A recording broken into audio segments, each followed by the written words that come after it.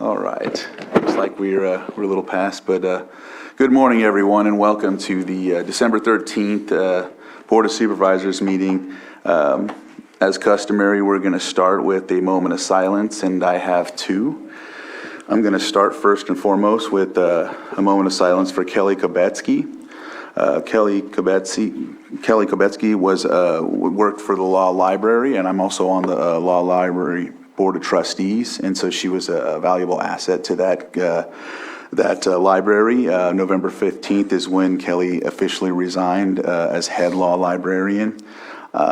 Kelly, she passed at 5 a.m. on Saturday morning, December 10th, with her family, surrounded by family, and during the last few days she had been comfortable resting in Lakeport, overlooking the beautiful Clear Lake, Mount Konocti, and sunrise, and she is now in Horse Meadow heaven, as they say, and we give our deepest condolences to her family, and we express gratitude for her dedication to the Law Library. I know also that the Law Library wants to conduct a proclamation possibly next week, and so we'll be looking towards that as well, but this is a moment's silence for her. And then I have another one for, let me pull it up real quick.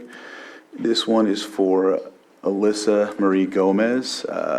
Alyssa has left I'll read it from the obituary. Has left this world, her spirit has traveled on. She was born on March 4th, 1996 to Michael Gomez and Marcelina Jack. She passed on Sunday, December 4th, and she was 26 years old. She lived her entire life on the Big Valley Rancheria and was an enrolled member of the tribe. She loved participating in sports, particularly volleyball, both in high school and on the native circuit. She graduated from Clear Lake. She has two children, Alina and Owen Fred.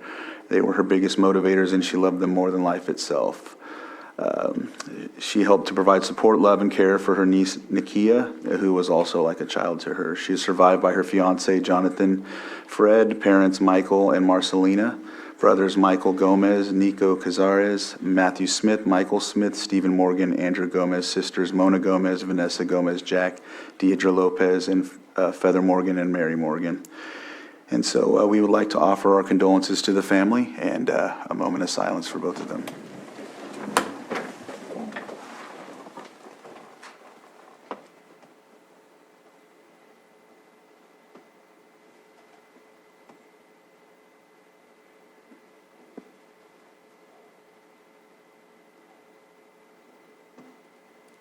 Supervisor Sabatier, can you lead us in the pledge, please? Ready? Begin. I pledge allegiance to the flag of the United States of America and to the republic for which it stands, one nation, under God, indivisible, with liberty and justice for all. All right. Okay. Next is our consideration of extra items not appearing on the posted agenda. Are there any at this time?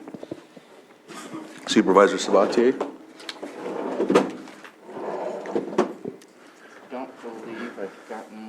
A response. I caught this last night, and I know that Sheriff Martin is busy with the Shop with the Cop this morning, but I'd like to pull for further clarification. Oh, we're talking about number 4. Sorry. Yeah, we'll do that one next. But there's not an extra item that you want, right? I apologize. You sure? Yeah, I'm 100%. 100%. I'm here. All right. So with that, we'll move on from 4 to 5, approval of the consent agenda. These are items that are commonly non-controversial. However, if there's anyone that wants to discuss further and feel it is something that needs to be pulled, either the board can do so or the public. And so what I'll do is, Supervisor Sabatier had one, so. This time I'm in the right place. I'd like to pull item 5.15 for further discussion and clarification. Okay, 5.15. Is there any others? All right. I'll open it up to the public. Is there anyone from the public that would like to pull any consent agenda item? Come on. Pull, okay. All right, so I'll bring it back to the board for for action. Mr. Chair, move to approve items 5.1 through 5.14 and 5.16 through 5.19. Second. All right, so I have a motion and a second.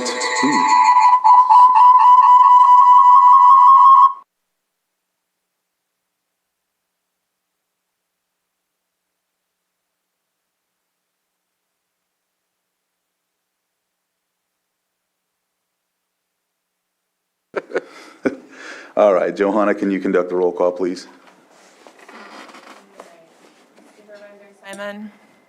Yes. Supervisor Sabatier? Aye. Supervisor Green? Aye. Supervisor Pyska? Yes. And Supervisor Crandall? Aye. Thank you. All right, motion carries.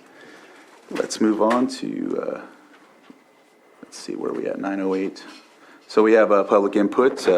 Public input is an item if there's, for the public to come up and speak on an item that's possibly, or just discussion that's not on the agenda. Just know that we can't comment at this time on that. And we will either link you up with the supervisor that's in your district or staff or something along those lines to make sure that your issue is taken under consideration. So we'll go from there and see if there's anyone that has any public input. I'm looking online, not seeing any hands up, so I'll go ahead and bring it back to the board and move on to, since we're at 9:08 and our next is at 9:15. Do you think that 5.15 will be good enough? I think I would prefer Sheriff Martin be available unless we can Okay. get somebody from his office to look in. But there was a discrepancy between what the paperwork total was versus what the memo total was. And so I just wanted to kind of check in to make sure we're providing the right documentation for the financial aid. I did send a text, so I'm waiting for a response. Oh, Mary Beth is on if you want to. Will that suffice, or do you want to wait? Because I'd have to read off the agenda item, right? I think she could let us know if we need to continue to wait after I submit my comments of what I'm concerned about on this item. So let me read it real quick so that way we know we're addressing it. 5.15, approve the Department of Boating and Waterways 23-24 application for financial aid in the amount of $539,085.17 and authorize the sheriff to sign the application and chair to sign the resolution. And so with that, Supervisor Sabatier, go ahead. And I'm wondering, Johanna, could we get Mary Beth Strong over in the panelists? Because I want to make sure she's even available. I see her there, but So just for your awareness, we've offered a couple times. I think she's joining as a panelist now. perfect.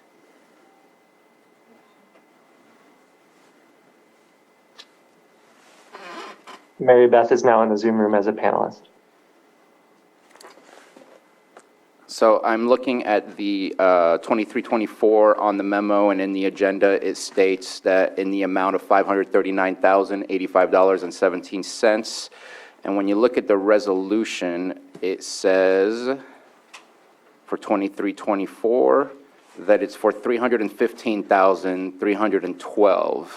And I'm looking for that number within the rest of the details on one of the attachments further on down where it talks about the prior year taxes and all that. And I find the 539.85.17, but I cannot find the 312. And I want to make sure we sign the appropriate resolution, so we're asking for the right amount of money.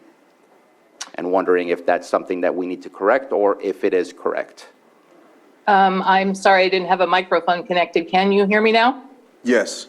Okay, the application itself was for the $539,000. What the state is approving is the $315,000 as reflected in the resolution. The balance is the boat taxes, which are not reflected in what the state approved. So that is why there is a difference between the application and what the resolution says. And that's perfect explanation. I just needed to ask, as I did not have the a response because I checked in a little too late on that. Thank you so much. Okay, you're welcome. So we can move forward? All right. Any other comments from the board on this item? You sure? Yep. Just teasing. We'll go ahead and open it up to the public. Is there 3 anyone? more minutes. Yeah. That's exactly, how did you know? Just cutting into it. Yeah. So we'll go ahead and open it up to the public. If there's anyone from the public that'd like to speak on item 5.15, that was pulled from the consent agenda for boating and waterways application for financial aid in the amount of $539,085.17 for the sheriff to sign and myself if it's approved. Nope, nobody from the public. I'll look online. I don't see anybody on Zoom raising their hands. I see a lot of people, but not a lot of hands up, so we'll go from there. and bring it back to the board for action. I don't think I can stall it any further.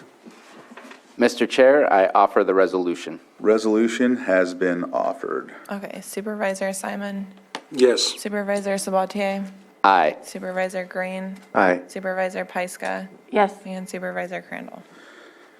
Yes. Thanks. All right, it's been passed. All right, excellent. So let's see where we're at from here. We are at 9:13. Our next item is at 9:15. Let's see. I don't think anything else can take any type of time from that. So last time I did calendars before, we went way far behind, so I'm not going to do that. So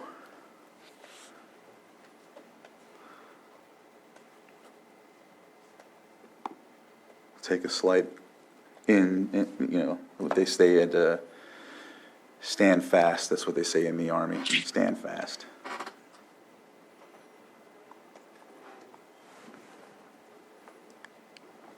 Because I know if I take a break, we won't be back till like 9:25. May I, Mr. Chair? Yes. I hope everybody is taking the time to enjoy where we live here in Lake County. It is absolutely gorgeous out there. But while being gorgeous, it's also a little hazardous, so please drive safely. I still see people driving like it's summertime out there. So please enjoy the scenery. My drive from Clear Lake to Lakeport was absolutely amazing. I was talking about it this morning. I know I live here and I see it every day, but I still get awestruck by the beauty of the place that we live in. So I hope everybody is enjoying this type of weather that we're having. Apologize for those who lose electricity during these times of weather.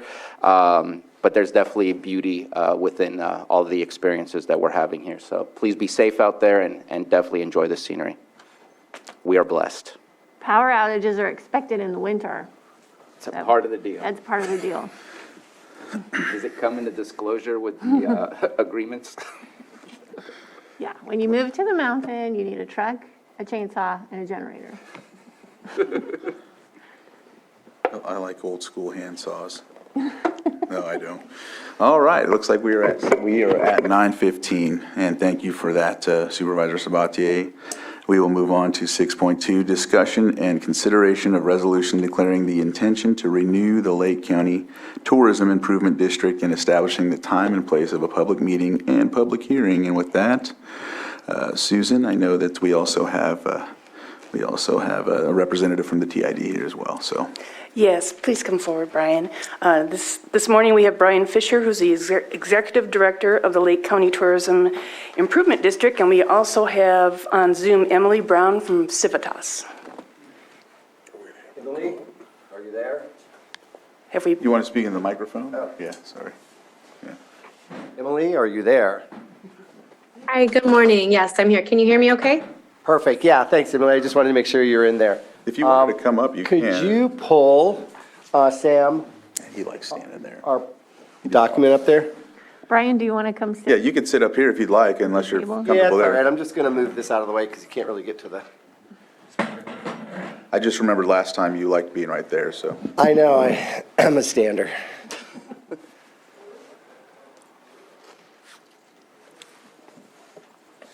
So I wanted to take you just through a really quick, short deck.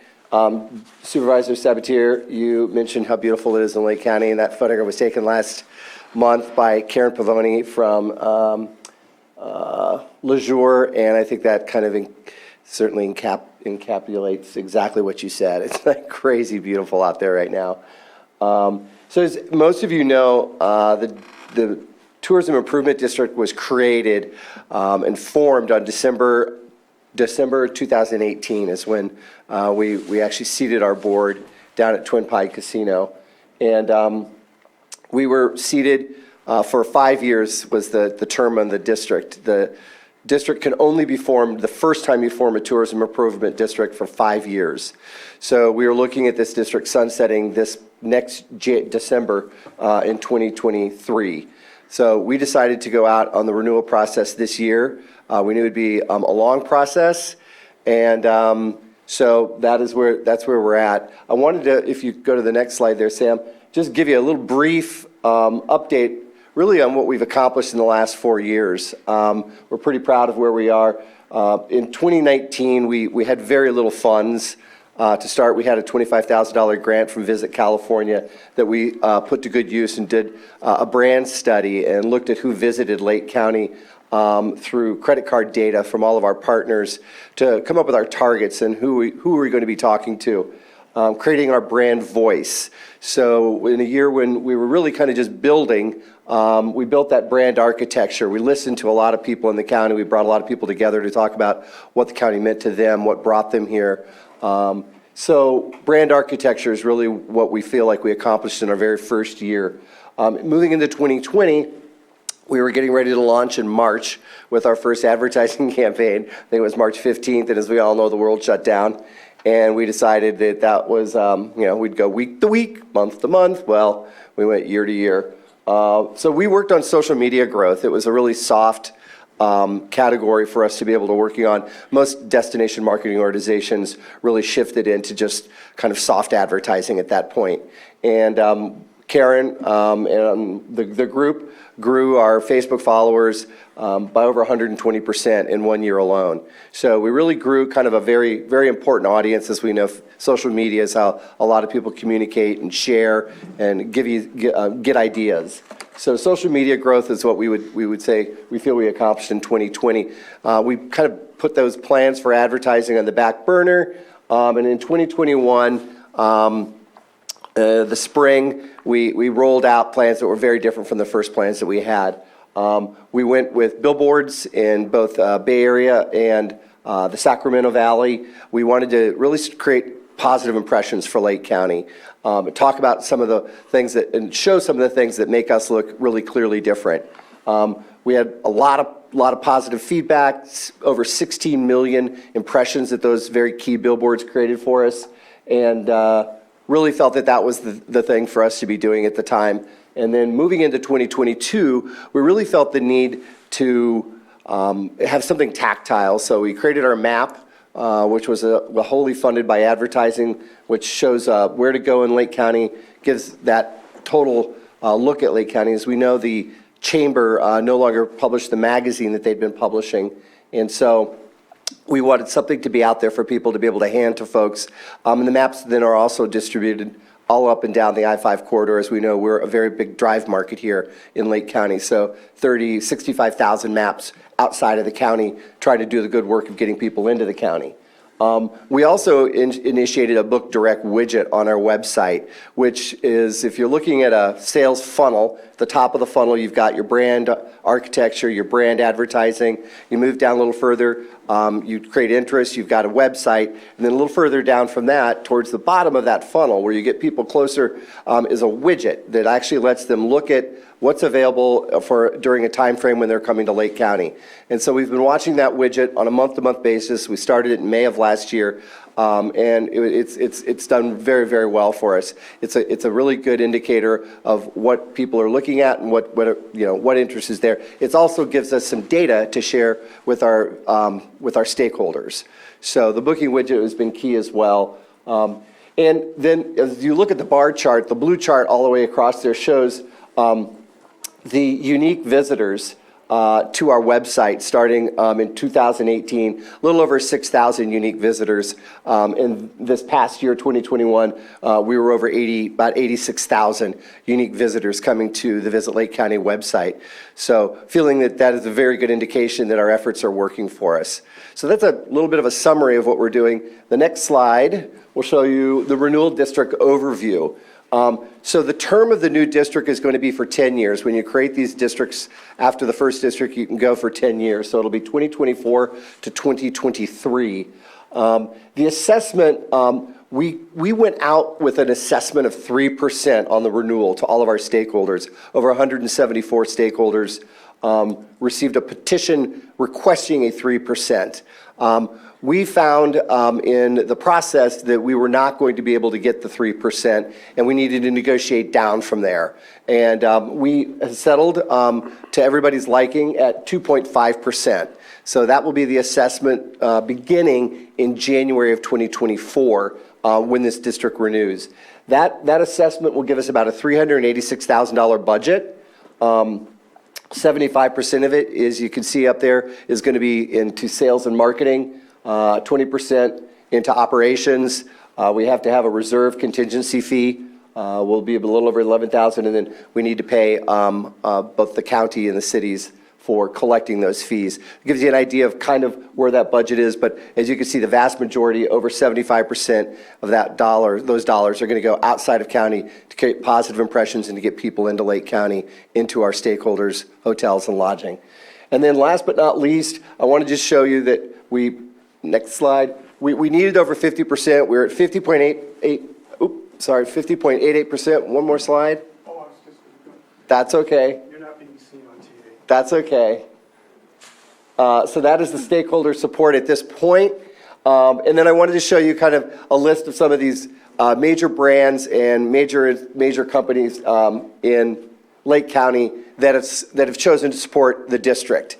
Everything from the Best Western, El Grande in Clear Lake, the Super 8 in Upper Lake, Skylark Shores here in Lakeport, Anchorage Inn in Lakeport, Boutique up on Red Hills, the mountain, Bed and Barrel Stonehouse out there in Clear Lake Oaks, Mandala Springs from Cobb. So a really nice listing of folks who have agreed to continue to support the district, and we hope that we can continue to support the district at the Board of Supervisor level as well. So with that, we wanted to take some questions. Emily is our project manager from Civitas, who has been helping us through this process.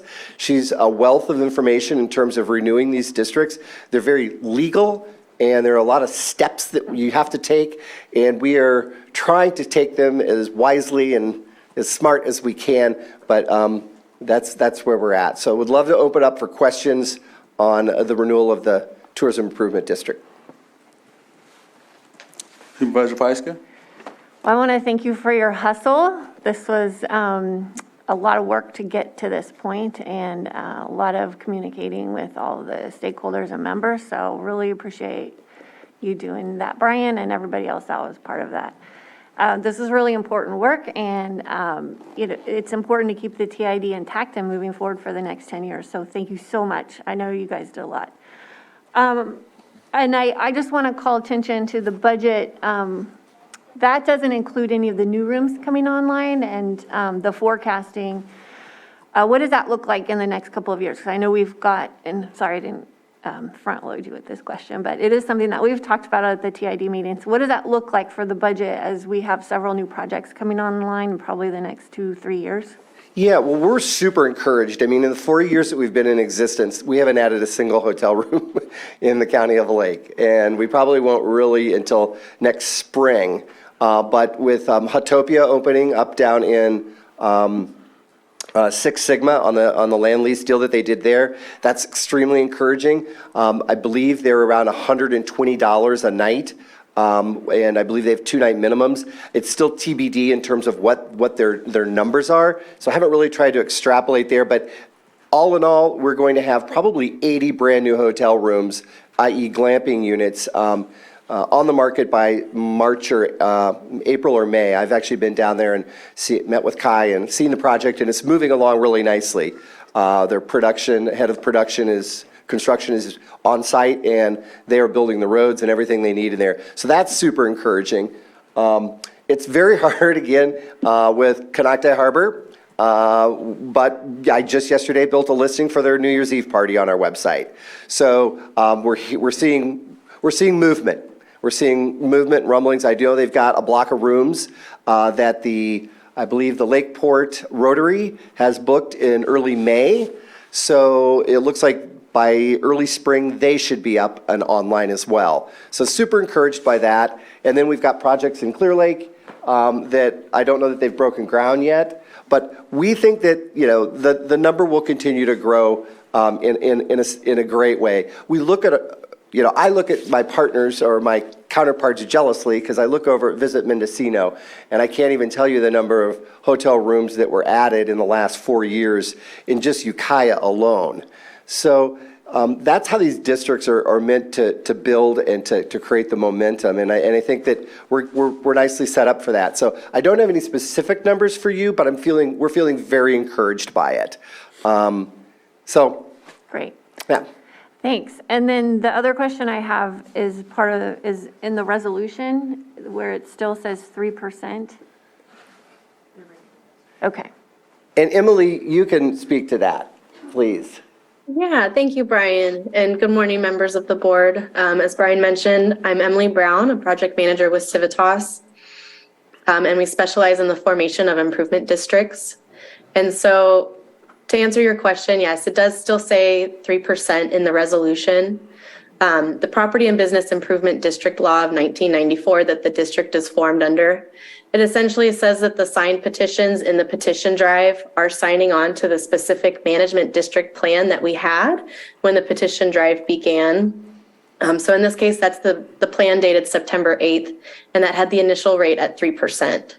Once we start collecting petitions, we can't make any changes to the plan.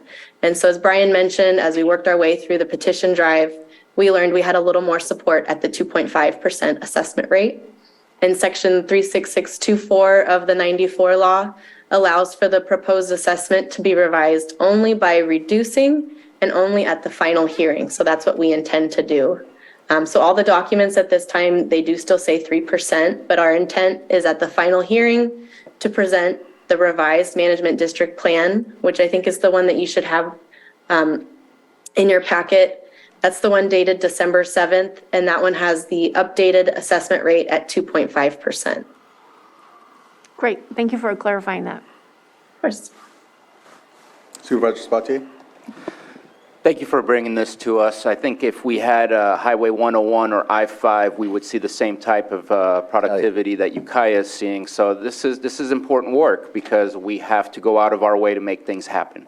And I appreciate what the TID has done so far. You've taken my question already, so I'm glad to have that clarification because there was a little confusion. If you had shared the old management plan that said 3%, then it would make more sense. But with the 2.5 in the December 7th plan and with the resolution not matching, that was confusing. But thank you again for that explanation. I do want to add one thing. It's something that I've stated before, and I just want to keep highlighting it. And I think it's not easy. But it's something that's important to me. And the word of the day is equity. Every hotel throughout the entire county or every lodge, everywhere that there's lodging available is going to contribute to this TID. And I just want to make sure that there's equity in the advertising for around the lake and not very specific focused advertising on specific areas of the lake. I know that's one thing that I noticed before. Again, not easy. But if we can get that to happen, that's going to get more of those hoteliers to want to say yes to 10 years later wanting to continue this TID. And I know that there was obviously the need for negotiations, hence why I bring that up as well. And then continuing with the word equity, I want to continue to push for equity imagery for what is being shown to our, I think your main bases were the Bay Area and Sacramento area.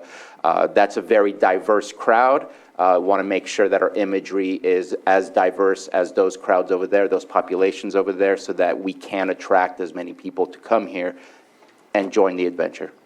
And I appreciate the logo, appreciate the motto, everything about it I think is great. It's a great start. I want this to keep going.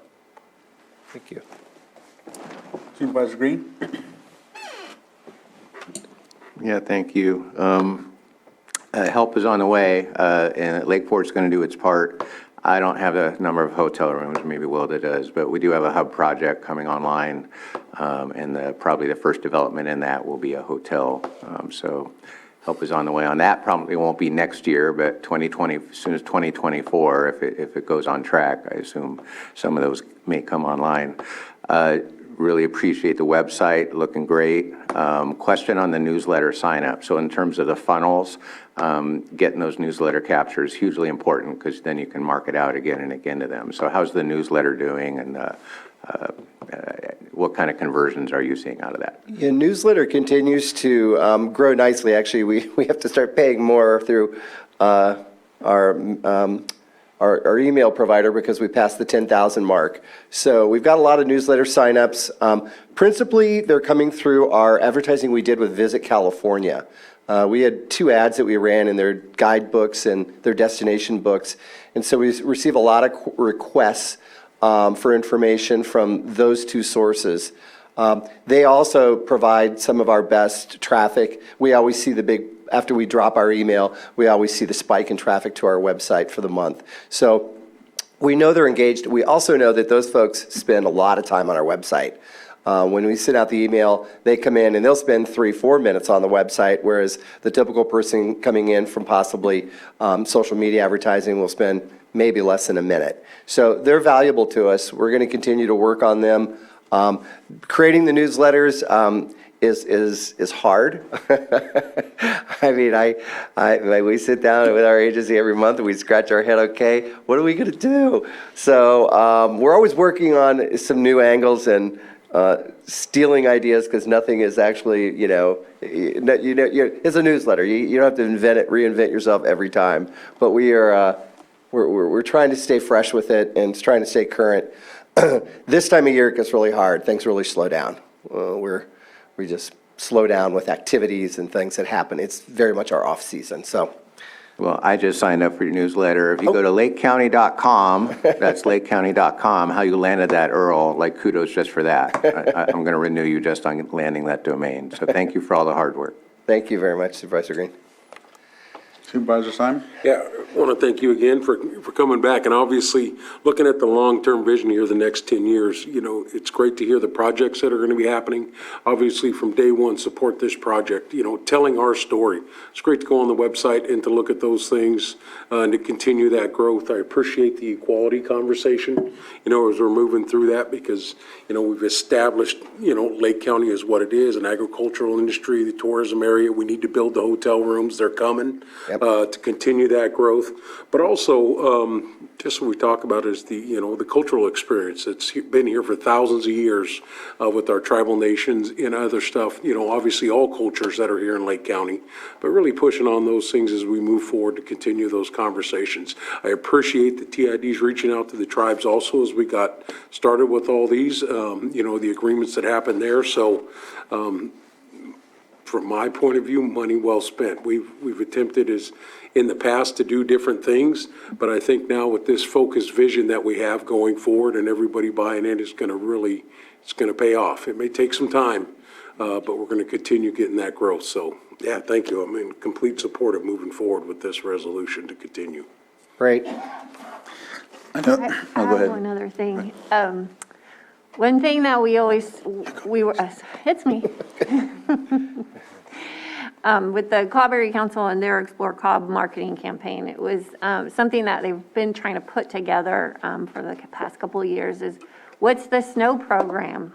We have people that come up here, it's a much shorter drive, and there's a lot of opportunities to go up in District 3 and kind of do some pre-planning on what that looks like for when we do expect storms. And we get a lot of people coming up and they don't know where to go and they don't know what to do. And so kind of looking at the historical places where people can go, where it's legal for people to go and where people can warm up with hot chocolate or something like that is a nice little program to put together for the winter months.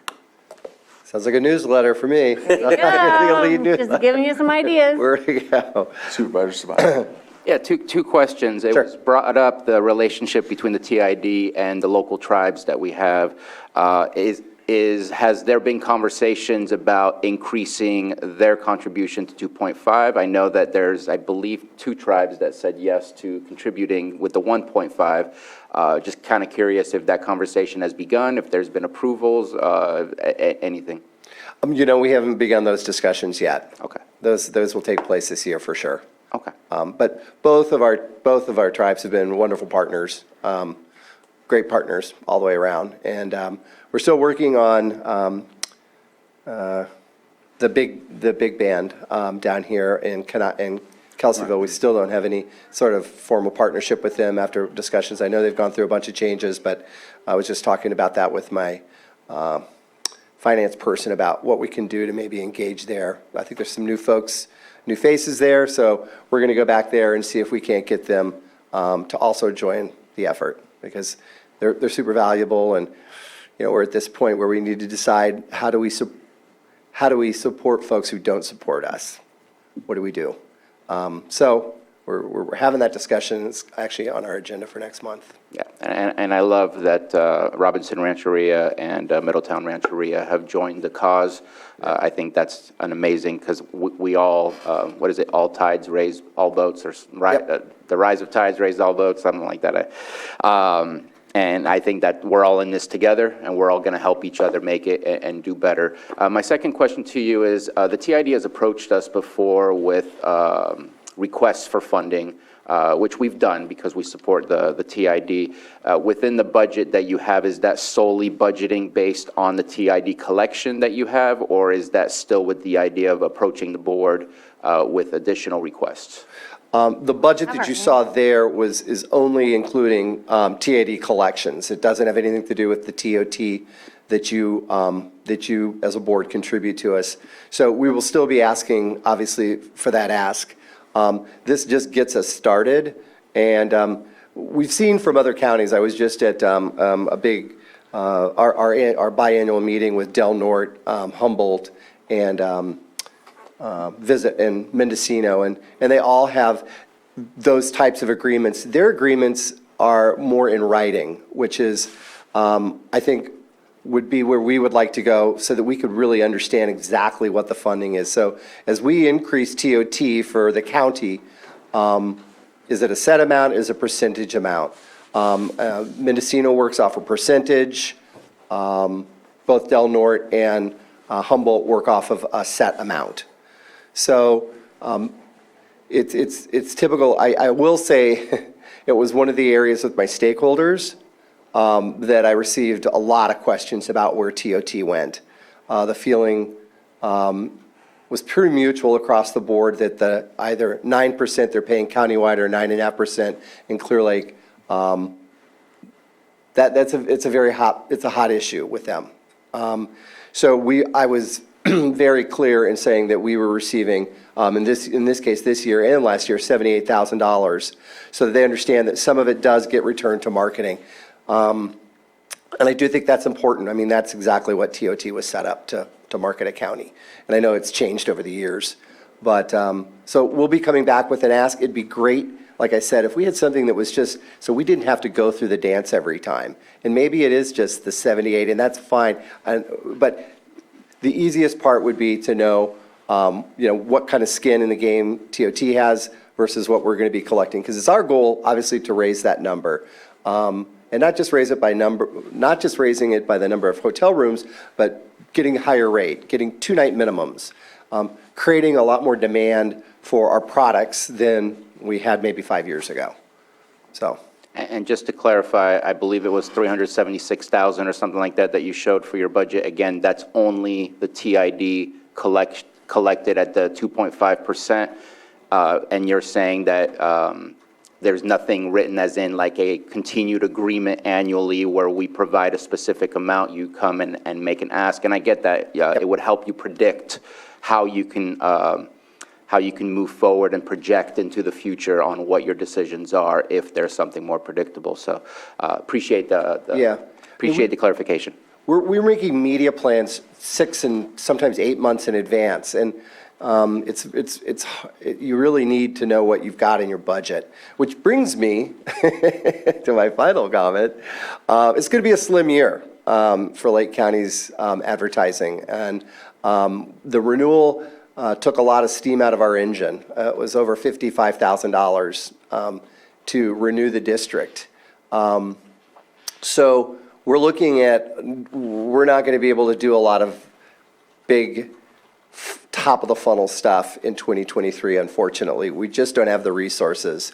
We keep looking at the numbers and turning them and looking at the numbers and turning them, but it's just not going to be there. We're going to have to really focus on search and social, and we're going to move further down the funnel and really lean heavier on our booking widget. And to your point, Supervisor Sabatier, we want to start featuring more properties in Lake County. We had to feature this year what we had in terms of our asset bank. We'd already gone over and shot some spots and shot certain locations, we have to use very good photography. We can't put stuff out there that's not really top of the line. So we're going to focus, and I've talked with the agency about focusing our social efforts on really getting people to that booking widget. And we're going to look at different properties. We may categorize properties. Maybe it's lake properties. Maybe it's pet-friendly properties. Maybe it's vineyard properties, ag stays. But we want to kind of break it down and focus a little bit more so that we have some of that really important data also for stakeholders, because that became very clear through the process as well of renewal. And that's what I have for everybody. Thank you, Brian. I just want to say, when I first came onto the board in 2019, I was part of the TID group, and it was you could see the difference in it, and I appreciate all the work that's been put in and all of the different initiatives, seeing different signs down in the Bay Area, and just a more vast amount of different marketing, output. So different pictures, different, cultures, things like that. Appreciative. It's really great. It shows a better, a more vast diversity in our county, and that's great that we're looking that way. So, yeah. Anything else? Open it up to the public. Is there anybody in the public that'd like to speak on this item? All right, so I'll bring it back to the board, and I think we have the resolution. Yep. Yeah. Mr. Chair, I offer the resolution. Resolution has been offered. Supervisor Simon. Aye. Supervisor Sabatier. Aye. Supervisor Green. Aye. Supervisor Pyska. Yes. And Supervisor Crandall. Aye. Thank you. Motion carries, and go ahead. Can I ask one last Yeah. question? When we do the final hearing, are we the ones that approve the change to 2.5, or how does that work? I believe that's how it is, Emily. Yes, that's correct. So we'll just ask the approval to adopt the updated management district plan with the updated assessment. Thanks, everybody. Thank you. All right, so our next timed item is at 10. Which one would probably be ideal? You think they'll both take longer than 15 minutes?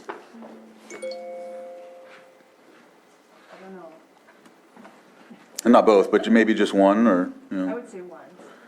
which one? Why don't we try for 7.3? 7.3?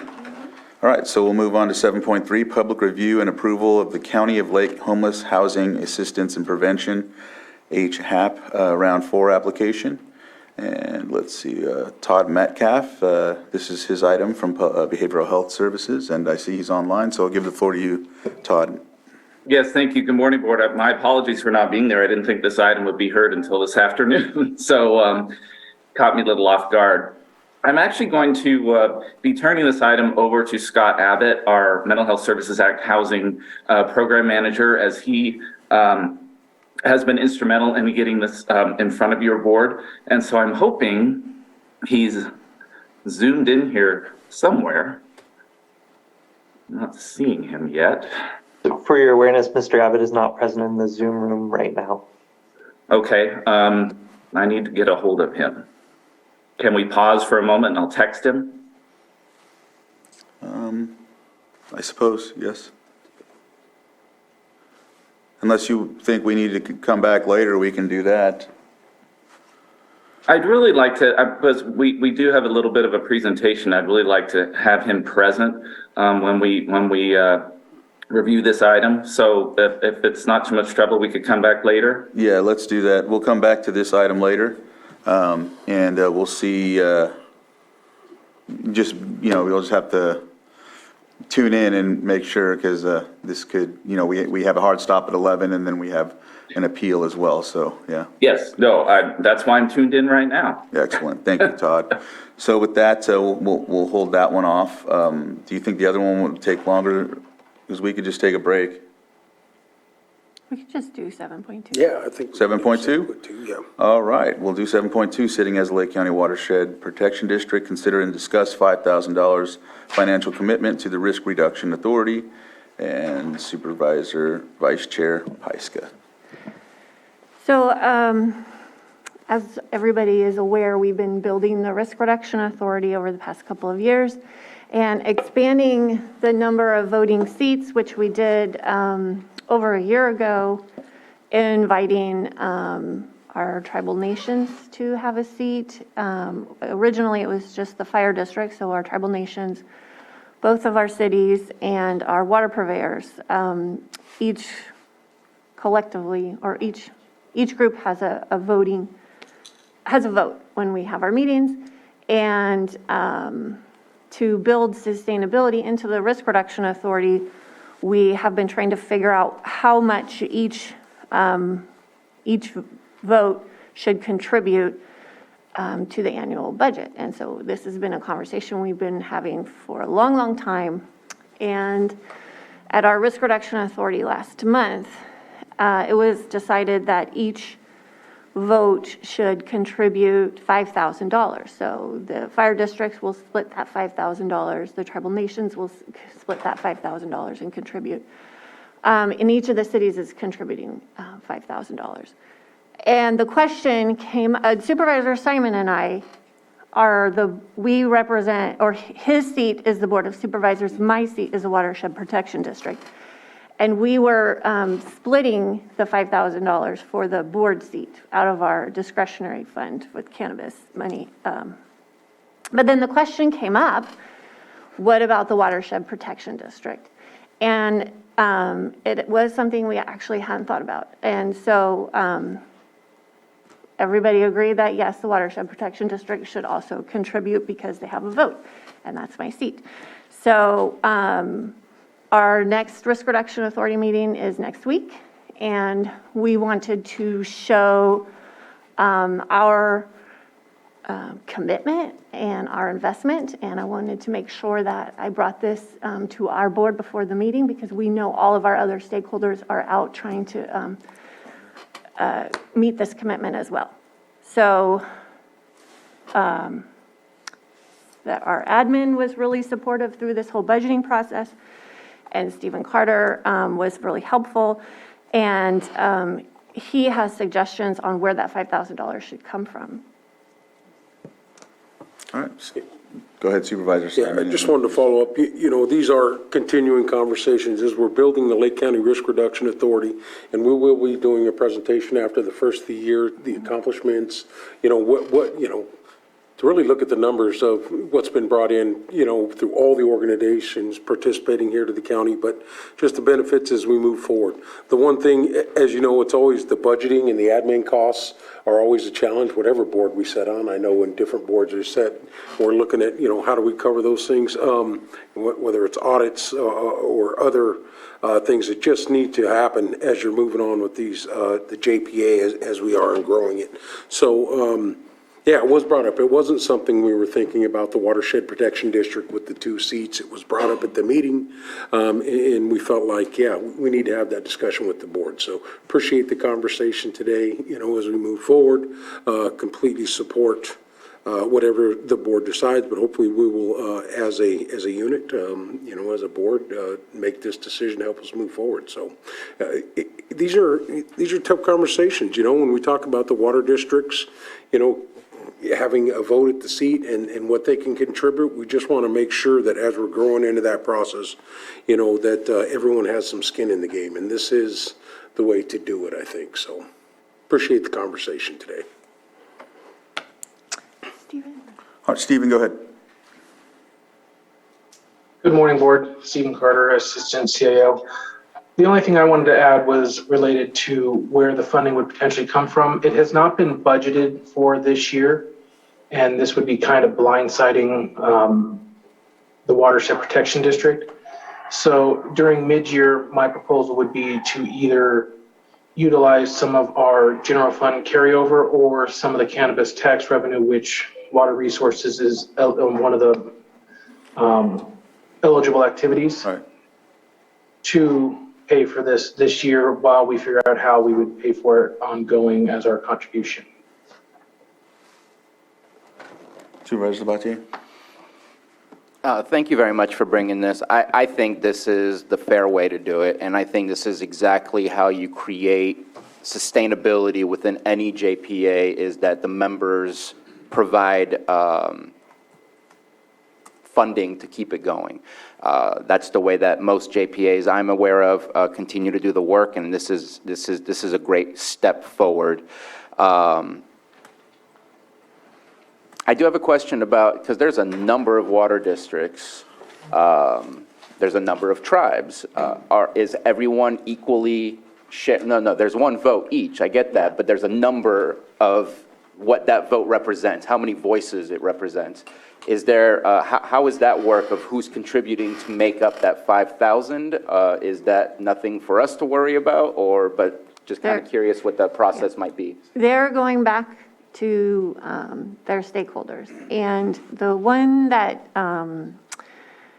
is difficult is the water purveyors, because they're not for profit, and $5,000 split among many water purveyors, it could be as little as a few $100,000, or if some of them can't contribute, it could be $1,000. We don't know what that looks like.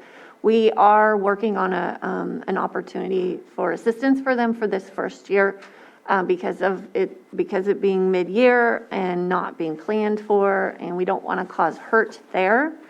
But we also want to be very real about how members, this might be a pinch, this might be hard, but how do we find other ways to keep doing the work and to keep them part of it?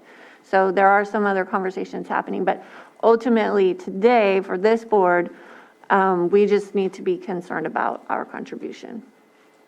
Okay. And my concern was more of our contribution today may not equate, because you said that there's a loss of $24,000 that you need to make up, hence the contributions within your budget that you needed to make up $24,000 or something, if I remember the number correctly, something along those lines. And I just wanted to make sure that all the other members were able to come together and be able to actually make their contributions. I didn't know if it was done. I didn't know if it was still in conversation. No, they are out hustling and doing the work. We provided them with a budget and a letter, and the day that we took the vote and had the conversation, all of the members felt confident, with the exception of the water purveyors, but we've got some other things that we're working on with them. But the cities felt confident, the tribes felt confident, the fire districts felt confident. So we will see what happens. But I really wanted to come in with our commitment right away with no time lost. Yeah, no, and I think the commitment is needed because it's the fair way, equal amount for equal votes. There was one question, this doesn't change my vote today, but it's something, if you're going to come back in January or when approximately that date to do a full review, in your letter that was from the RRA, it talks about the grant funds? It talks about, I'm sorry, I don't have it right in front of me, but it talks about the use of county staff. I forget where it says it specifically, where it says the county contribution and staff time.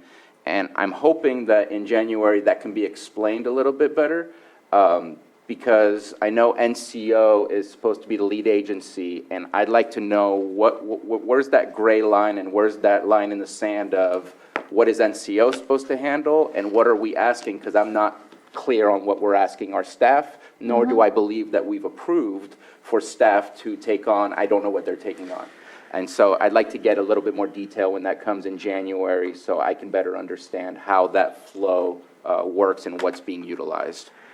Well, I can speak for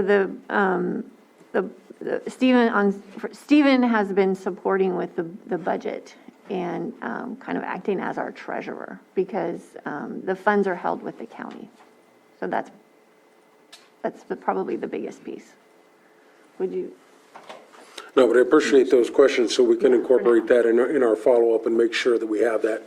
We're still in that transition period, like we said, growing the JPA.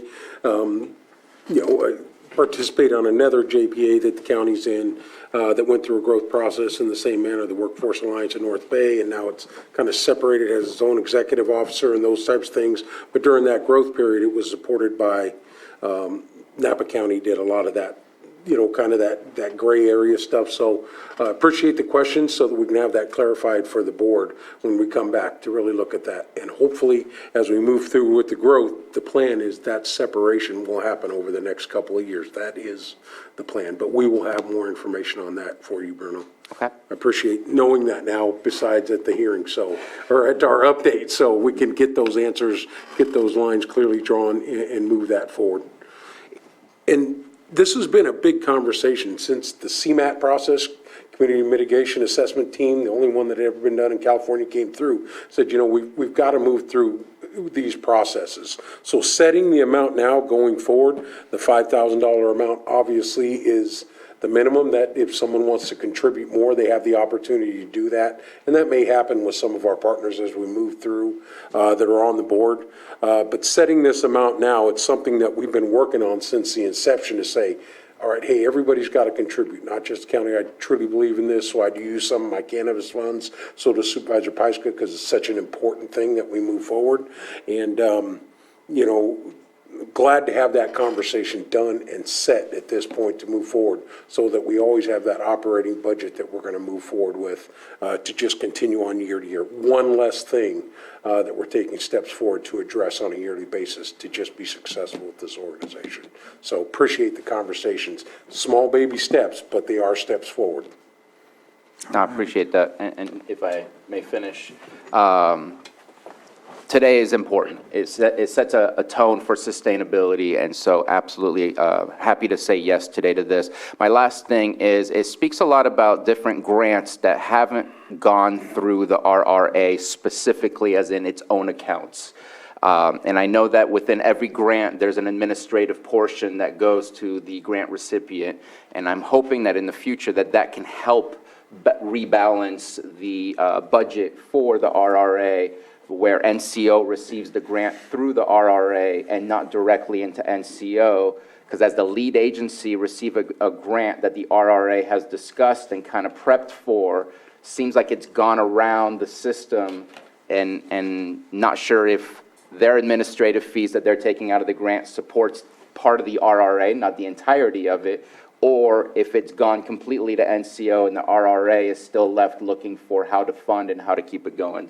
It's one of those things. Again, my one thing that I'm looking at is our APC.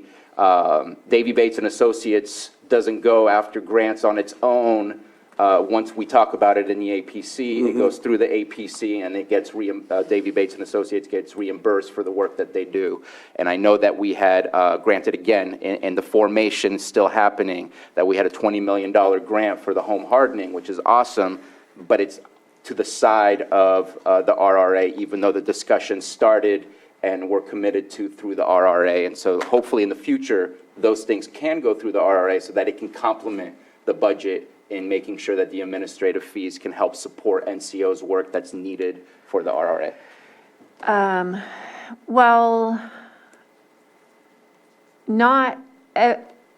So we discuss grant opportunities, and we support grant opportunities at the RRA, but most of these grants are outside of the Risk Reduction Authority. And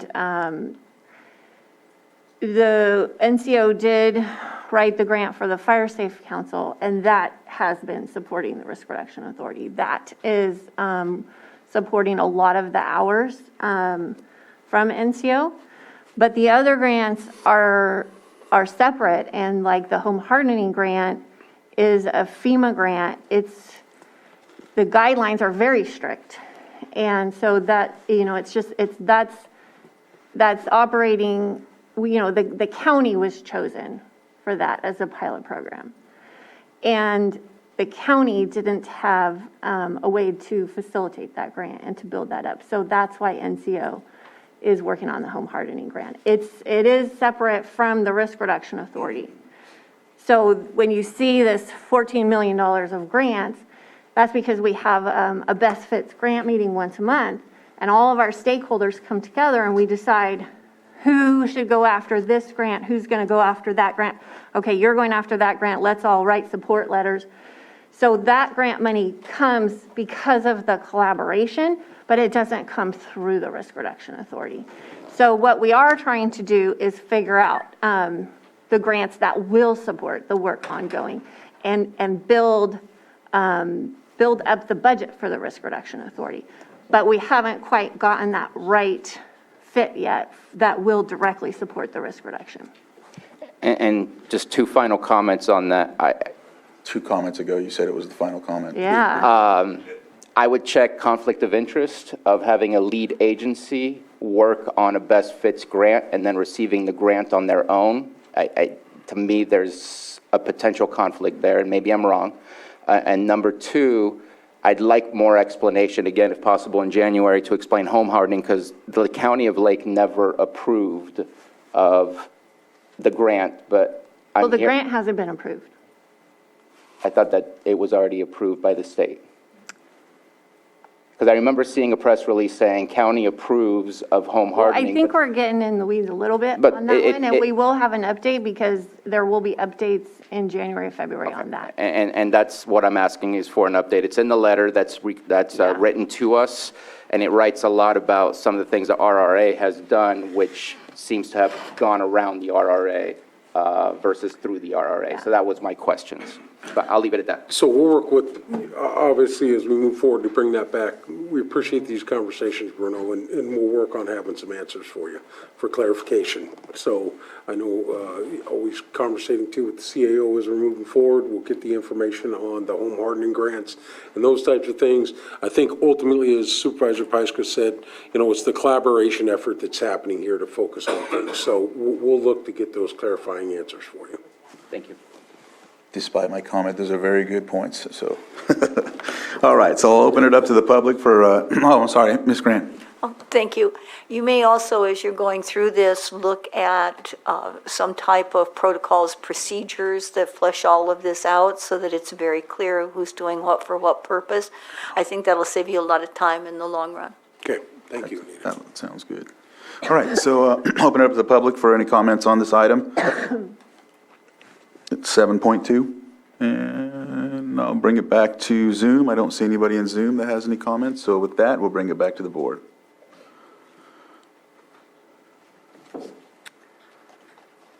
For action. Sorry. Yeah, let me, it's a motion.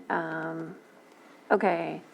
Mr. Chair, I move that we approve the $5,000 financial commitment to the Risk Reduction Authority for the seat of the Watershed Protection District. Second. I have a motion and a second. Johanna, please conduct a roll call. Supervisor Simon? Yes. Supervisor Sabatier? Aye. Supervisor Green? Aye. Supervisor Pyska? Yes. And Supervisor Crandall? Aye. Thank you. All right, motion carries, and 7.2 is complete. You know what we're going to do is take a short break because I feel the next 2 items are going to be, actually 3 are going to take us pretty far in. So we'll take that break briefly, come back at 10:10 and go from there. All right. Welcome back from our break. We will move on to our 6.3, sitting as the Lake County Sanitation District Board of Directors, second reading, consideration of an ordinance increasing sewer use fees for all properties that discharge to the Middletown Wastewater Treatment Plant, excluding Anderson Springs. And with that, we will give the floor to Scott Harder, our Special Districts Director. Administrator. Oh, okay. Yeah. Thank you, Mr. Chair, members of the board. Sorry. So before you today, as the chair mentioned, you have the consideration of the second reading of the rate ordinance. This is in conjunction with the Middletown sewer rate increase. The Proposition 218 process was followed. A public hearing was held last week. At the end of the public hearing, a majority protest was not registered, and the board introduced the ordinance for the first reading. Pardon me. And so today before you, you have the ordinance for your consideration for the second reading and adoption. All right. Any questions from the board? Hearing none, I'll open it up to the public and see if we have any comments, and it looks like we do. Ma'am, if you can come to the microphone and state your name, and I'll start your 3 minutes. Yes, my name is Julia Bono. You should all now be in possession of a Freedom of Information Act request. This was served on all the Board of Supervisors as well as taken in person to the Special Districts Office. We are asking for documents to clarify the reasons for why this rate rise is being required or being proposed by the Sewer Board. At the last hearing, there were substantial questions that remained unanswered about why why the sewer capacity should be increased by 1,277 EDUs, and Middletown charged for this increase when there's only a projected increase over the next 10 years of 70 EDUs. EDU is equivalent dwelling unit. So this is a vast increase in capacity for a very, very minor need in increased growth. There's also talk of a grant. The size of that grant, the reasons for that grant, all of that remains unknown, but apparently one of the requirements of this grant is that Middletown sewer rates be hiked. Well, this is coming at one of the worst times for the people of Middletown, who are have a very poor economy and often do not have a lot of flexibility about creating additional income. There's a very, according to also, I believe at the last hearing, incorrect information on the census was being used to make these recommendations that the board followed.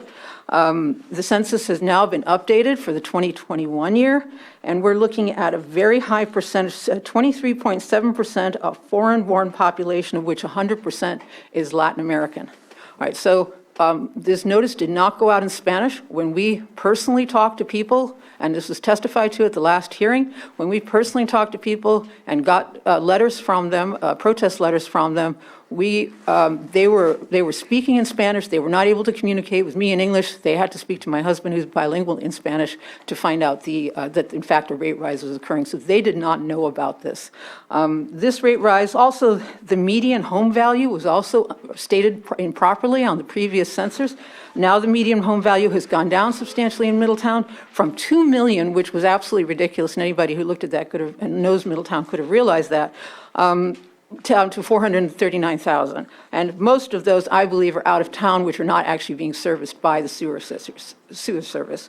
So we're looking at a very poor, underprivileged, served community, not the surrounding community, which tends to be wealthy and, vineyards and things like that, but instead of very small houses, very small old houses, largely now occupied by Latin American residents. Within 1 block radius of where I live, I estimate that between 20 and 30 Latin American people are residing that speak Spanish at home.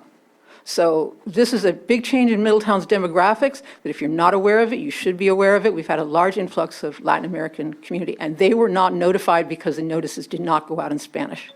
Also, we had extremely inclement weather when we tried to obtain the protest. Now, I'm sitting here speaking for 50 people, okay? Julie, I brought in 50. your 3 minutes is up. Sir, I know that, but We received what you sent in, Okay, good, thank you. You received that by email? and we have it right here. And also in writing. Yes. Okay, thank you. So what I'm asking for and what I asked for in my email to you all was a 30-day extension during which we can get these Freedom of Information documents, review them, and then present additional information to the board to inform it and to help it make another situation. Also, I would like to point out. There's no, you've already taken way over your 3 minutes. Sir, I so we represent can go 50 ahead. people. I I think I should understand, be and able we've to speak. received all of your documents. We've received I the have one statement. additional point We to know make. what you want. There's no more points to make. However, I if think- you have someone with you, they can come up and make that point in their 3 minutes if you'd like. But that's the only way I'm going to go with that. Is there any other public comments on this? Yes, sir. Please come up, state your name and. Charles Bono, I live in Middletown. I'd like to address the fact that this board, is also sitting on the water board. I mean, on the sewer board. I believe there's a conflict of interest that you people are on the same boards, making approvals. I mean, what other things, besides giving yourselves awards and approving for your own salary raises, what other conflicts of interest exist here in the county that, your constituents should be aware of? As far as I can tell, the representation here for us, for the Middletown people, is moot. MOC is voting in favor of pay raise, increases in our rates without taking into consideration either the Latin American community or, the fact that we do not have $2 million properties. We're not privileged people. in Middletown, and we shouldn't be, the rate rise, 100% in one fell swoop is a little too much for most people to absorb. We would, if we had a 30-day extension, I'm sure we could make up a reasonable amount and protest the sewer rate rise. Unfortunately, we had inclement weather over the weekend before, and we could not get more signatures. At any rate, I asked the board to seriously consider what was stated in the papers that I presented. Thank you. Thank you. And I'll just note that my district shares a lot of things that you just stated, and they're paying that amount right now. I understand last meeting we talked about gradually increasing, but I mentioned last meeting my district has the same challenges with their fixed incomes and whatnot, and are currently paying that. So I don't know if there's anything else from the board, but I'll look online and see if there's any public comment. I don't see any, so I'll close public input at this point and bring it back to the board for further discussion or action.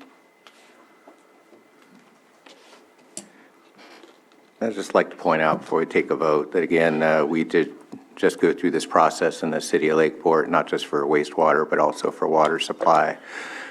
A rate hike is always tough to swallow. And of course, the financial impact and the impacted community like Middletown doesn't go without saying, but stuff rolls downhill, just like the residents of Middletown have to pay their bills, so does the district that provides them this service, this very important service. There is no free lunch, not in local government, not in my household. And although the 100% raise sounds scary, when you look at the bi-monthly charges, I'm looking at 50, 60 bucks. That's less than a tank of gas for many people. So I appreciate the comments. I believe this has been duly noticed. I believe the fee study is accurate. I believe this is necessary for the well-being of the district, and in that context, it is also important for the well-being of Middletown residents. There was one question about any conflict of interest. I know this board sits as the managers for many special districts within the county. If county council wanted to add a word or two on that, or Mr. Harder, we could appreciate that. But there's nothing in here that presents a red flag to me that we would oppose this moving forward. Thank you. Ms. Grant? Yes, you're taking this item up as the Board of Directors of Lake Osan. The decisions you're making are as the Board of Directors of Lake Osan. And as Supervisor Green pointed out, there are other bodies where your board is the Board of Directors. For example, Lake County Air Quality is another one. Watershed Protection District is another one. Those are independent entities, but your board still sits. There are no conflicts under the law. As a result, this is completely appropriate. All right. Did you have anything else to add, Scott? Nothing to add, no. Okay. With that, either further discussion or action? I think we're ready for action. Mr. Chair, I move to approve and adopt the proposed, or do I just offer the ordinance? I'm going to go ahead and offer the ordinance. Ordinance has been offered. Director Simon, Yes. Director Sabatier, Aye. Director Green, Aye. Director Pyska. Yes. And Director Crandall. Aye. Thank you. Ordinance has been passed. Thank you. All right. With that, we'll move on to our next timed item on the agenda, which is our 6.4, public hearing, consideration of appeal AB 22-03 of Planning Commission's denial of major use permit UP 21-14 and initial study IS 21-15 for 22 acres of outdoor cannabis cultivation, applicant Monte Cristo Vineyards LLC, located at 11250 Cerrito Drive, Clear Lake Oaks, APN 006-007-17, 23, and 30. With that, Director Turner, I think she's online.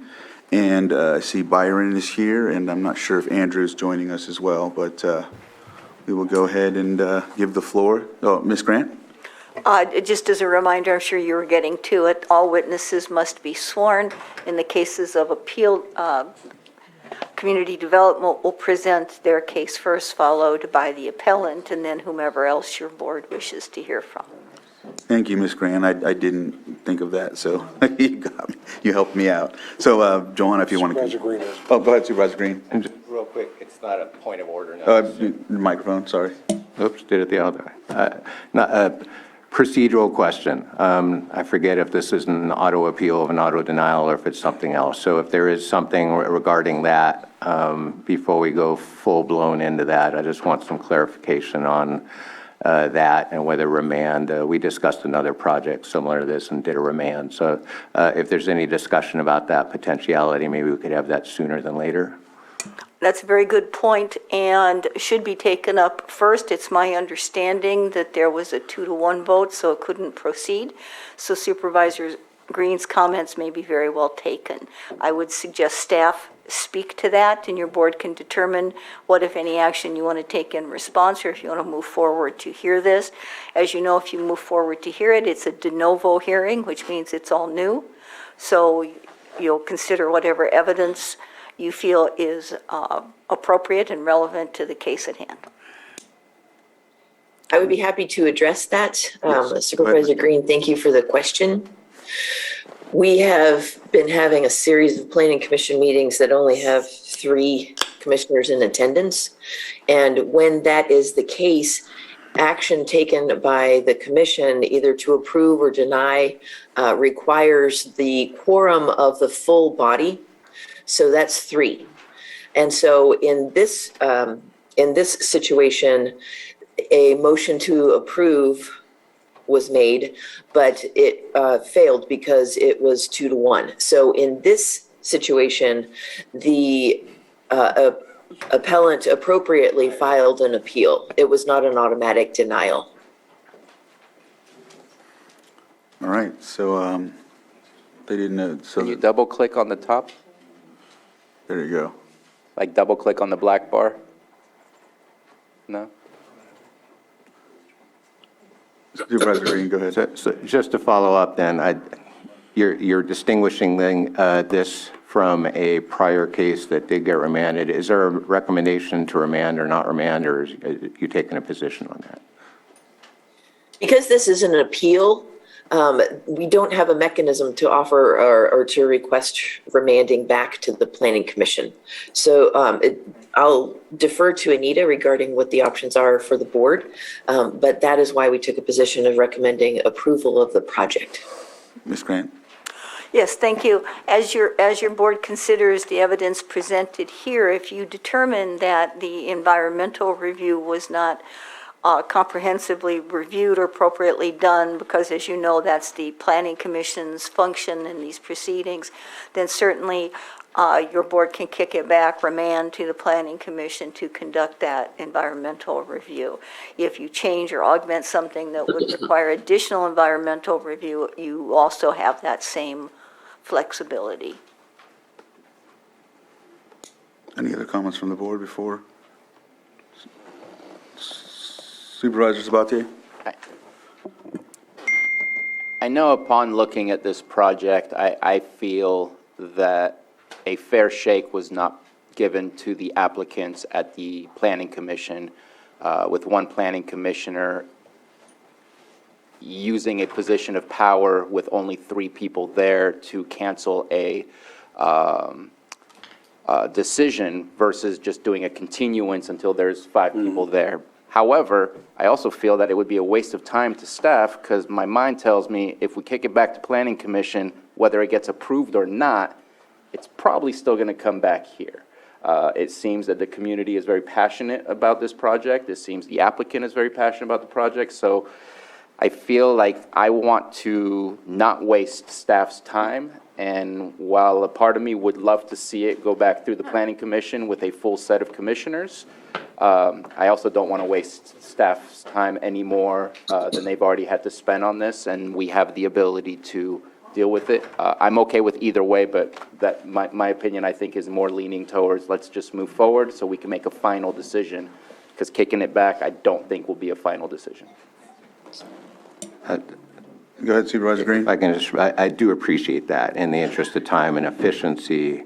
That said, land use decisions aren't always known for their efficiency. They are known for their length and the completeness of the record. To the extent that we're going to make findings, or the Planning Commission to make findings, so we're building an administrative record here of the decision that we're ultimately going to make, whether a board sitting on an appeal or the Planning Commission in approving the project.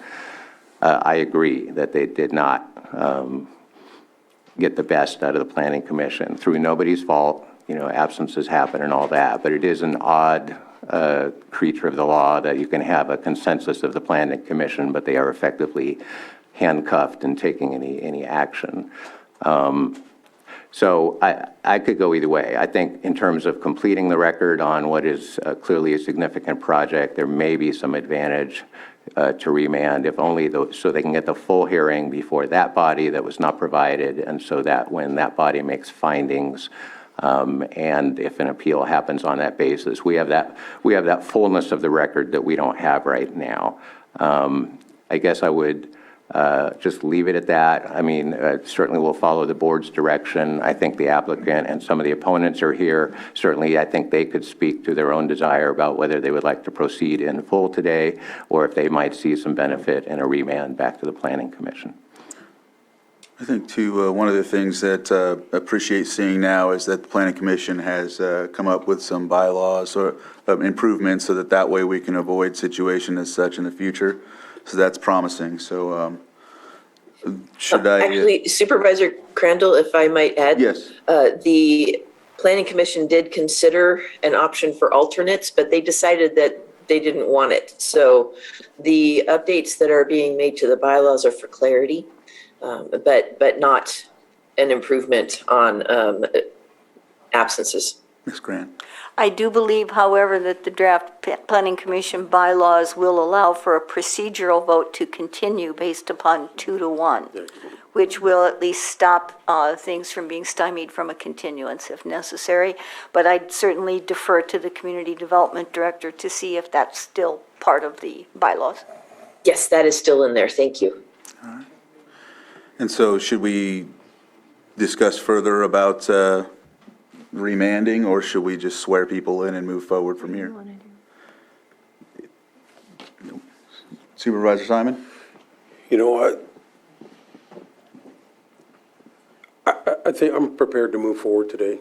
You know, I agree with Supervisor Sabatier's comment that, you know, if it does go back to the Planning Commission, I think this one will end up back here, one way or the other. And I think going through this hearing today will help us come to a final decision. So prepared to do it. I know it's going to be a long one, but we got to get it done. So, yeah, so those are my thoughts. All right. So with that, we'll swear everyone in and go from there. Oh, yes, and just a brief notice that at 11, we have a hard stop, so once we'll probably get into part of this, and then at about 10:55, we get prepared for our 11 o'clock item, which is some proclamations for item 6.5 for retirements and whatnot. And we had families and friends that are coming at that specific time, so we have to make sure we stay in that timeline. Once that's finished, we'll come right back to this item. But I just wanted to state that for notice. And with that, we'll get back to 6.4. And Johanna, if you'd like to swear folks in, and if there's anybody online that would like to swear in, please raise your hand, turn your camera on, and let's see if we can get you sworn in as well. Of course, we'll go from there. Are we doing the camera thing? Because then I have to permit. Oh, no, I mean, it's a recommendation, but if I'll they, allow them to speak. right. Okay, hold on. Let me get all these people in here. I think if they have their camera up, I mean, not camera, I'm sorry, their hand up, they're basically, Okay, so if you're here to speak on this with your right hand raised, do you solemnly swear that the testimony you're about to give will be the truth, the whole truth, and nothing but the truth? I do. I do. Thank you. so can I get one more count if you're here to speak on this? I just want to make sure I determine the amount of time that we need. So 1, 2, 3, 4, 5, 6, 7, 8, 9, 10, 11, 12, 13, 14, 15. So there's 15. 3 online or 4 online. Oh, yeah, so there's 3, 15, 16, 17. So we're going to do our best to stay at 2 minutes. We'll bleed over a little bit here and there if you can get to that point. To come to a halt. I won't be like 2 minutes.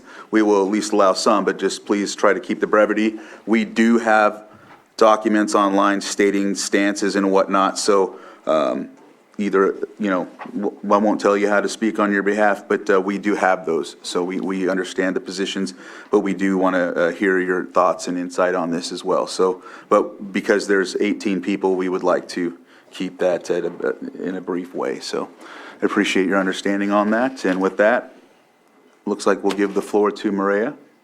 And Thank you, Mireya Turner, Community Development Director. I will defer for the staff presentation to Byron Turner from LACO.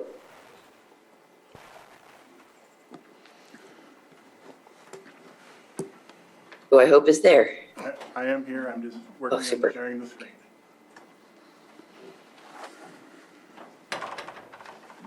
If you can make that full screen, I know I'm looking at it from Zoom. Perfect. Show F5.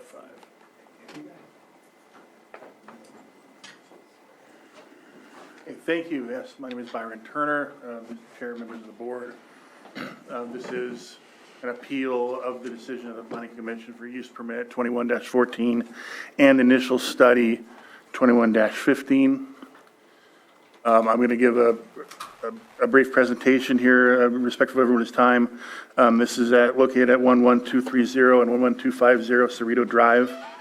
This request is for a use permit that will allow for the cultivation of up to 22 acres of commercial cannabis. The property is 452.5 acres in size and currently supports a 128-acre vineyard. Pursuant to the applicant's drought management plan, the applicant intends to cultivate 14 acres of the 22 until such time that the drought emergency is lifted, and 40 acres of the vineyard will be removed to offset the water usage, plus the applicant has indicated a willingness to remove more vineyard. I will discuss that a little further in the presentation. As we discussed, this was originally heard on June 23rd. After presentation, public comment, and deliberation, the Planning Commission was unable to come to a unanimous decision on the motion to continue or to approve, and so the project was therefore denied, and the applicant appealed the matter. The project is located in the RL, Rural Land Zoning and General Plan designation, and is subject to the Shoreline Communities Area Plan. Here's an aerial photo of the site. You can see how it relates to the surrounding area. It is within the shoreline watershed. This map represents the applications that were in process at the time. There have been more approved projects since this map was created, which reflects the conditions on June 23rd when the project was heard. There's 4 distinct cultivation areas, all between 5 and 6 acres each, clustered at the westernmost portion of the property and up in the northern corner.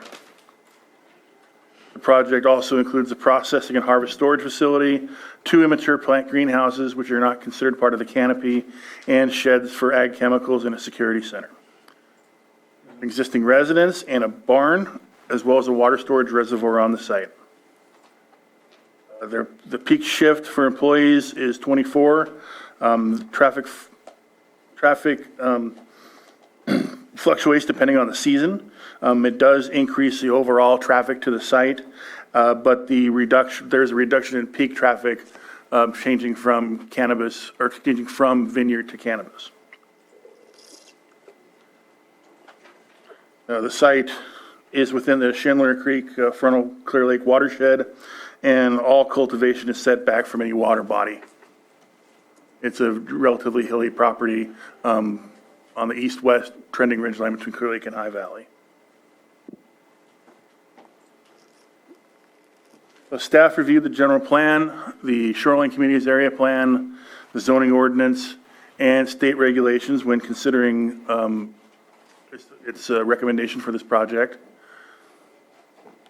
The Lake County General Plan, as we stated, rural lands general plan designation. There's no conflicting policies within general plan and no specific policies addressing commercial cannabis in the general plan at this time.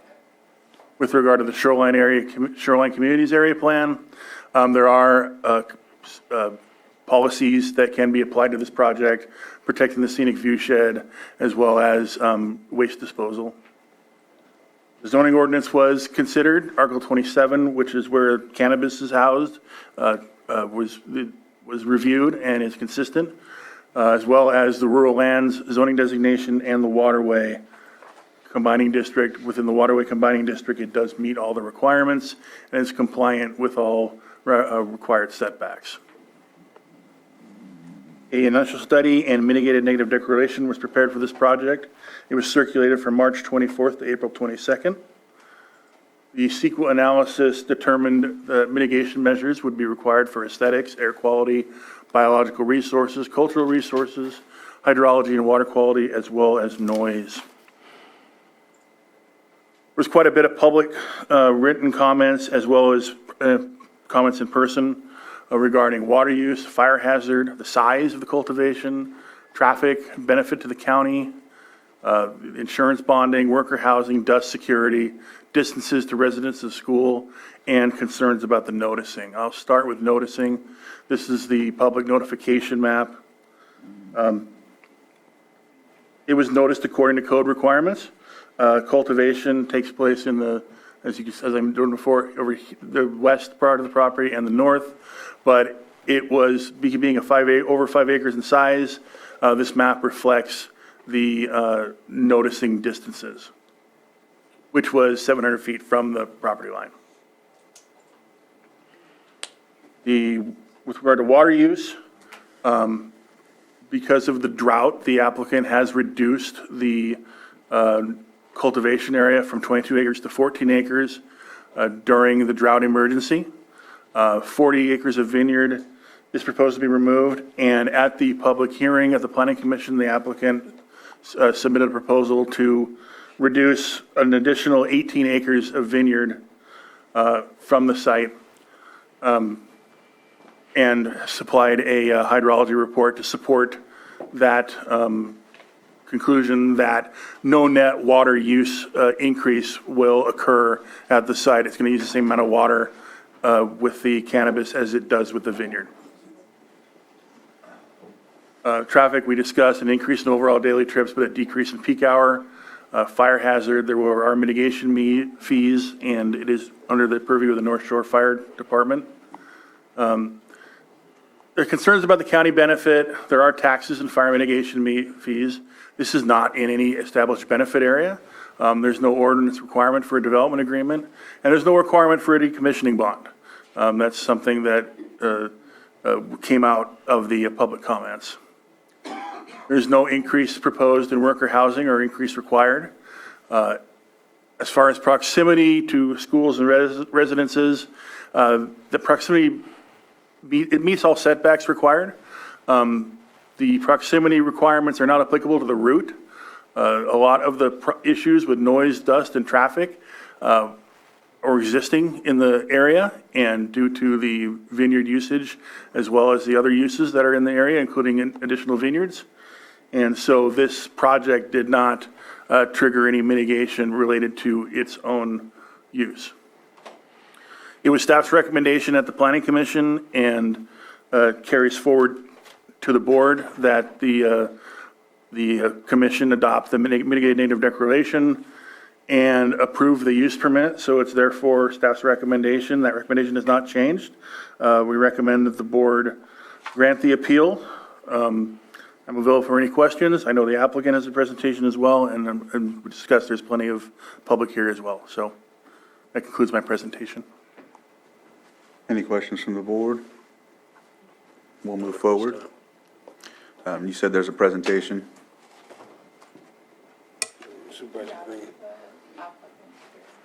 Okay.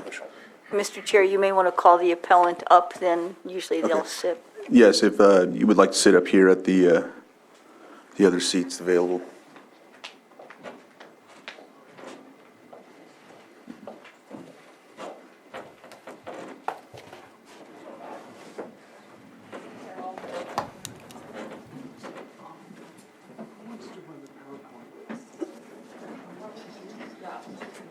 Yeah, yes. They're the same.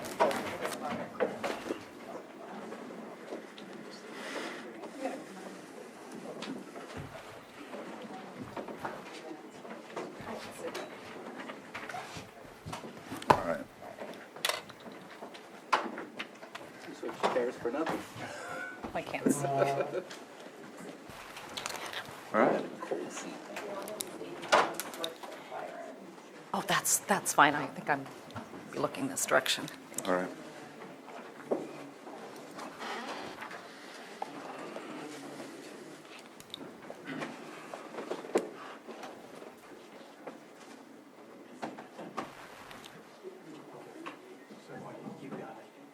Ready? Good morning, Supervisors. My name is Jacqueline Dharma-Paulin. My husband Jonathan and I are the owners of Monte Cristo Vineyards. I'm also a proud mother of 3 daughters and a farmer here in Clear Lake Oaks, where we have farmed our grapes for the last 23 years. I come from a family of several generations of cashew farmers in our village in India. We farm both for food and an interesting liqueur called Feni, pretty potent. In 1999, my husband and I came to Clear Lake Oaks. We fell in love with the Clear Lake from the moment we arrived. We met Dennis Pluth, Janice Mashek at Shoreline Realty in the Oaks, and they found us the beautiful land on Cerrito Drive. It was beautiful and perfect for our family. As a bird lover and Audubon Society member, I personally fell in love with the natural elements of this beautiful land, especially the native birds, the blue oaks, and the lovely animals, and those live amongst us today on the property. Our family especially fell in love with the community that welcomed us so kindly. In 1999, we dreamt of having a farm, one that our 3 daughters could enjoy, with lots of help from veteran farmers like the Shannons, who helped us plant our very first vine, to many tradespeople who helped us plant these acres. For a little over 2 decades, we have farmed our vineyards impeccably and are fortunate enough to retain long-term relationships with local businesses in Lake County. Our good farming practices, hard work, and dedication has allowed us to do this. I must also note, in 23 years, we've never received one complaint or violation as our vineyard operation. Not one. We believe in caring for and protecting our environment. One of the biggest accomplishments was in 2015 when we became a California Certified Sustainable Farm. We've implemented practices that work towards a greener environment. A majority of our land is designated to support native species. And actually, this is a binder. If you're interested, you can look at this as a certification process. I'll be happy to send that around. Today, that includes taking care of the land itself in its natural state. And the process of certification is quite lengthy, and I think Jonathan will get into that a little bit later. In addition to taking care of the native species, we've done some things back in 1999 that seem to be kind of cool now that we didn't really think about then. We've established deer corridors amongst the property. So we open those from time to time. Because we have quite a large property, they get to roam back and forth on the property itself. We've also implemented something called a Seeds and Bees program to encourage the growing bee population. In addition, we have kept native grasses, a blue oak savanna, and I think I'd estimate about 80% of our property has been remained in its native state. Along with our priorities, we have found it important to hire and retain employees from Lake County.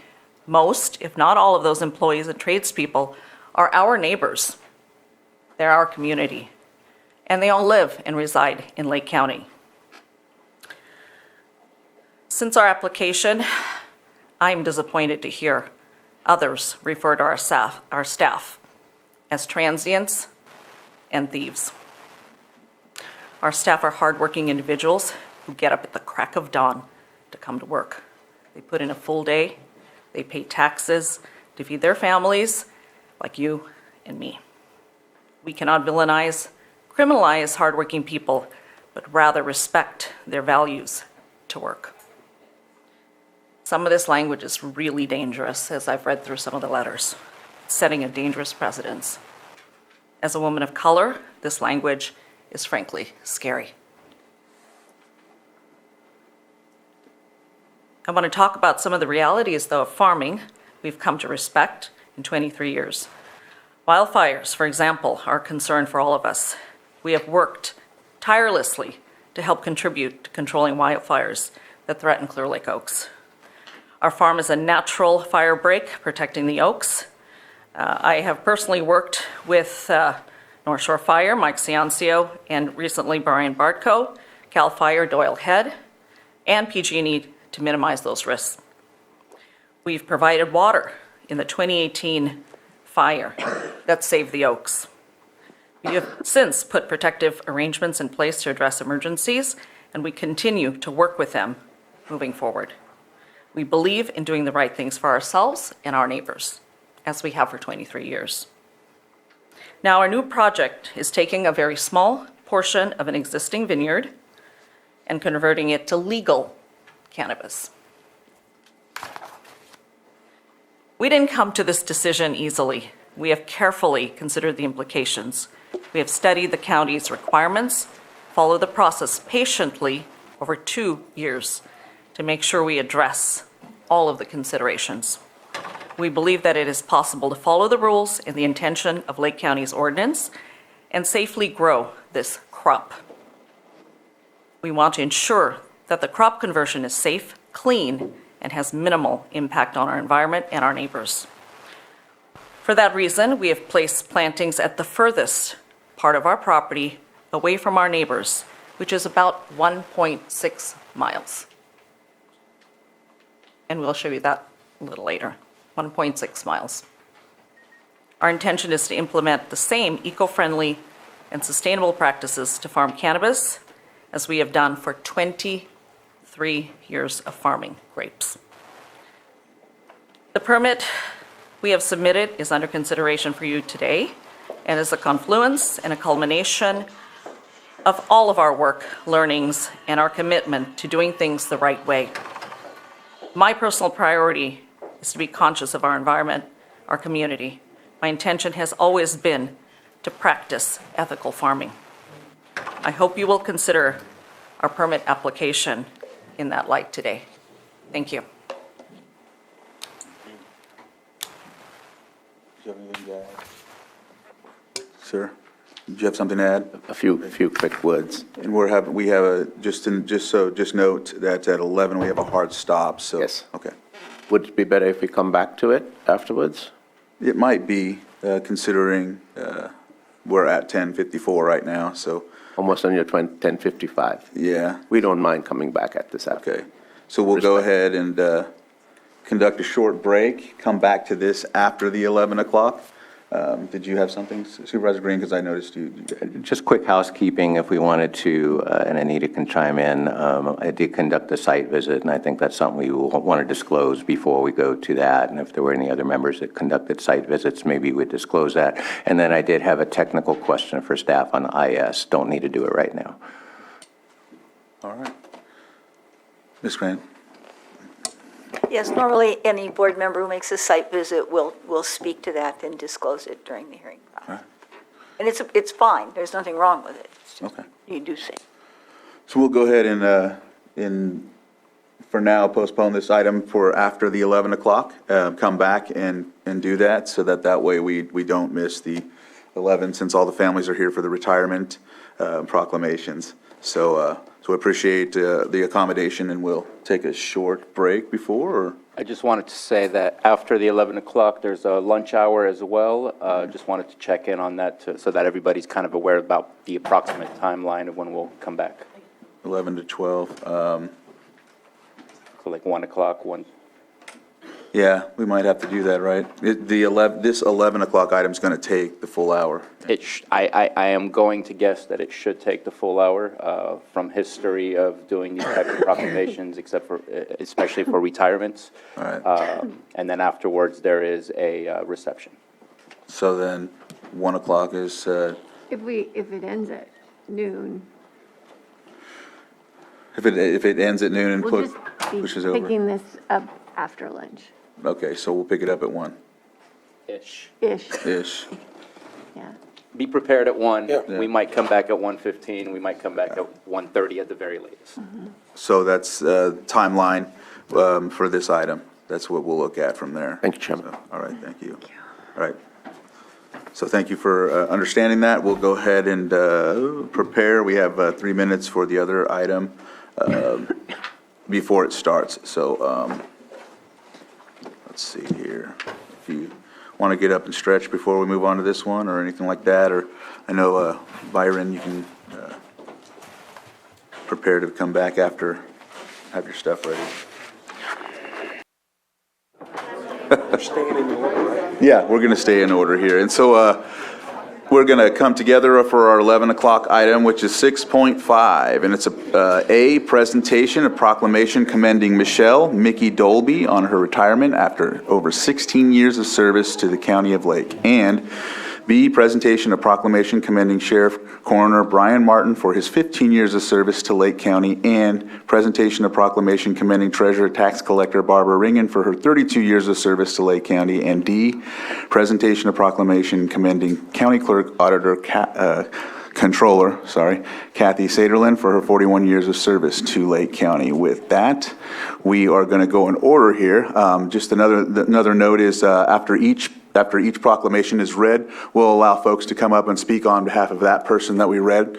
And then following that, we'll go on to the next proclamation. There's videos, and those will be done at the end because of the fact that they're going to be for every person that's retiring.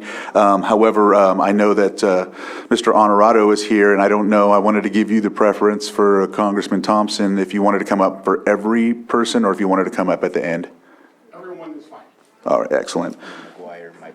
Yes, and just note that Senator McGuire might pop in online here, and if he does, I'm just going to be like, okay, let's let him get his time in real quick, and then we'll go from there. So with that, we'll start off. Our first proclamation is for Michelle Dolby, and Supervisor Green will be reading that and presenting this proclamation. All right.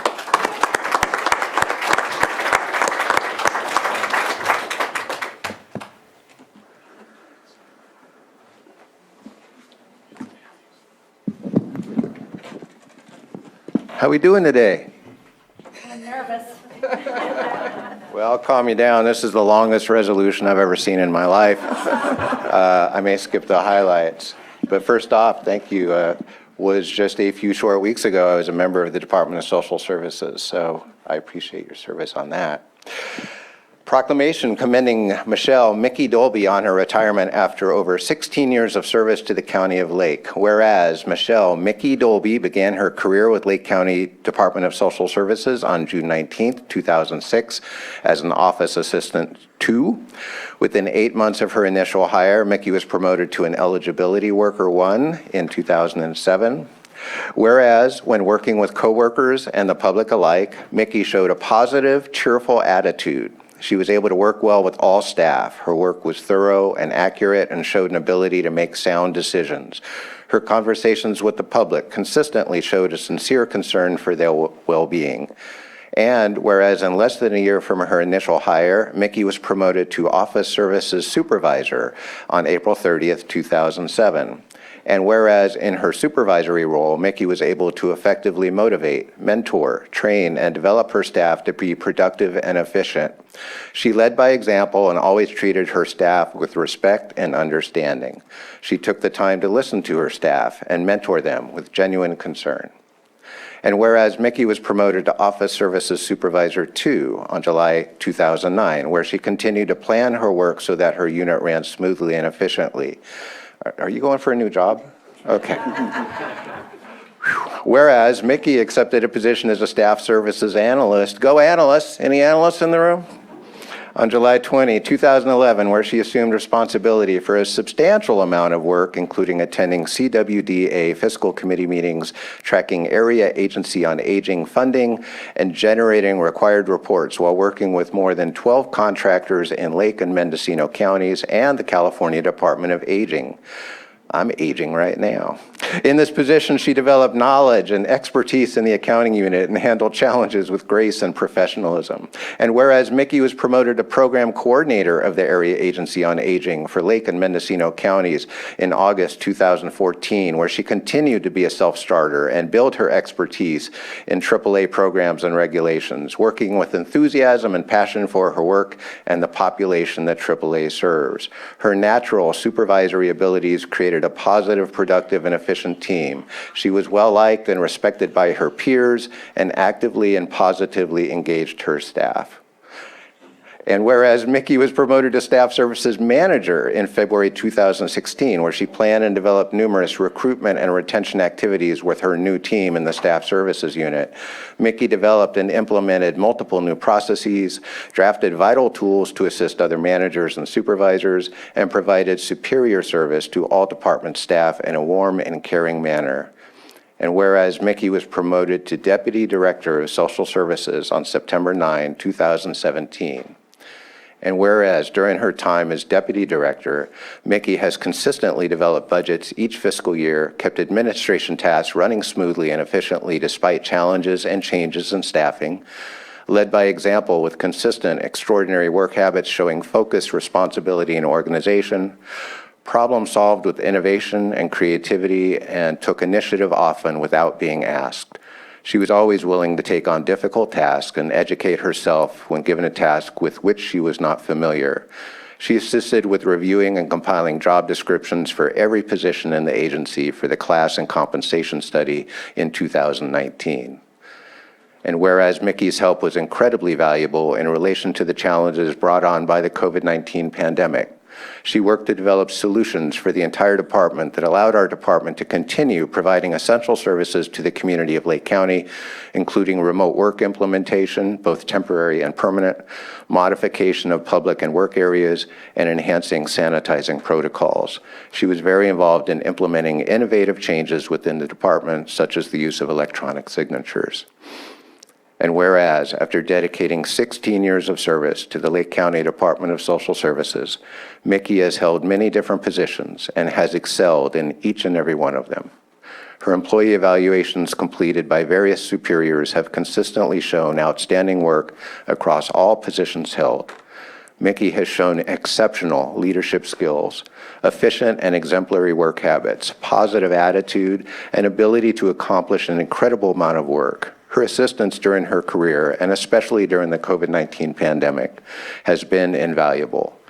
She has helped develop policies and procedures, desk guides, and develop deep knowledge and expertise in the processes and programs in the department.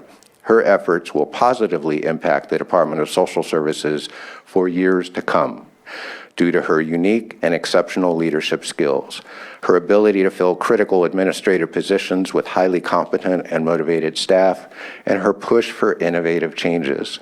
Mickey is an insightful, perceptive, and incredibly talented individual who has earned the admiration, respect, and friendship of many during her outstanding career.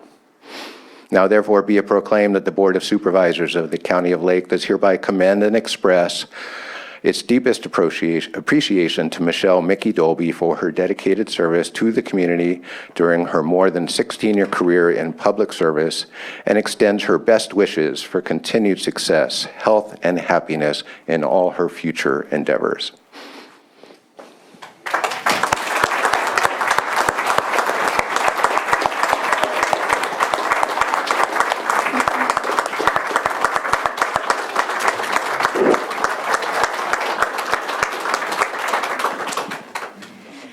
Now you know I'm retiring. I'm so tired. I was so afraid I was going to cry, and I was warned I was going to cry, but I didn't. Yeah. Thank you so much, Supervisor Green. I really appreciate his humor while he was reading it, because that kind of kept me going. I just wanted to take a couple of seconds to just say how wonderful the people I work with are over at Social Services. They make it a joy and a privilege and a challenge to work every day.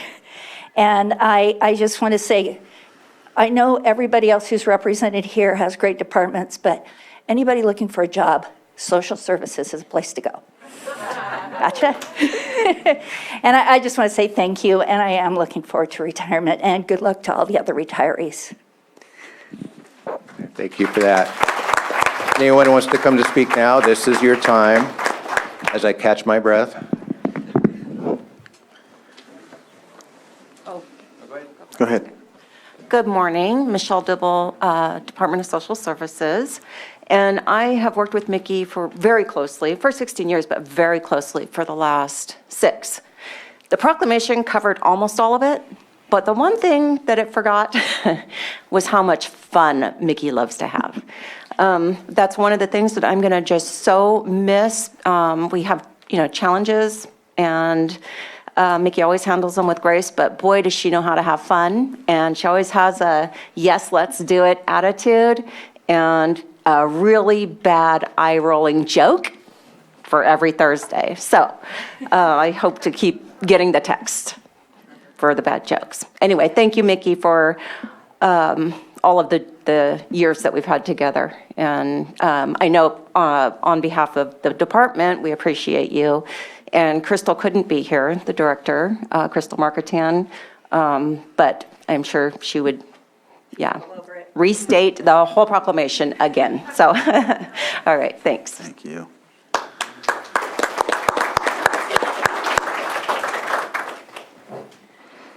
Good morning, my name is Kelly Page. I will be filling Mickey's shoes once she has left, and after hearing all that, I've got a big job in front of me. I just hope, and I'm not gonna cry, after all the years working with you, I hope I can be a fraction of the deputy you've been. You're amazing, and I appreciate you. Thank you.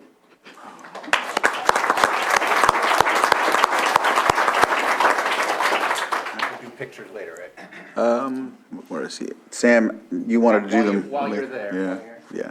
I think Sam wanted to do them on each. We're going to do individual photos and then. All right. Did you want us down there or here? Let me see. Oh, this will work. That'll work even better. Oh, yay. That's even better. Okay. Supervisor Spatier, can you move over? Thank you. I want to make sure I get everybody in, right? Okay, one more. Cool, that was the best. Okay, thank you. All right, and I see Todd is on and he had his hand up, so I'm going to go ahead and give him the opportunity. Todd, if you'd like to unmute and go from, give your statement.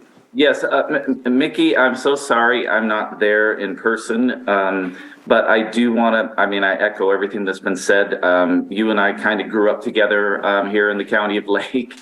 I did spend some time at social services, and it truly was an honor and a privilege to be able to work with you.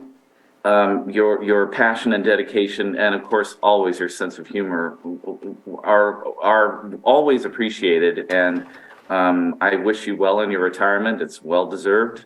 And so, yes, thank you for your years of service. And it was just a joy and a pleasure to be able to work with you for those years. So thank you. All right. Go ahead, Supervisor Sabatier. You're not quite done, Mickey. What? I was running. So, number one, until I read your proclamation, I had no idea. I always called you Mickey. I don't know you as Michelle. That was weird. But I want to thank you. I appreciate how approachable you are, how kind you are, how knowledgeable you are. Every time I needed to contact social services, it would seem the answer would come directly from you. Yeah. And I just want to share my appreciation, the amount of work that you've accomplished at social services, the amount of people you've touched. I'm sorry, Kelly, big shoes to fill. But I want to thank you for your 16 years, and I think you are highlighting the best of what Lake County has in our staff. So thank you so much.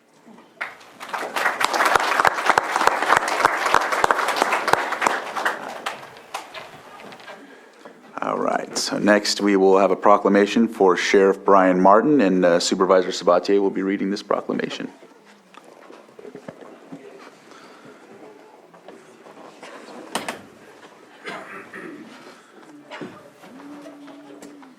Bringing my boss with me. Punches me every time I say something stupid. We know that some positions is definitely a family thing.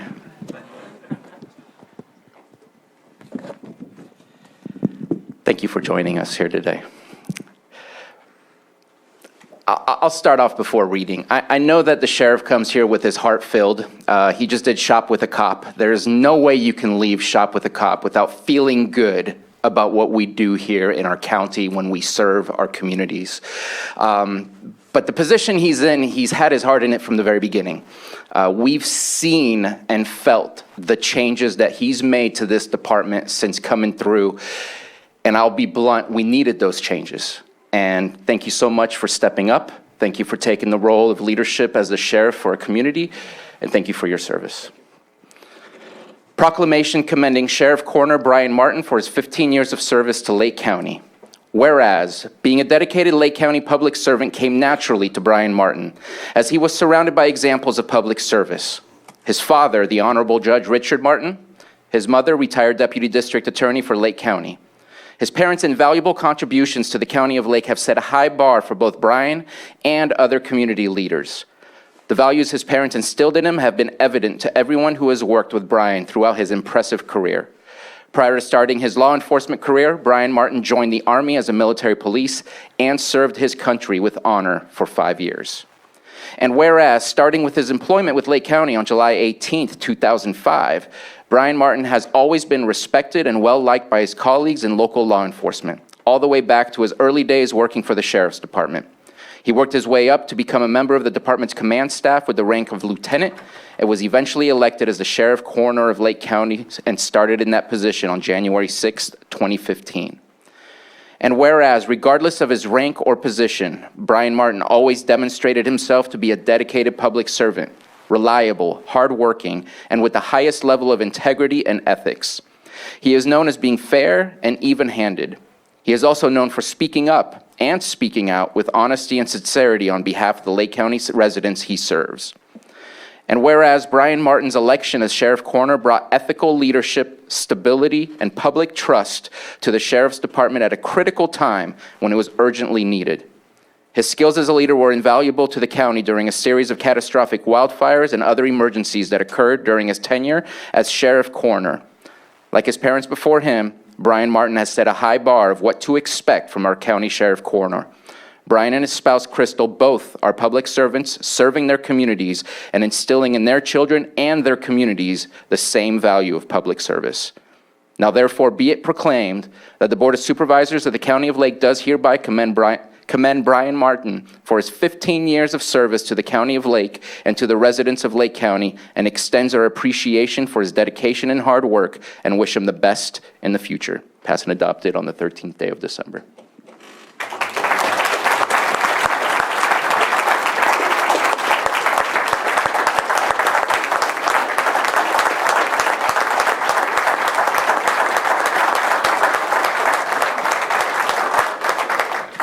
Thank you. There's a room full of people here to thank, and there's a community outside to thank, and I'm not going to be able to thank everybody, but I want to take a couple moments to point out some people I'm very grateful for. Before I do that, people ask, well, what are you going to do now? I'm like, I got to figure out what to wear. I don't know. Been dressing in a uniform for 30 some odd years, so it's going to be difficult. The first person I want to start with is my wife, who joins me here, Crystal. I probably shouldn't start with her because I'll get a little emotional, but she was here with me in the beginning. She's been here with me through my entire career. And I talked her into coming up here today, so. She's going to pinch me from behind if I say something stupid, so I'll try not to say anything too stupid. As I look in the room, I'm reminded of so many memories, all the way back to when I decided to run for sheriff, and Rob Brown was there, and he says, yeah, that's a good idea, and he chuckled a little bit. I go, well, what's funny about that? He knew what was going to be funny about that. Anybody that ventures into the world of politics, whether it's on a small scale, whether it's a school board, county government, city government, state politics, or whatever, you quickly learn how challenging it is. And Rob was there to encourage me and guide me through that, and I owe a lot of my success to him. By the way, the standing ovation was for her. I know, yeah.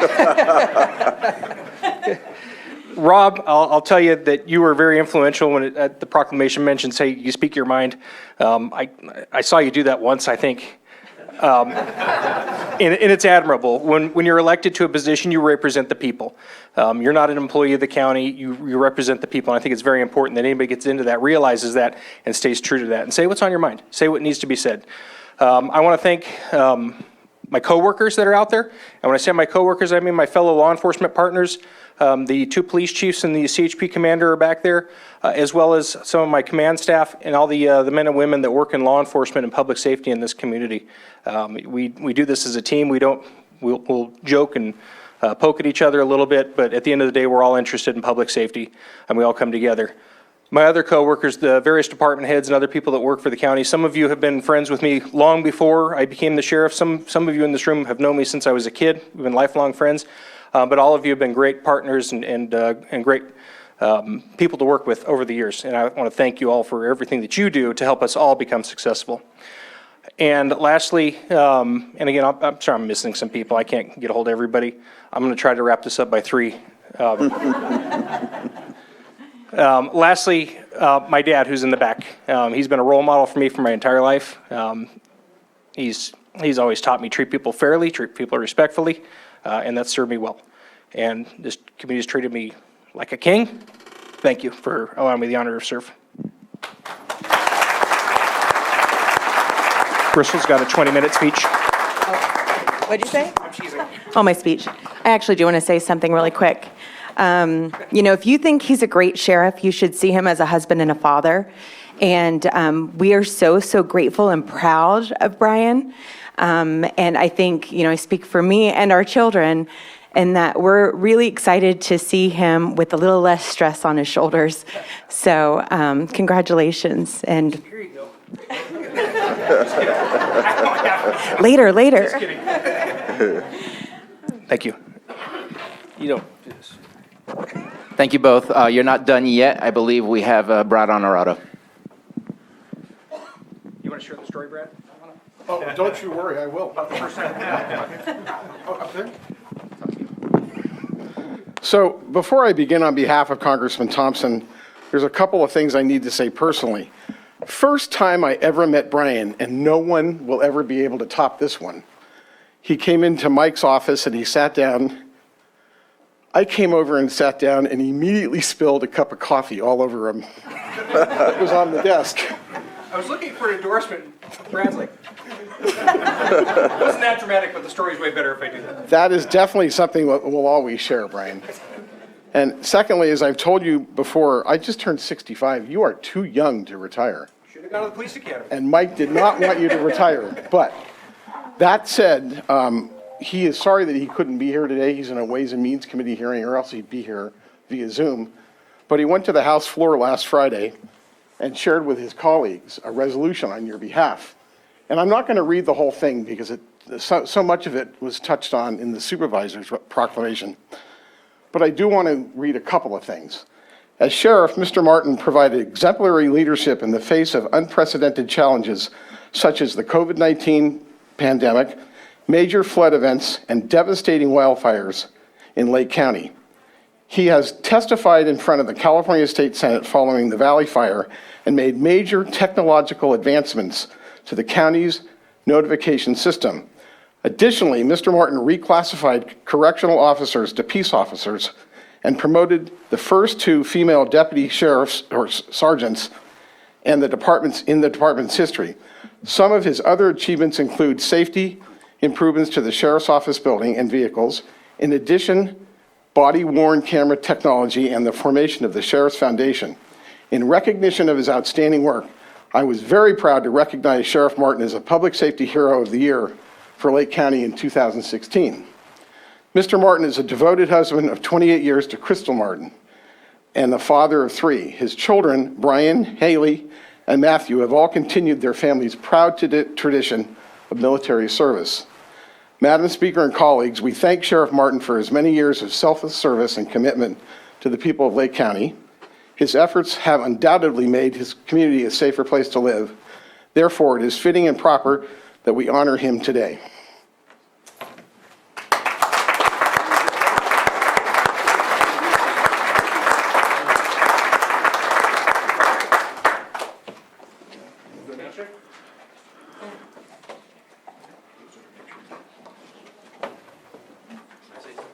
Yes. Sure, we'll take a picture later. Well, it seems really like a lifetime ago that we sat down at the old TJ's bar and had a beer and discussed how you were going to convince Crystal to let you take this job. And I'm very thankful that whatever you did worked, because those were some dark and difficult times for the county and the sheriff's office. This was all mentioned in the resolution. I can't really add much to it, but to me, I've always respected the measure of integrity and partnership that you brought to the sheriff's office. I'm very thankful for your continued support of the city of Clear Lake through fires, various mutual aids, or bringing the crew at Traeger so that they could grill stuff on it. I know you've had a very close and trusting relationship with Chief White, and I've watched that and appreciated your support and mentorship there. So I just want to thank you for the many years of your honorable service, friendship, community involvement, and wish you and Crystal the best. Thank you.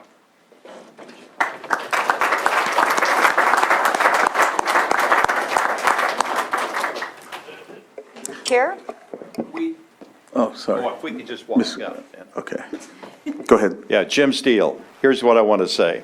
The entire time I was on the board of supervisor, the county was burning. Yes.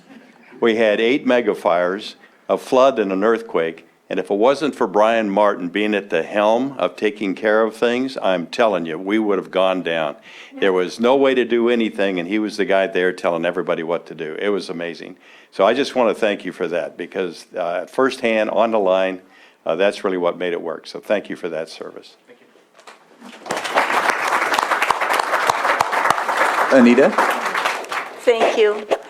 Having worked for law enforcement for a very, very long time and with law enforcement for a very long time, Brian is just an outstanding individual, extremely dynamic and capable.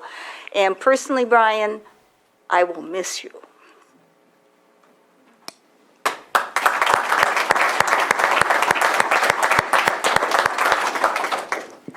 Go ahead, Lieutenant. Thank you. So the rest of your command staff likes to avoid public speaking, so I guess it's going to be up to me. Personally, Brian, from I think all of us, it's been a pleasure to work for you. You set a standard within the sheriff's office that I think was needed and really appreciated. You were always there for questions or to assist any of us with our projects, mentorship, and I think you've set a bar within the sheriff's office that the rest of us can strive to achieve someday. And I think we are truly going to miss you and your leadership. I know I've learned a lot underneath you, and I'm hoping to carry that forward. And while you're out on vacation, if you remember the sheriff's office and you kind of miss us a little bit, send us one of those dad jokes. Just kind of text us a few of those dad jokes just to remind us that you're still here. I have to compare notes with Mickey, apparently.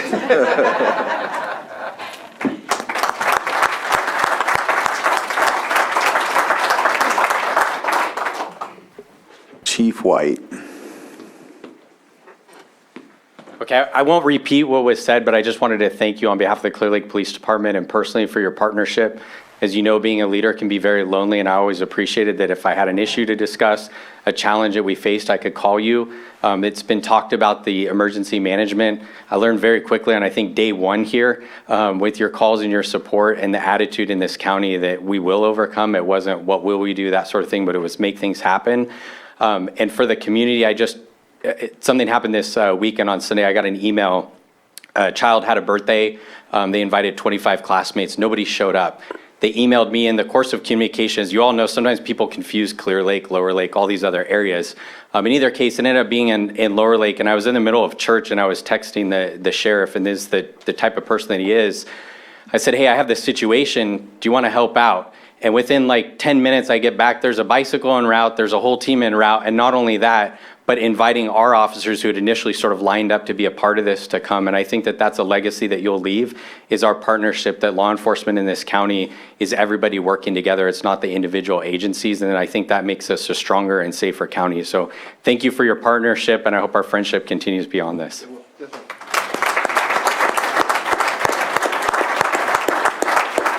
I see Todd Metcalf has his hand up on Zoom. Did you want to? Yep, there he is. Yes, Sheriff Martin, or I guess now I can call you Brian, I guess, since you're on your way out. I just wanted to quickly say thank you for your help and support over the years, in particular in the position I currently hold.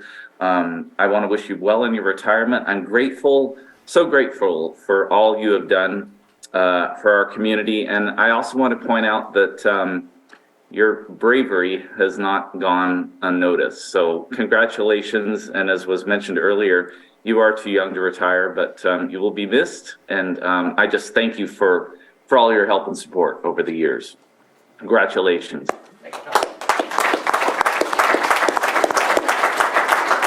Brian, I'll go ahead and say something as well. I know you want to go.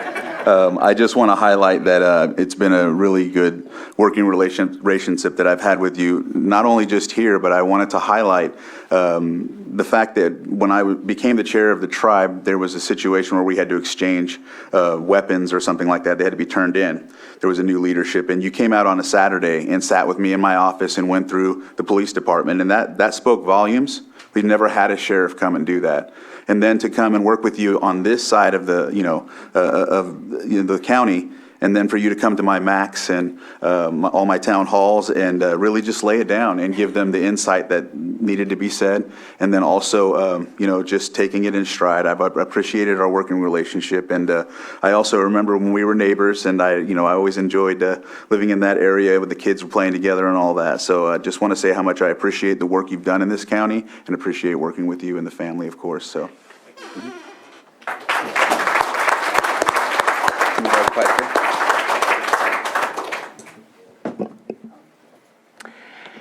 Brian, I have nothing but respect for you and the service that you've given to our country and our community. And I know your family, too, has also served their time. You are leaving this place better than you found it, which is what all of us strive towards, and you've accomplished that. And I think we're all very grateful for this new place that we're in with your department and the relationship with the community, too. You have been carrying a heavy load for a long time, and I wish you rest and some really good times in your retirement. And I know that you have many years to enjoy with your family, but we do appreciate for the time that you have given to our county.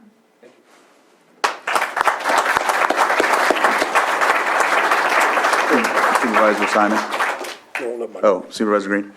Sheriff Martin, can't overstate what has been stated a million times here. Your service during not one, but two, but a nonstop series of catastrophic wildfires affecting our community is not just exemplary. It's an example that can't be replicated, and with any luck at all, we will never have to replicate it based on just the tremendous toll.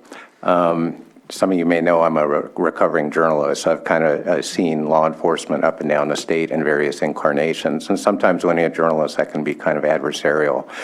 So I want to highlight the one thing that I cherish, absolutely treasure about you, and that has been your openness, your accessibility, your transparency. What you said is right. When you're elected, you represent the people. So sometimes you have to say things that maybe people don't want to hear or don't accept in the proper way. And as we strive to replace you, that bar is just impossible. But I want to acknowledge it now because it is so rare and precious to see that I hope other law enforcement officers tuning in or who hear about you, you are the model. You set the standard, and I certainly hope as this agency moves forward, we continue to remember your legacy. It's not for me to determine what that legacy is, but I can tell you honestly that that's what I treasure about your time here. Thank you.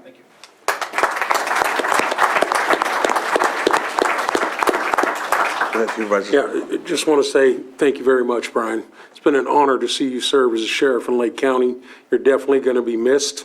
As it said, the open communication, the constant communication with the board throughout the disaster. I just can't say you never want to go through a disaster, but we couldn't have been better off than the person that was in the sheriff's office while we were doing that. So I want to thank you and Crystal, and I know there's a lot of folks that help also, so I'm not saying, I appreciate everybody, but today we're commending you, and I just want to say thank you very much for everything, and it's been an honor to sit here on this board while you were the sheriff. So I'm going to get up and give you a handshake and a hug, man.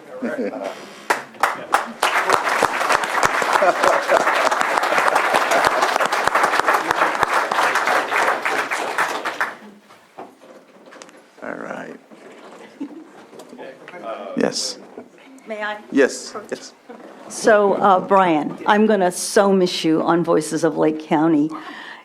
Everybody talks about his transparency, always during the fires, during an emergency, and all the times in between when you came on radio with me and answered really tough questions, not always from nice callers, but you took it in stride. And the transparency part is so important because you are on social media, and I'd say, come on, you got to come on radio too. There, people get their information lots of different ways. You were always there. I want to miss you.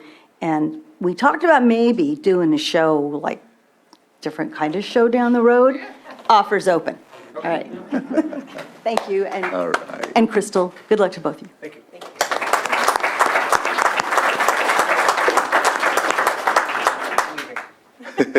He's just getting his picture, and then you're, yeah.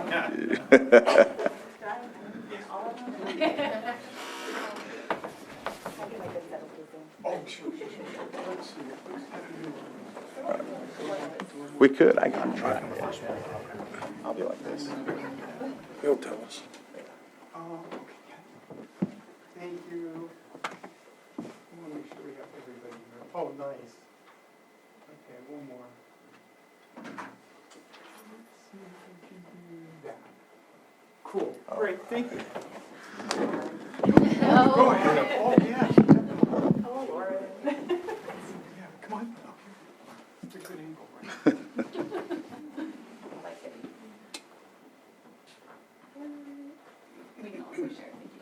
All right. I know you want to get off and leave, but I'm asking all the retirees or soon-to-be retirees, not trying to push you out too early, please stay. I'd love to get a group picture with everybody at the end, so please.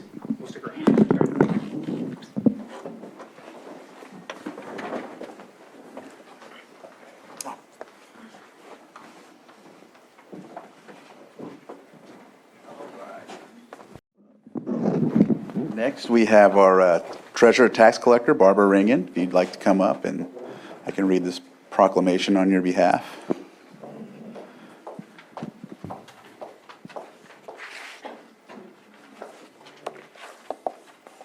"32 years is quite a bit of time. I think I was in high school when you started, so. No, I know. Middle Creek Restoration, it was in, it started back in then too, so. Yeah, but anyhow, I would love to read this on behalf of you, and I appreciate the time we've spent working together on the different issues, mainly, of course, the tax sales. I appreciate your work on that. So I'll go ahead and read this proclamation commending Treasurer Tax Collector Barbara Ringen for her 32 years of service to Lake County. Whereas Barbara Ringen started working for the County of Lake on January 2nd, 1990. As an accountant clerk, too. Starting with her initial staff position in the Lake County Treasurer Tax Collector's Office, Barbara Ringen has always exhibited a great understanding of the department, as shown by her upward mobility within the department. And whereas, aside from the skills she demonstrated while working in the Treasurer Tax Collector's Office, Barbara Ringen also earned the reputation of being a pleasure to work with. And whereas her efforts were noted and acknowledged by her department's leadership, culminating in former County Treasurer Tax Collector Sandy Cacheros appointing Barbara to become her chief deputy, a position in which Barbara Ringen served the county with loyalty and dedication. And whereas, after the former Treasurer Tax Collector resigned mid-term, Barbara Ringen stepped up and offered an opportunity to the Board of Supervisors to appoint her to fill the unexpired term, thereby providing continuity and minimum disruption to the office's operations, with the knowledge that such an appointment would undoubtedly have significant personal impacts as it would require her to work. many additional hours on an ongoing basis, not to mention the personal challenges inherent in fulfilling the responsibilities of such a high-level position. And whereas the county treasurer tax collector has an enormous amount of responsibility, being one of the county government's most important financial offices and therefore impacting all operations of county government. The fact that Barbara Ringen accepted an appointment to this position and subsequently was elected to it by the voters of Lake County demonstrates her dedication to public service and to the well-being of our county. And whereas Barbara Ringen's many years of public service, her contributions to county government, and in particular her contributions to the office of the county treasurer tax collector, are worthy of special recognition and commendation. Now therefore be it proclaimed that the Board of Supervisors of the County of Lake does hereby commend Barbara Ringen for her 32 years of service of the county and Lake and to the residents of Lake County, and extends our appreciation for her dedication, hard work, and wish her the best in the future, passed and adopted this 13th day of December 2022.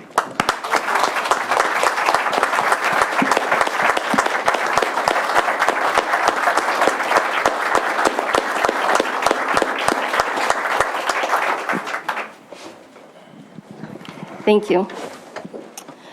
Well, it was an honor and a privilege to have served as treasurer tax collector for the county. I would like to thank, there's a lot of people to thank, absolutely. The list was long, so I had to shorten it a little bit for all the names, but I would like to definitely thank the current and previous staff for all their hard work and dedication to the office. And a special thank you to Liz Martinez, the assistant treasurer tax collector, who always performs her job with integrity. I would also like to, I'm also very grateful for everyone that has supported our office and assisted our office over the years. I would like to acknowledge and honor the previous elected treasurer tax collectors, Kay Litton and Sandra Kacharis, for their public service for the county. I would also like to congratulate Patrick in his election and offer him my continued support coming years. I am looking forward to retirement and waking up to the sunrise instead of the alarm. So thank you.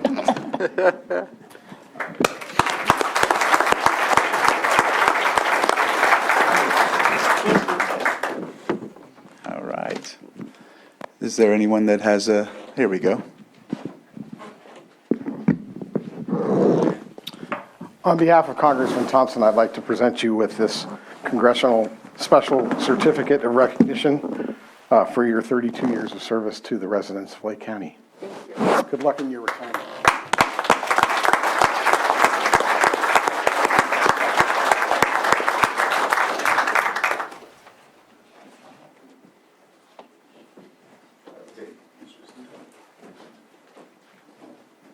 You know, I don't know that the citizens in Lake County realize how tough a job it is to be a tax collector. There may be some criticism that comes down, and I know that Barbara has stood up to it. And I got a chance while I was on the chair to actually review her office and the staffing that she had and how she was standing up to the pressures of all of the office. Absolutely amazing. You're a stand-up person, and I really appreciate your work and your service. You were the right person for the job. Thank you.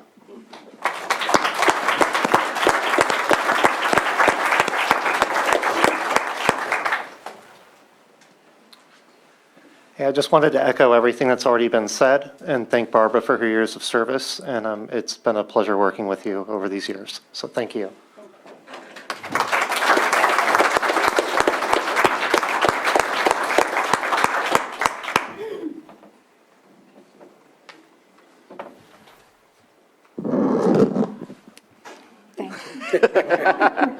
And I am standing. I was just going to sit there and be quiet. I promised myself I would, but I couldn't. As a former treasurer tax collector, I know what a mixmaster that office can be.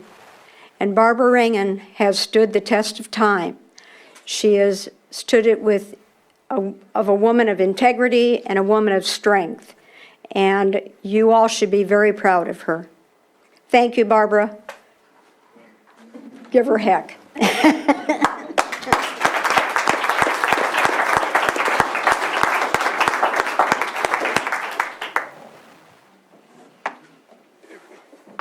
Maybe it's hiding behind the coffee cup, sorry. Barbara, 31 years. That is incredible.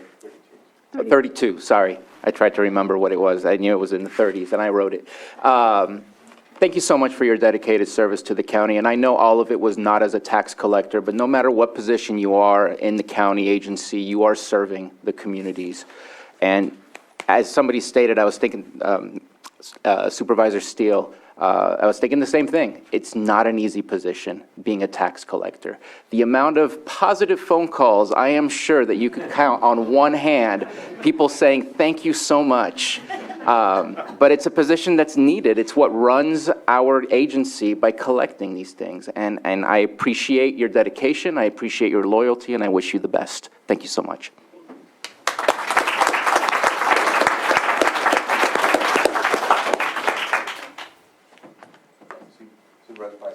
Yeah, I want to echo also what Supervisor Sabatier said. That is a tremendous amount of service to our county, and we do know that you're not everybody's favorite person when tax bills come out, but you served this county very well over these years, and I'm glad to have met you. I'm glad to have worked with you and served with you, and I wish you all the best in your retirement.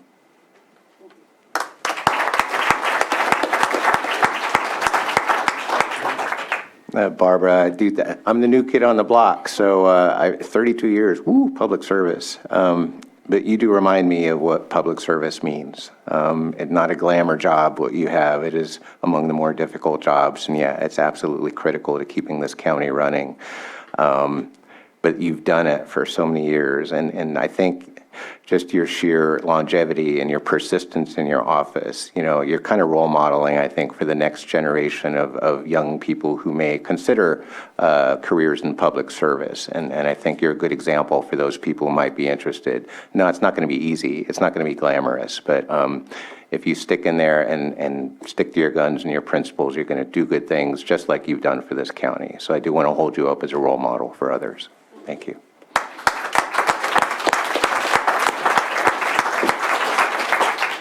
Barbara, I just want to say thank you for your years of service for Lake County.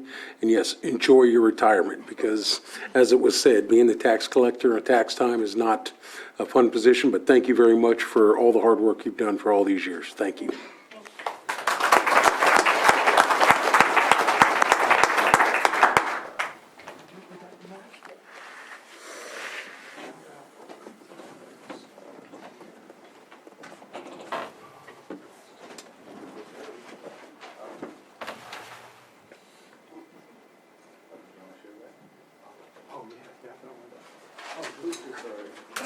Nice.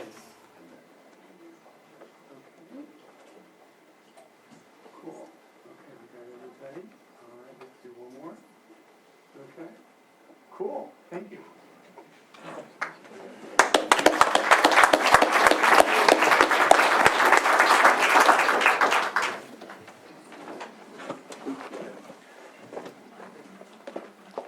Kathy, you want to come up front? You'll probably tell me no. So. The whole family, does everyone want to come up? You want to bring everyone up? No? Eventually we'll get you all right. Okay, all right. Excellent. I would like to make another request. I haven't done this, but I'm going to ask. Rob, would you like to read this proclamation, Kathy? Yep. Because you wanted to make me cry. I'm probably going to do that myself. Microphone. This is, yes. It's been a while. I'm trying to remember how to do this. And by the way, when Jim said that the whole time he was in office, the county was burning, now it all makes sense. I hadn't really dawned on that about that. So, this is a real honor. Thank you, Mocha. I really appreciate that. I wasn't expecting this at all, but I just came to honor my friends, and one of those being one of my best friends is Kathy. This The Board of Supervisors, County of Lake, State of California proclamation commending County Clerk, Auditor, Controller Kathy Saterlin for her 41 years of service to Lake County. Whereas Kathy Saterlin has spent her entire adult working career with the County Auditor's Office, beginning as entry-level account clerk on September 21st, 1981. To give that some perspective, I think Eddie mentioned he was in high school when Barbara started. Yeah. We were just out of high school when she started, so it's been a lifetime for her and amazing. She spent it answering phones at the front desk of the auditor's office and steadily working her way up the ranks. And whereas when the county's longtime and much revered county auditor Norma J. Barker retired many years ago, she singled out Kathy Saterlin as being someone who she predicted would someday become the county auditor controller. Even at that early point in Kathy's long career, her skills and potential for advancement were recognized. And whereas while working full-time for the county auditor's office and raising her family, Kathy Saterlin also took the extraordinary step of furthering her education by enrolling in college and ultimately earning a bachelor's degree in accounting. That remarkable achievement has tremendously benefited Lake County in the years since. And whereas due to her dedication and hard work on October 15th, 2011, Kathy Saterlin became the County Auditor Controller, a position which functions as the county's chief financial officer. And whereas Kathy Saterlin is widely recognized as an exceptionally hard worker and dedicated to doing the best job possible, regardless of personal sacrifices. And whereas over the years, Kathy Saterlin has successfully led the county through multiple complex conversions to new automated countywide financial and payroll systems. The hands-on experience she's had in every aspect of the auditor's office, from processing county vendor payments to operating the county's employee payroll system to conducting audits, was an invaluable part of her ability to train, mentor, and supervise staff in her department. And whereas Kathy Saterlin has always taken the county audit process and preparation of annual financial statements very seriously, and her attention to detail has earned numerous awards from the Government Finance Officers Association for excellence in financial reporting. And whereas Kathy Saterlin has never been one to seek the limelight, she has been humble about her many achievements, and she has consistently given credit to the members of her staff for the excellent work she has done. Whereas as further evidence of her dedication to the community, Kathy Saterlin has been an active volunteer for the Lake County Special Olympics program, serving for many years as the area director for Northern California and Nevada Special Olympics, and she and her husband, Robert, also somehow found time to volunteer as participants in the County Road Department's Adopt a Road program, picking up litter along county roadways under the moniker Sewer Guy and Bean Counter. And whereas Kathy Saterlin has always put the county's best interest at the forefront. She is completely trustworthy, and the level of accuracy in her work has been exemplary. Her efforts are largely responsible for the county being in stable financial condition, as the county administrators and boards of supervisors that she has worked with have been wise to heed her advice and counsel on a myriad of important financial matters. Now therefore be it proclaimed that the Board of Supervisors of the County of Lake does hereby commend Kathy Saterlin for her 41 years of service to the County of Lake and to the residents of Lake County, and extends our appreciation to her dedication, hard work, and wish her the best in her future.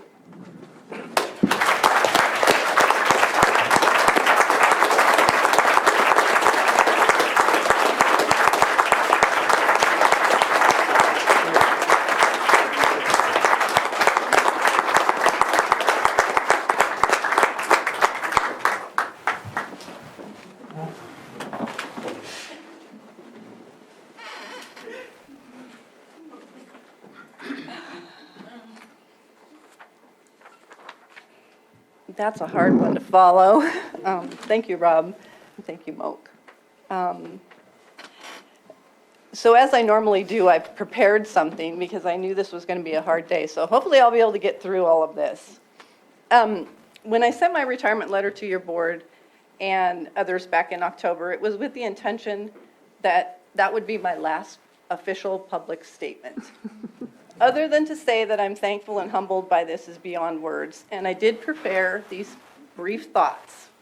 Thanks to your board and all the previous boards before you, I've had the opportunity to work with some really great board members. Rob is an example. Your jobs are not easy, and the decisions you make can be very difficult. I appreciate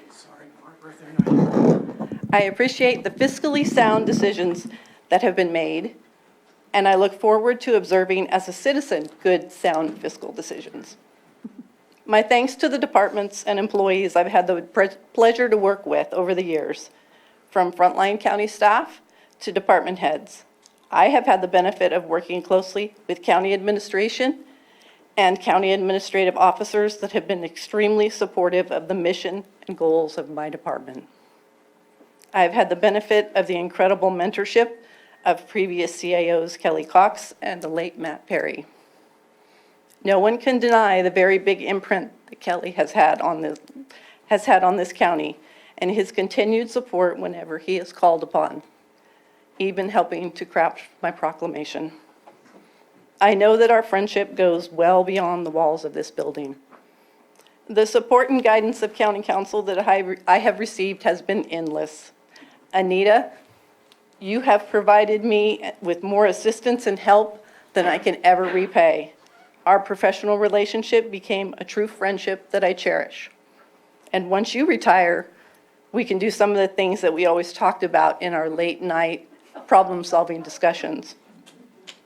My thanks and gratitude to my work family, the teams I've worked with in the Auditor Controller County Clerk's office. I have been blessed to work alongside some incredibly skilled and talented individuals. I have been fortunate to be mentored by some amazing humans, and I have been pleased when I was able to do the same. To the current talented and skilled team in the Auditor Controller's office, County Clerk, keep up the good work. Never forget that what you are doing has purpose and value. And just as important, have as much fun as possible as you can doing it. As the decades-old photo album of our office event displays, auditors and clerks can have fun. I have confidence that you as a team are well prepared to continue serving with a high standard of excellence, and I wish you all the best.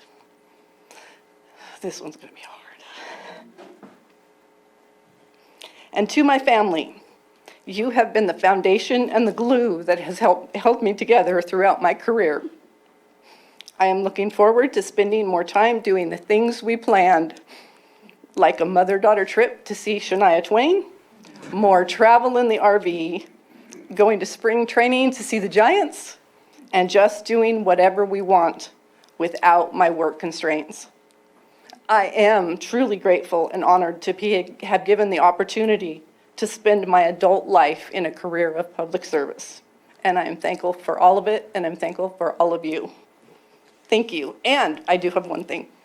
I'm going to get in trouble for this, Elizabeth. As my daughter said, mic drop.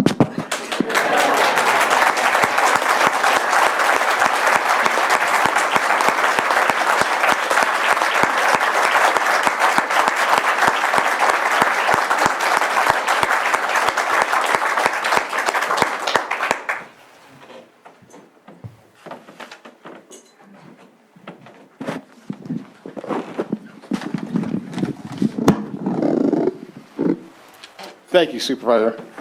Madam, on behalf of Congressman Thompson, I'd like to present you with a congressional recognition for your 41 years of service to the residents of Lake County. And congratulations on your retirement, and go Giants.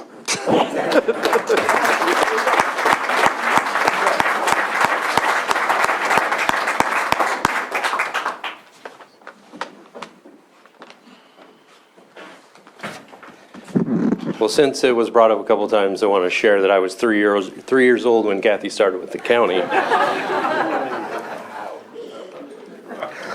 I have very fond memories of being in this office over here, and first initially hearing lots of discussions and arguments between Matt Perry and Kathy on the phone, and had a lot of chance to do that myself over the years. The resolution that was put together, should have known Kelly was involved, because it really exemplifies you and your work, which are dedication, extremely hard work, attention to detail, trustworthiness.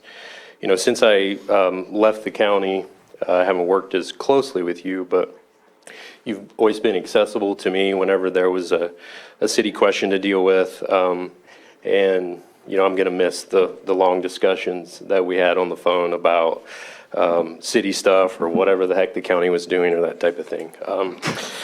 So, it's really important to have an auditor controller that you can rely on and trust, and Kathy has been that person. I have to say, I know that you have a great team behind you, because I've asked you about that, and, it's just a concern, that everything's going to get done correctly when Kathy leaves. That's how much of a mark you've made. So, I'm going to trust in the mentorship you've done with your staff, and that you'll be there for the phone calls if needed. So I know you're really, really, really have been looking forward to this day. You really deserve it, and just wish you and your family the best.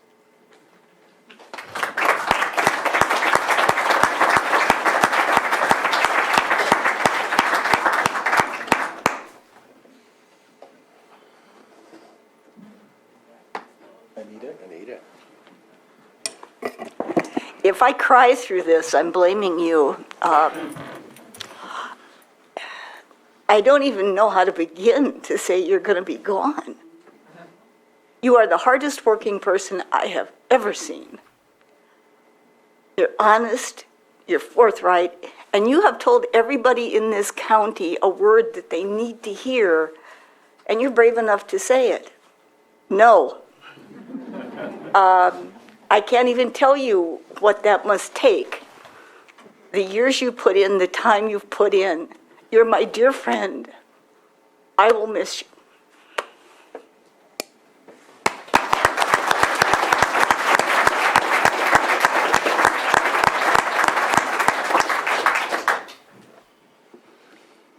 Like my mentor, I had to write something down because I'm not as good as the rest of you of ad-libbing. And I'll chime in. I was 6 when you started working for the county. So was I. I'm honored today to commemorate Kathy for her 41 years with the County of Lake and congratulate her on her well-earned retirement. I've worked with Kathy both at the department level and interdepartment level for 16 years. I first came to work for Kathy in February of 2006. I had a little over a year of county employment under my belt and was looking to broaden my skills and find a department where I could grow and advance. My transfer to the Auditor Controller's Office offered just that and was the catapult to the start of what has proven to be a very rewarding career. Let me say that I'm very grateful to Kathy for giving me that opportunity. She's been a driving force and a key factor in my career over the years. Although I took a hiatus from the Auditor Controller's Office for about 8 years to explore other learning opportunities, throughout that time and tenure in other departments, Kathy was always there for guidance, support, and sound logic. When she approached me in 2019 with an opportunity to rejoin the Auditor Controller team, I of course did not hesitate. For those of you that may not know Kathy, she is very bright, articulate, hardworking, and most of all dedicated to her position and the department. These are just a few of the many qualities that have made her such a fierce leader and excellent mentor. I'm not going to say it was always easy at times. She has high expectations and has pushed me to levels that I myself at times did not think I was capable of. However, it's because of that push and those expectations that I've gotten to where I am today, and I could not be more thankful. One could define a mentor as someone that is more than a mere teacher. Mentors are often emancipators, freeing others from poor technique, clouded vision, and personal uncertainty. I can personally say that Kathy has been all of those for me and a testament to the definition of what I believe a mentor should be. Kathy's dedication to the department and as well as to the county as well as our department is insurmountable.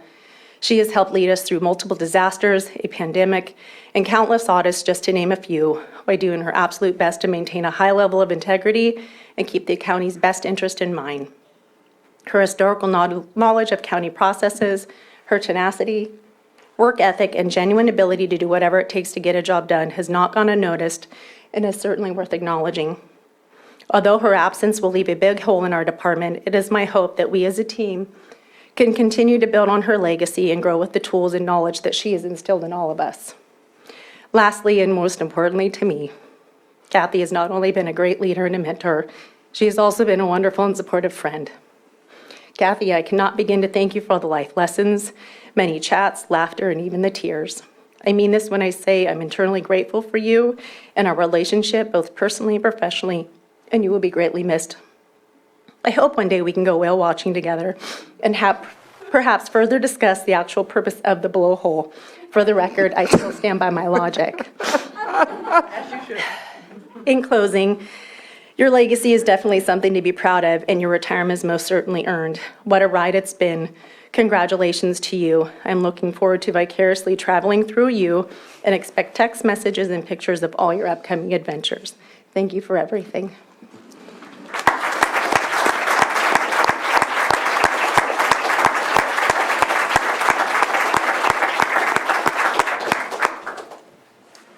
Supervisor Sabatier, and then. So I have a couple of things to say. One, I'm not sure if it was Kathy or Robert who was looking forward to this day more. I think it's equal. It's been a year in waiting, I think, or something along those lines. And also, there was a mention about how much fun the office has. I hate to make this public, but I will, just because I'd like to embarrass you and your department. I had to walk out in the middle of the park the other day because celebrations got a little out of hand with the fog machine during Halloween, and the fire alarm went off. That's the level of fun that happens in that department. And with the blowhole conversation, I feel like I need to dive a little deeper in figuring out what happens in that department. But yes, thank you so much.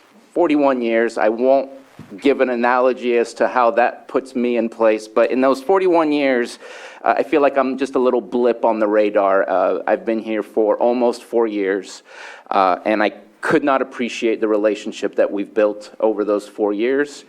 You've taught me a lot, what I need to look at, what I need to pay attention to. I can feel your eyes rolling as we agree on things or not agree on things, even though you're not in the room. I really appreciate our friendship, and I second to none, 41 years. I don't know that anyone will beat that anytime soon. I don't even know if anyone has ever done that. Amazing. I wish you and your family the best. I know you talk to me a lot about your family, so I think you will enjoy this time that you get to spend with them. And so, thank you for everything.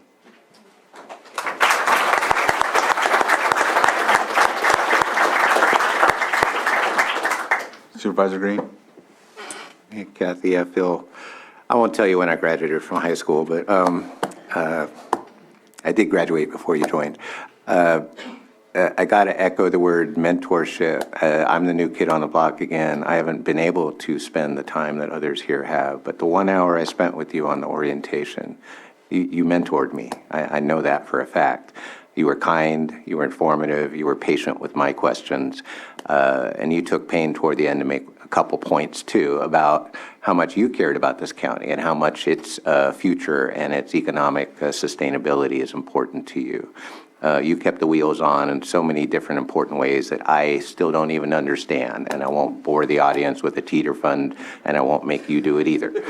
But thank you so much. 41 years of service is just amazing, and I thank you for the limited time we were able to share together, because it gave me just a little glimmer of understanding why these people here are celebrating you today.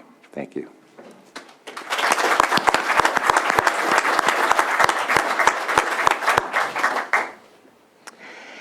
You have led and served with a steady hand and taught us all so much. Your commitment to this county it speaks volumes of the years that you've served and the budget hearings that we've sat through together, where you have reminded us of everything that's important, all the things we need to consider. Those lessons are tucked away. They will not be forgotten. I appreciate that mentorship. We're in the position we are now because of you. We have stability.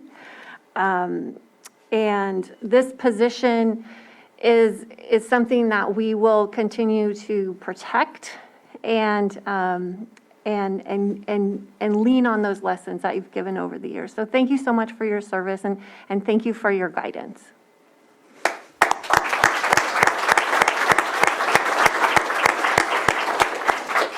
Kathy, exemplary service, and I'll let that speak for itself. Everyone else has mentioned that, and I feel the same way. I do want to share somewhat of an emotional side that I've shared with you. In May, we wanted to talk, you invited me up to talk about some important, county matters. And during the discussion, I know I just recently lost my mom, so we jumped into that discussion. I think you could sense it in me about my grieving time frame, and I really appreciated that you showed me how close you keep your mother to you. And then I know that I seen the tear and I shed one too, and I really appreciate the emotional intelligence as well. So I know we talked about work ethic and all of the other attributes, but I needed that as well, and so that's important. And if you shared that with me, I guarantee she shared that with her staff, and so I just want to share that.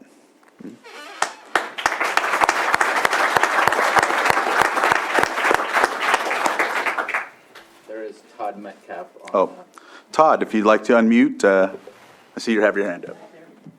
Yes, thank you. Well, Kathy, I can't make a crack about our age because we're pretty much the same age, but, and you mentioned something about how great it was working with the various department heads. I'm sure I'm not one of your favorites, but and she's nodding. One of my notable ones, yes. But I hear the word mentor, and Kathy, you've taught me so much over the years. I've leaned on you heavily to help me understand all this stuff around contracts and budgets and those things that I don't really like. But I'm so grateful to have had the time to work with you, and I'm so thankful for all you have taught me. And frankly, I'm jealous that you're retiring, but congratulations. It's well-deserved. You will be missed. And again, I just appreciate and thank you so much for all you've taught me. And as you know, I still have a lot to learn. So thank you.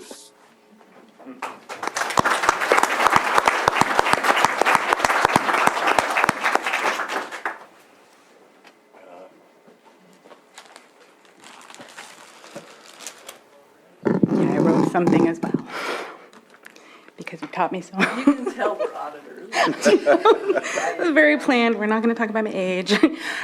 Working with Kathy for the last year and a half has been an absolute honor. During that time, it's just become incredibly obvious just how dedicated she is to her community and role as a public servant. She's worked tirelessly for over 41 years to protect and maintain the fiscal integrity of Lake County. She's been a great mentor for me as we work towards a seamless transition. Filling her huge yet dainty and fashionable shoes will be impossible, but I'm going to do my best. In 2000, Kathy implemented GASB Statement 34, which most probably don't know what that is, but it fundamentally changed governmental financial reporting and was characterized by the GASB chairman as the most significant change to occur in the history of governmental financial reporting, and that stands as of today still. Kathy has also somehow made the time to implement a new finance system, and those who understand know what a huge undertaking that is. Kathy has worked to ensure the auditor's office has always been in compliance with requirements and even excels in them, as can be seen by the years of awards issued by the Government Finance Officers Association for excellence in financial reporting.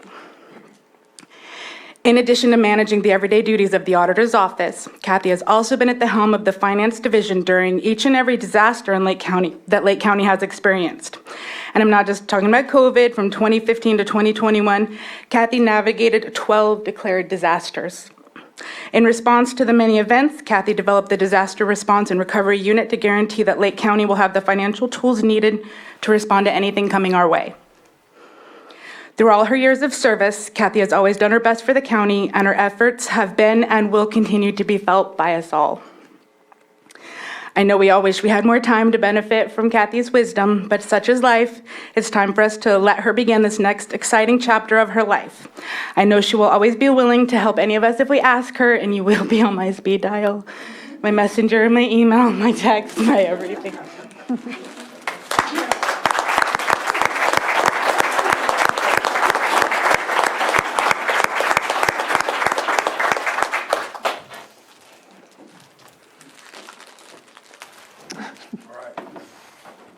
Kathy, I just want to say, shake your hand right here. Which one do I get? You get a hug. Thank you very much. So I just want to say thank you to the family also. I know you guys didn't want to come up, but thank you for allowing Kathy to do what she does. And I know you guys are such a tight family knit unit. Today's an honor to stand here, and just, I hope you know how much I respect you. Rob, thank you for being here so I could ask you to read that. So thank you for your service. Thank you very much.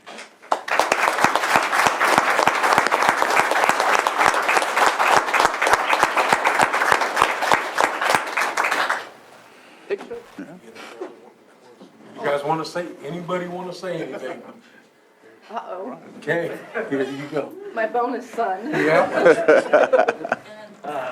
Well, I wasn't planning on saying anything, but I've known Kathy since I was 16, when I was just a goofy kid that her daughter brought around. And really from the beginning, she was always so kind and welcoming, and really made me feel like a part of the family. And I just wanted to say I love you, and I'm very excited for you to get to enjoy your time in retirement.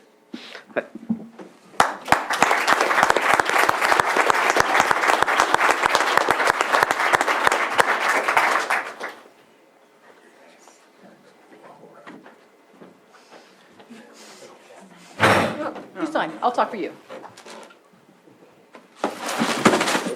You're right. I was coming. That's all right. It's okay. We'll get it. Tell Mom. It's all right. Tell your mom. Tell her your feelings. That's an accident. Nobody cares. It's all right. Do you want to tell her congratulations? Well, picture, Mom. He wants a picture with his Oh, you would mother. like a picture?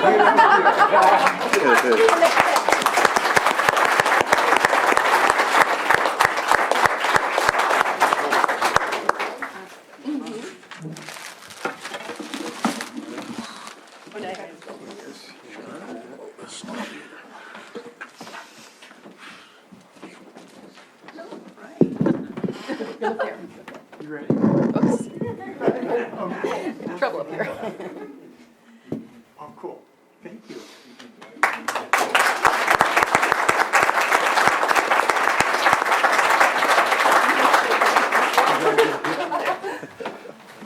There's the picture too, Rob. Sorry, I have not let you go. Okay. Oh. Going this way? I really do think it's appropriate for Rob to Yeah. hold the flowers. Come over here. Because I want to get everybody. Oh.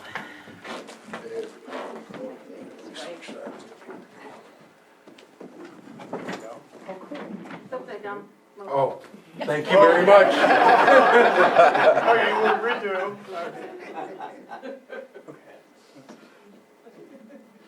Yes, okay, great.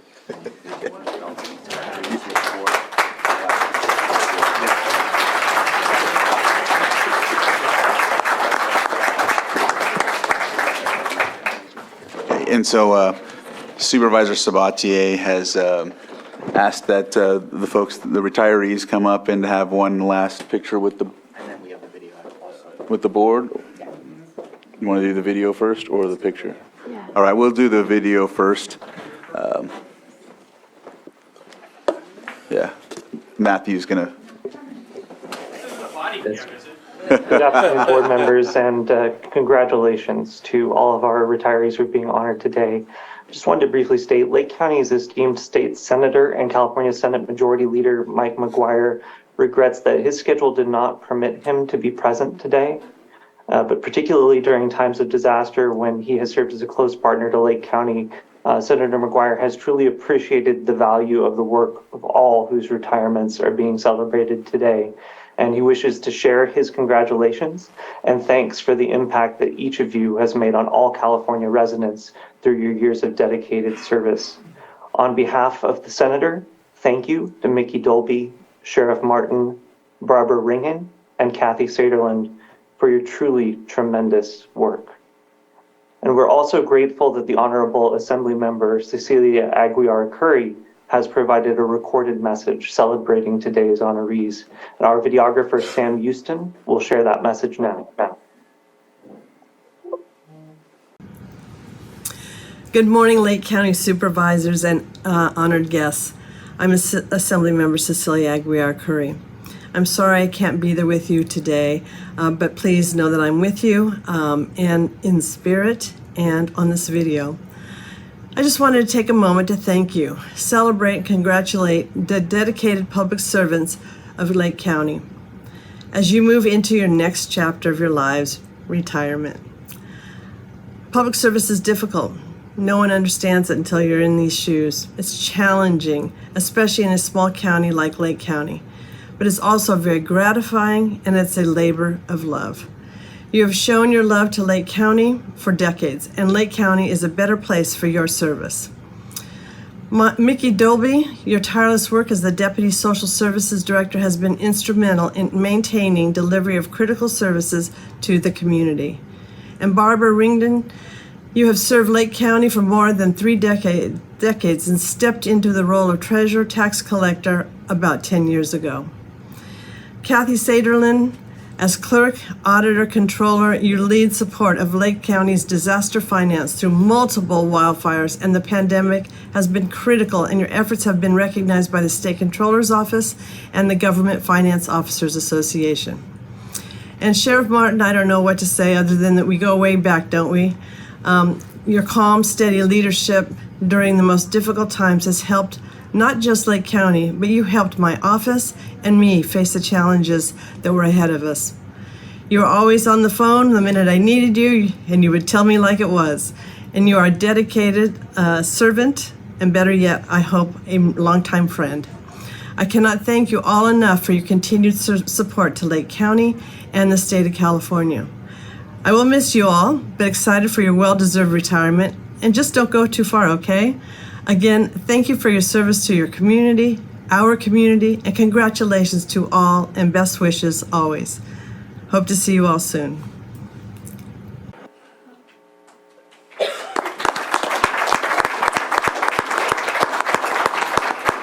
All right, so Sheriff Martin, Mickey, Kathy, and Barbara, if you can come up and take one last picture with all of us, and we can go forward from there, I think with the lunch, right? Yeah. Are we going down there?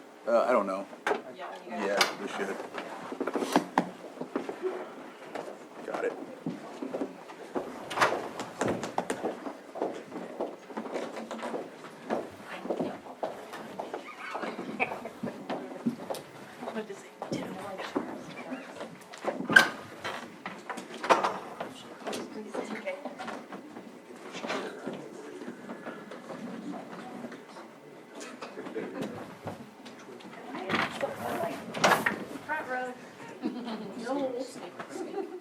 Okay, so I'm going to do several here. So I'm going to first use this camera.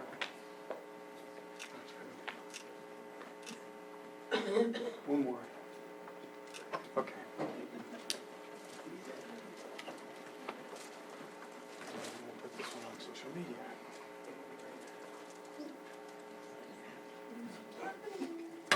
All right. You ready? Here we go. Okay. One more. And is there something, maybe goodbye? Hello? New life? Smile. Cool. Great. Thank you. One more. Yes. One more over here. All right. I didn't bring my selfie stick, sorry. That was good. I'm going to give you guys all air hugs. Don't get close. All right.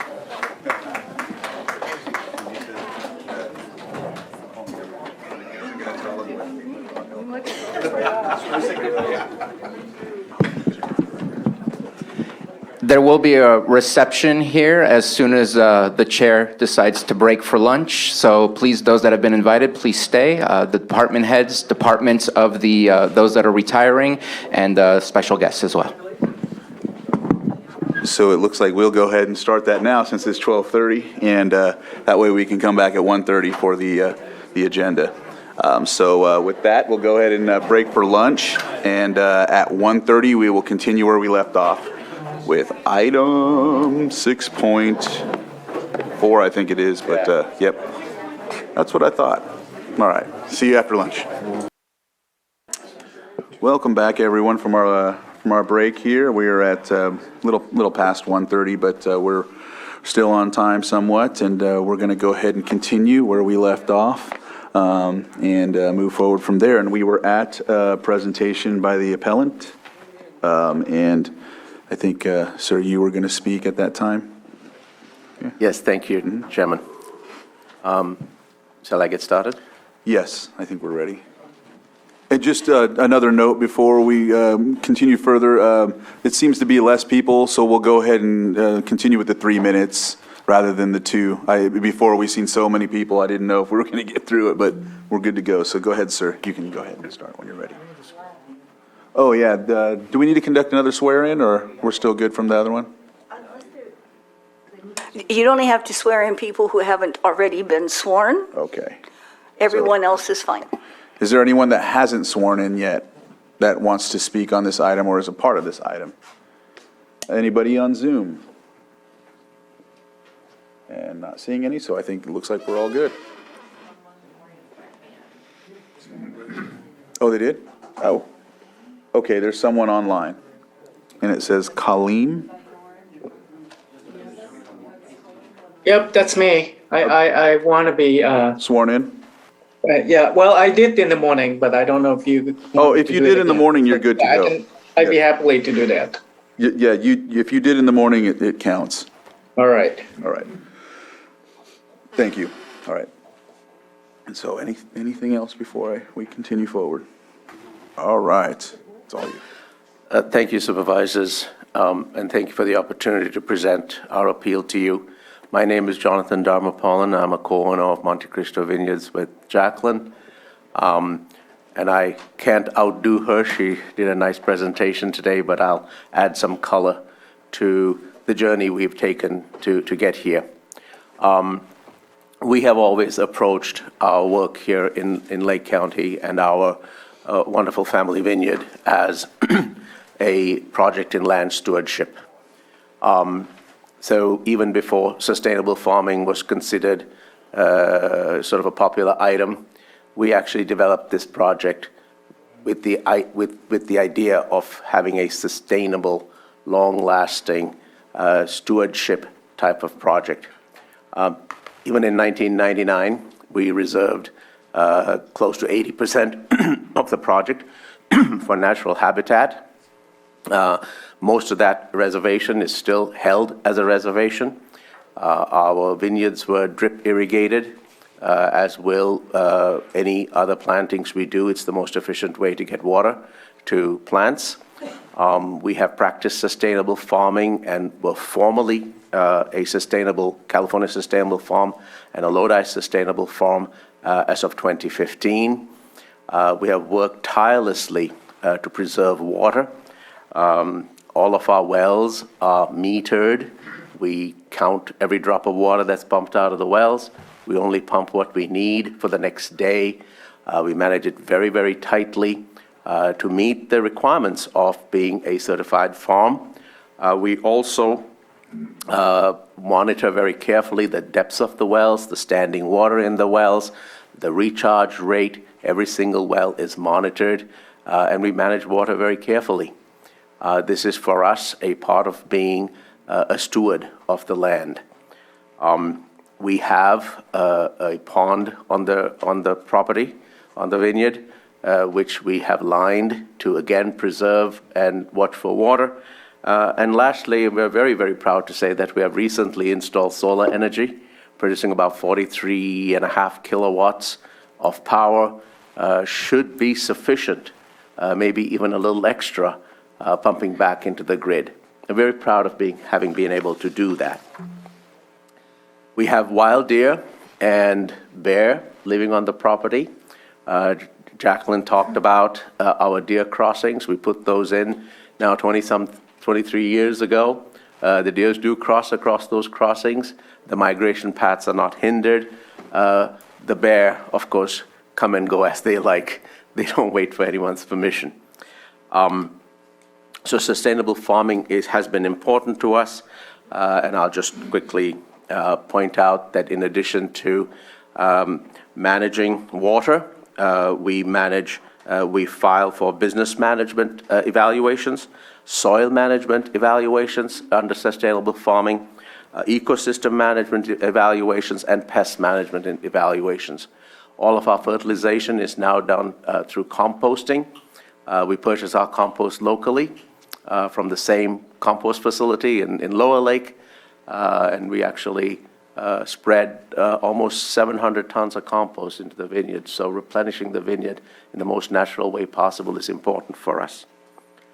That happens to be our solar panels that just went in. They're nice and shiny. Fire safety is a real activity for us. We work with CAL FIRE and North Shore Fire to do annual inspections. We create fire breaks and work on fuel reduction. We have actually recently completed a fuel reduction project with Mike Ciancio and Captain Brian Bartko, and the Hogback Ridge crews were on our property helping us with fuel reduction. And you'll see in a little while that these wildfires are very serious problems for us.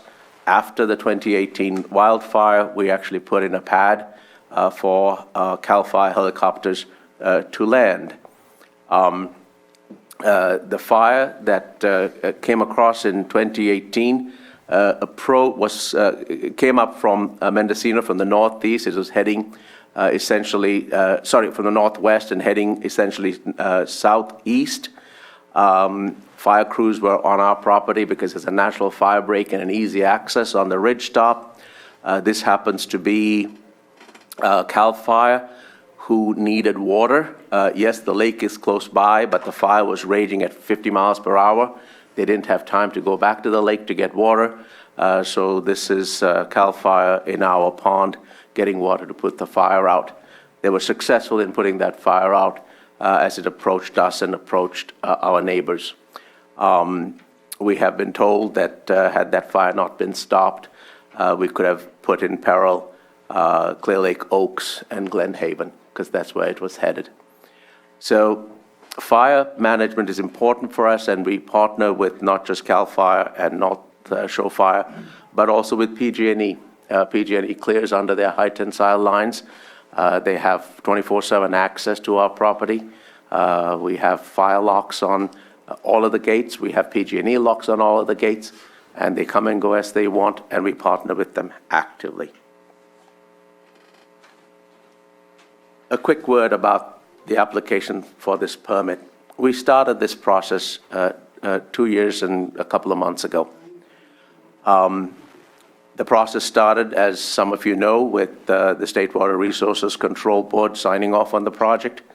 We conducted biological assessments, cultural assessments, well testing by Power Services, all of which, by the way, were done by independent licensed professionals.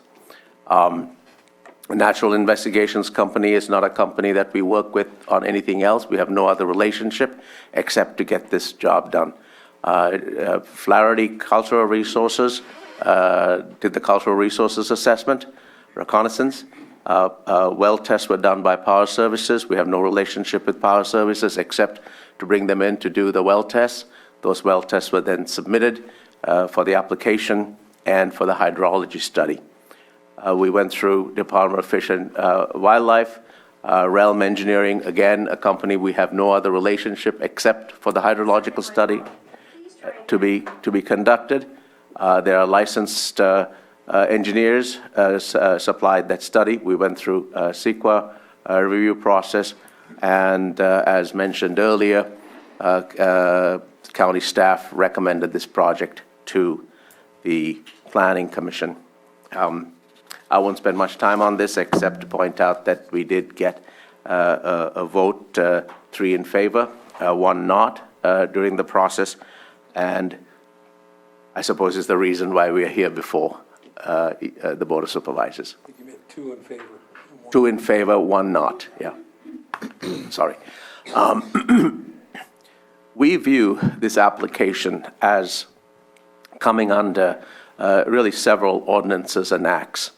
As a farm, we comply under the Right to Farm Act, State of California law, Lake County's Right to Farm Ordinance, and we have complied completely with the Lake County cannabis ordinances and amendments. We take this very seriously. We have met all the requirements of the ordinance. We have supplied the county with everything that's been requested. And we know that mitigations have been recommended as part of this, and we will comply completely with those mitigated requirements. One last point I'd like to make before I hand this over to Trey.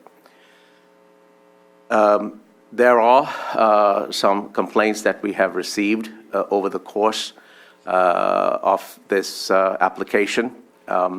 Jacqueline pointed out that in the 23 years we were farming, we never once received a complaint up until the time that this application got started.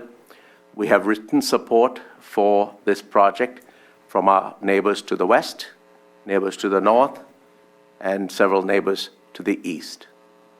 To the south of us, we essentially have a 240-acre buffer zone with no residential properties in that 240 acres.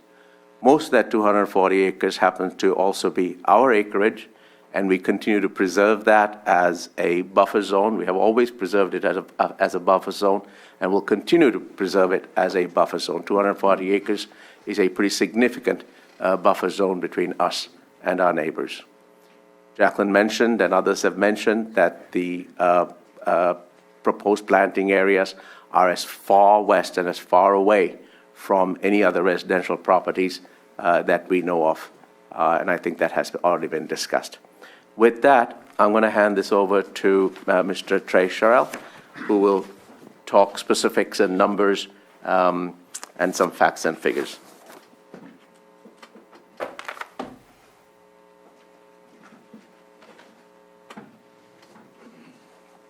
All right. Good afternoon. My name is Trey Sherrill. I'm here representing Monte Cristo Vineyards. On this side, you can see the distances to neighboring residences. It's almost a mile to the residence of Cerrito Drive from the nearest proposed cannabis-related activity. Thousands of feet to the nearest neighbors to the south. And not only thousands of feet, there's hundreds of feet in elevation difference. The proposed cultivation areas will be much higher in elevation than the surrounding residences, so no one's going to be sitting on their porch looking down on a cannabis farm.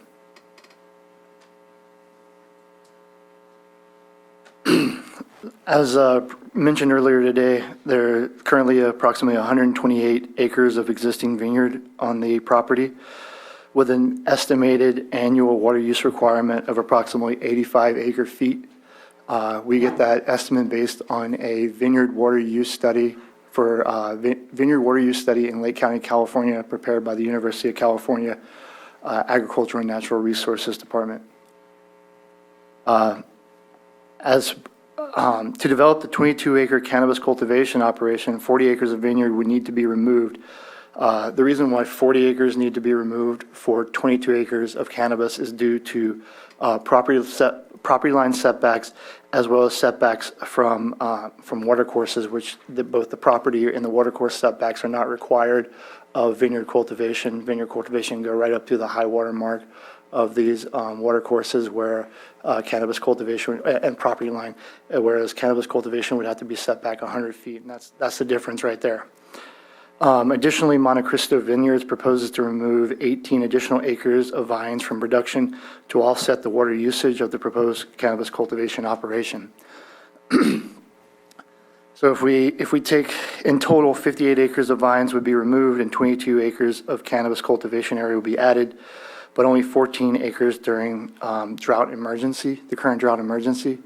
The Lake County Community Development Department is using an estimate of 1 2/3 acre feet per acre of cannabis, and as previously discussed, vineyard cultivation in Lake County of this sort uses approximately 2/3 of acre foot.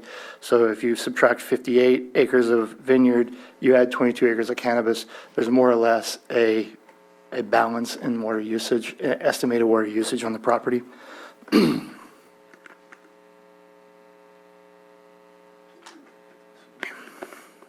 If I may ask a quick question? Absolutely. I don't know if your next slide says this, but the comparison between drought management plan and your normal standard plan? What's the water usage for? I do not have that, but I can definitely give you that answer. I can calculate that up really quickly. But there would absolutely be a net reduction in water usage on the property. And I'd like to point out that under current vineyard cultivation, there is no drought management plan associated with that. Therefore, there's nothing to compel any, the Monte Cristo vineyards would reduce water use in drought and has reduced water use of their vineyard during droughts. But there's nothing that would compel them to do so without approval of this major use permit. Whereas with approval of the major use permit, they are compelled to implement a drought management plan, which would force measures to reduce water usage on the property. I'd also like to note that there's no tree removal or grading would be needed to establish the proposed cannabis cultivation areas, as they would be established within the existing footprint of the existing vineyard blocks. As you are probably aware, there's a small but influential group that is opposed to the Monte Cristo vineyard conversion. Among general complaints in opposition to agricultural operations on Monte Cristo Vineyards property, they have also challenged the county's environmental review process regarding the proposed cannabis project. To start with, crop conversions from one agricultural product to another, in this case from vineyard cultivation to cannabis cultivation, are generally categorically exempt from CEQA review. The reason that Monte Cristo Vineyards major use permit application is not exempt from CEQA review is due to the proposed structures, a proposed processing facility, and 2 greenhouses.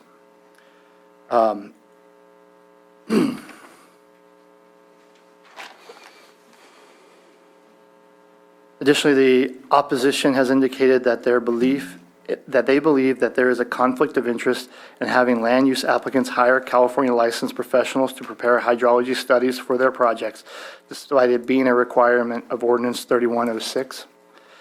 And I can assure you that Monte Cristo Vineyards hydrology report and drought management plan were prepared in accordance with the requirements of this ordinance.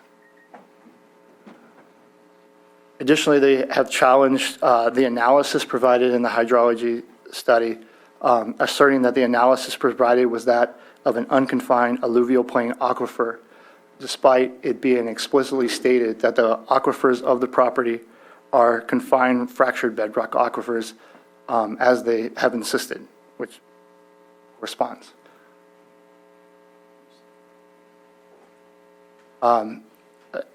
Finally, they have also indicated that the hydrology report is insufficient because it was more concerned with a well off of Cerrito Drive than the wells on the slopes south of the property.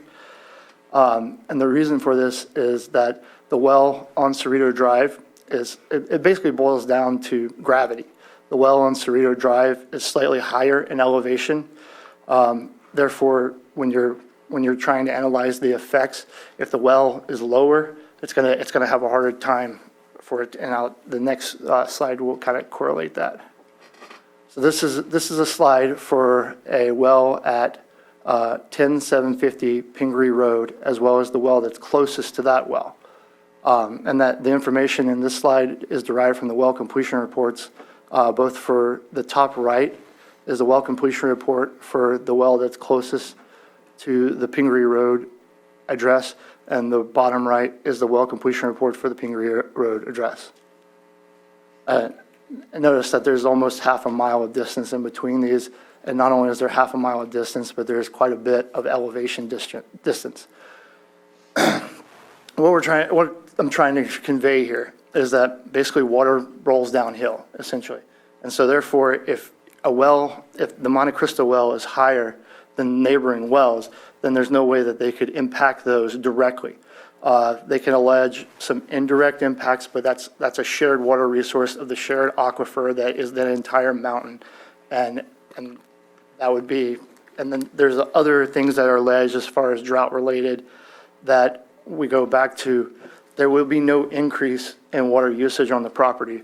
Therefore, we can't say that there would be any additional impacts. And I'm happy to elaborate on that if there's any questions.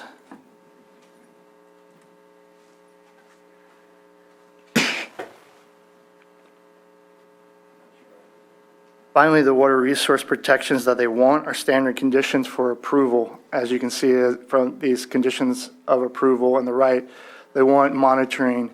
They want monitoring both of the water levels in their wells as well as the volume of water coming out of their wells. The status quo, the Monte Cristo Vineyards is monitoring all of that, but there's nothing compelling them to share or make public this information currently with the vineyard. With cannabis, all of a sudden, these things would be compelled to do so. If the major use permit is not approved, then this information will continue to be theirs.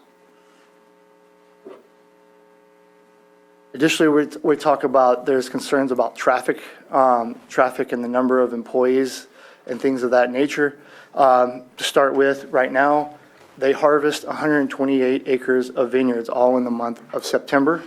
That's going to go down to 70 acres, so there will be a net reduction. Currently, that's the peak number of employees, that's the peak number of vehicle trips on their roads, is in September during the harvest. That number is going to be reduced just because they're reducing from 128 acres of vines to 70. There would be, as you can see on this bar graph here, there would be an increase in the number of trips in October, November, and December because those are the months where harvesting and processing of cannabis would occur. But as you can see that those trips are much lower in the course. The peak is going down, basically. The number of trips throughout the year is relatively the same, slightly higher. We're talking about less than 10% higher, but the peak is less than 20, or more than 20% lower as far as the peak number of trips.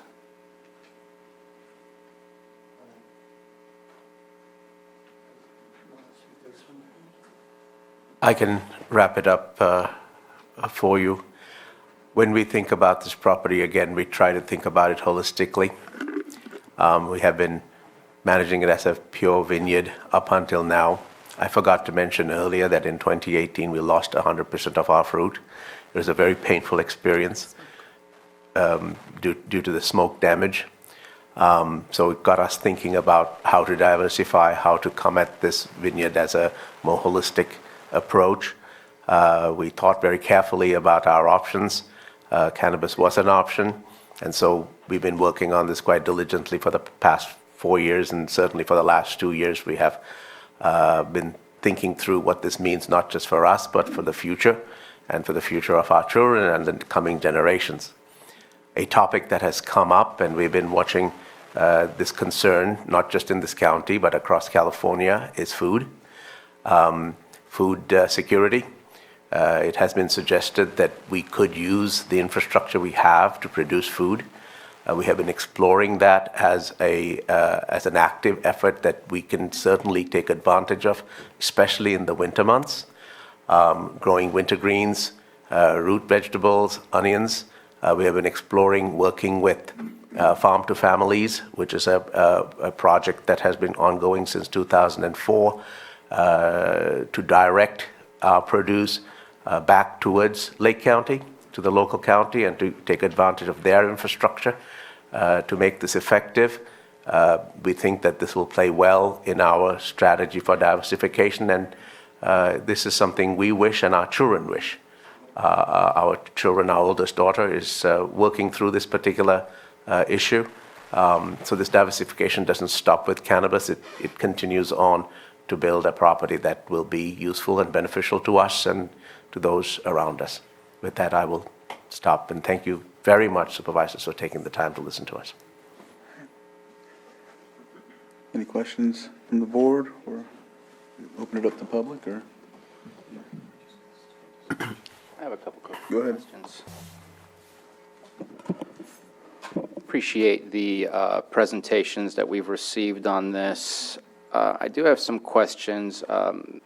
There was a lot of letters, went through the letters and then went through the materials, and I couldn't really put my finger on some of the stuff. In the conditions of approval, I think it's just kind of a constant. It says you got to meet 4290. What does that mean specifically to this project? Does that mean that we'll see gravel added onto the dirt roads? There was a lot of complaints about dust, and I did go on the property and I did look at the project, or the potential project, and it is a dirt road. Couldn't really tell you if there was a lot of dust behind us, but obviously depends the conditions. Is the road going to be upgraded? Is it going to be kept the same? I know there's additions of buildings, and I know 4290 does count buildings at one point or another, so I'm curious what exactly is the plan for that? Yeah, generally speaking, compliance with 4290, 4291, or 4292 rules would require a aggregate road surface that is capable of supporting 75,000-pound fire apparatus, fire vehicles. What that generally means is gravel 3 to 6 inches deep. That is going to be specific to the section of road from El Cerrito to the proposed buildings. It would not extend beyond their proposed buildings, but beyond the proposed buildings is all Monte Cristo Vineyard property anyways. And so the other requirements of 4290 is roadway width and things of that nature, but their roads already meet those standards, so we're just talking about the application of gravel. But in addition, when it comes to in the conditions of approval, there are requirements for how dust should be suppressed, and we're talking about those requirements would only be enforceable if the major use permit is approved. If it is not, under current conditions, because of the Right to Farm Act and the Right to Farm Ordinance, the current activities are protected. There would be no need to apply gravel. There would be no need to apply dust suppression. But if the major use permit is approved, then there are requirements that would require dust suppression. Okay.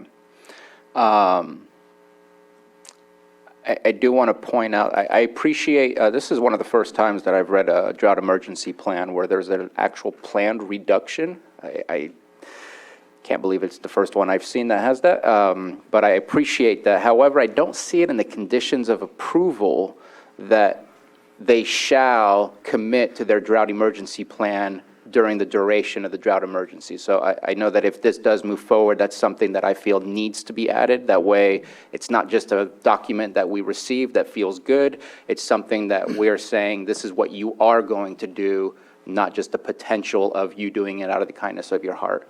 I know that traffic came up.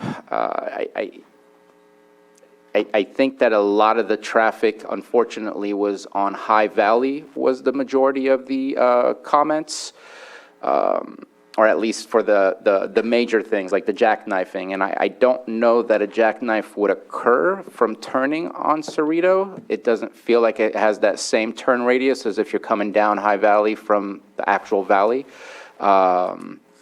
But traffic is one of those things that I'm unsure about because I will put this on us. The road sucks out there.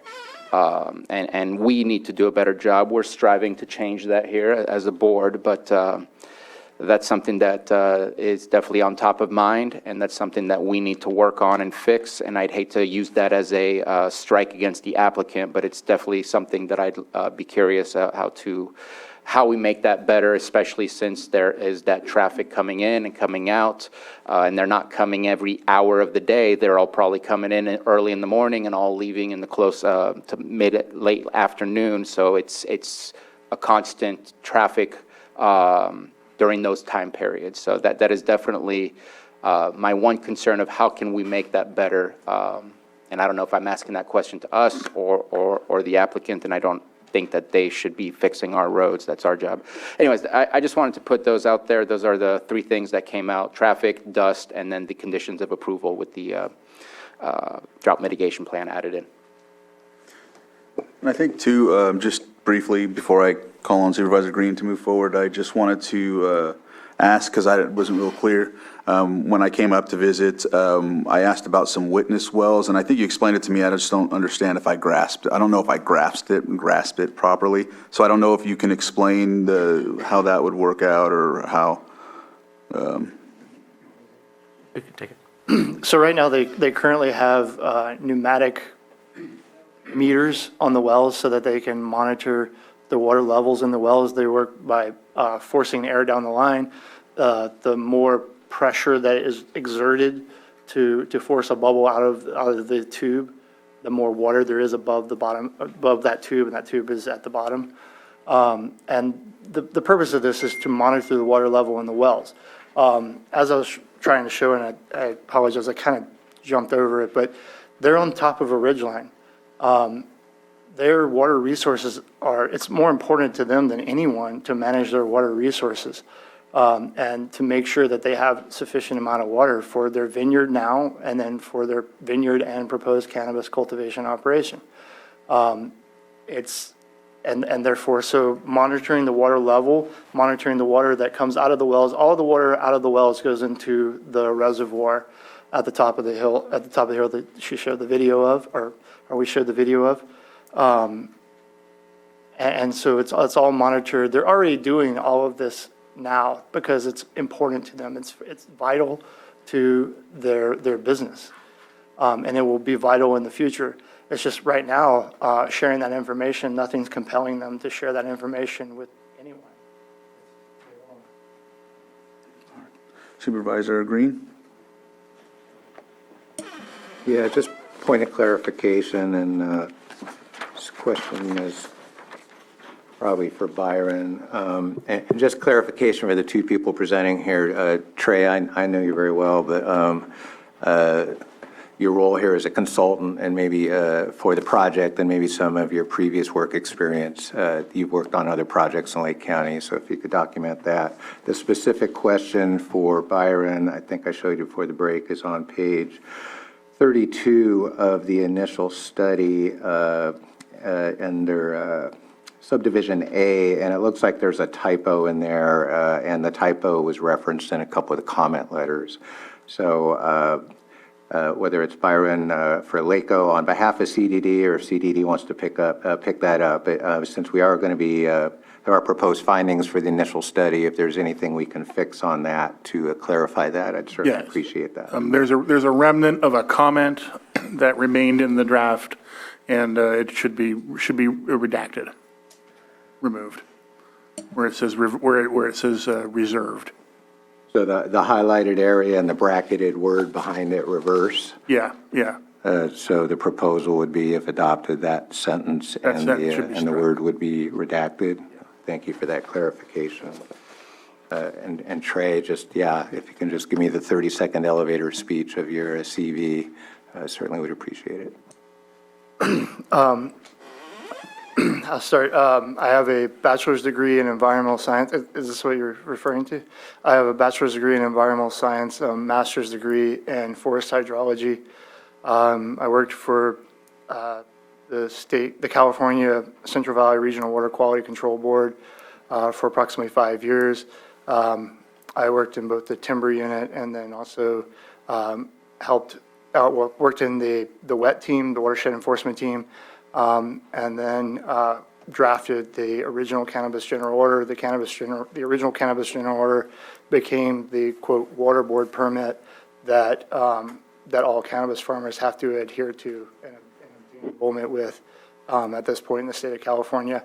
In 2017, I left the water board and began consulting to cannabis farmers, helping them obtain permits and licenses and comply with those permits and licenses.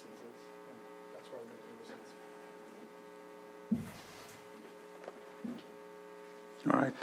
Supervisor Sabatier? I will make one final comment, and this was alluded to in the presentation by the appellant.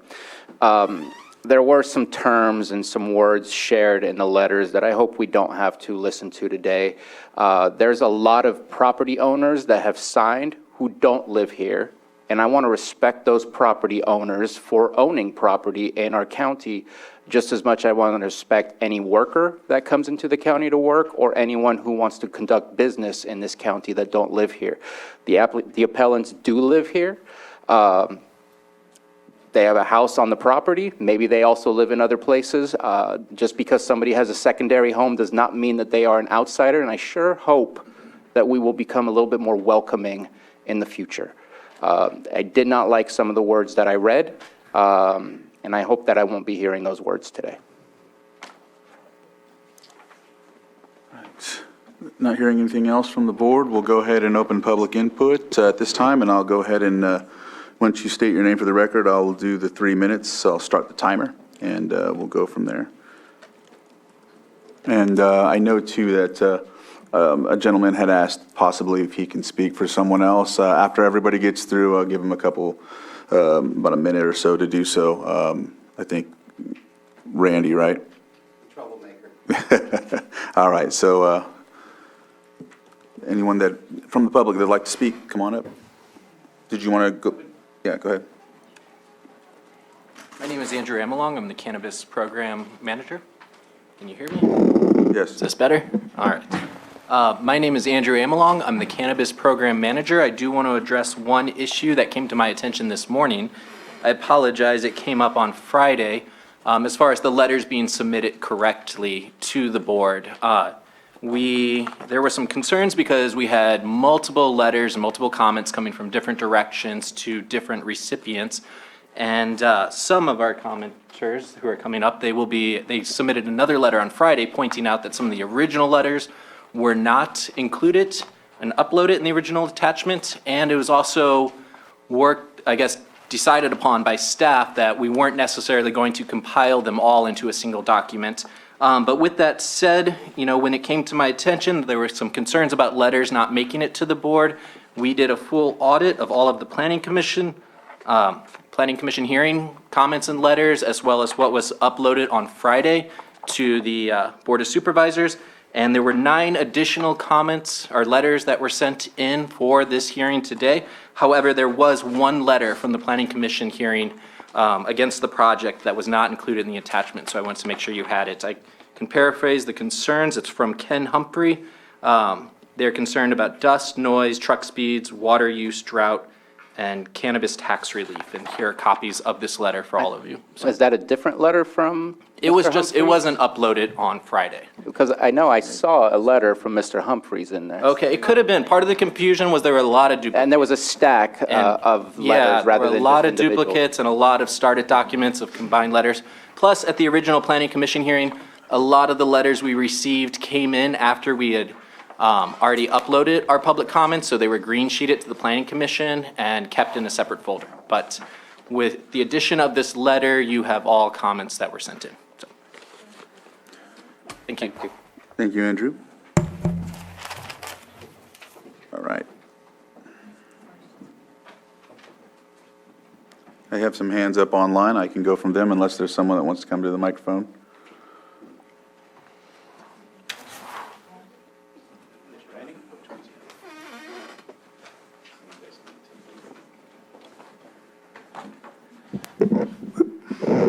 Is there a sign-in sheet here? A sign-in sheet? No, Okay. Yeah, you just state your name for the record. Yeah, my name is Chuck Lamb. I'm from Clear Lake Oaks. And a few things I want to talk about. One is, first item is water. We have a well on a property that's 2 parcels down from the ridge line on the south slope of the hill on the side of Monte Cristo. And our well is roughly lateral with another well from Jim and Olga Steele. We both, and I'll let, of course, Jim speak for himself on that. I have real concerns about the ability of that well to recharge and to maintain its supply of water. I appreciate the applicant, Mr. Sherrill, talking about showing these fancy graphs and everything, how wonderful the water is going to be taken care of going over the slope and so forth, but we don't know that. To the best of my knowledge, I believe that my well is in the sphere of influence of the aquifer and has not been tested. If it has been tested, I'm not aware of it. They did it without my knowledge or without my permission, so I'm not sure. I just want to mention that I have concerns on that. As far as the hydrologists are concerned, I would really like to see the county move the hydrologists into the county so the county appoints the hydrologists, not the applicants. By doing so, you eliminate conflict of interest, you eliminate the possibility of corruption, and I'm not suggesting that's what we have here, but what you want to do is you want to eliminate that. And the way to do that is by having the county control the hydrology reports. Not a difficult thing to do. And the other thing relative to the hydrology report is the well testing was done in February, in the middle of the rainy season. You know, my weather station on my house, which is probably 1,000 feet below Monte Cristo, recorded 8.71 inches of rain from November to February. February 2021 is when the well tests were made.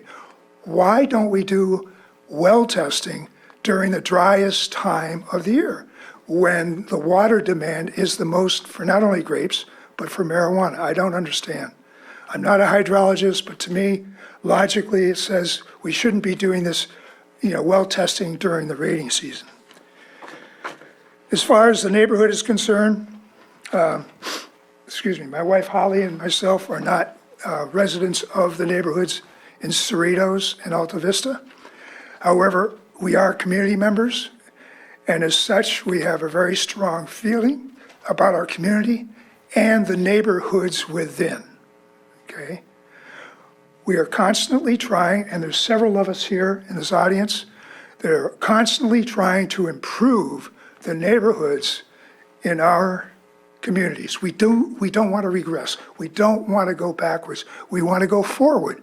So that, in this particular case, is you want to eliminate the risks. You don't want to add risks. Wildfire? So if we could wrap up, I can let you go after everyone goes, but yeah, the 3 I'm sorry? minutes. The 3 minutes have come up, but I can let you wrap up, and if you wanted to come back up afterwards, after everyone gets their chance to speak, we can do that too. Oh, okay. Yeah. I'll come back afterwards then. Is that okay? Yeah. All right.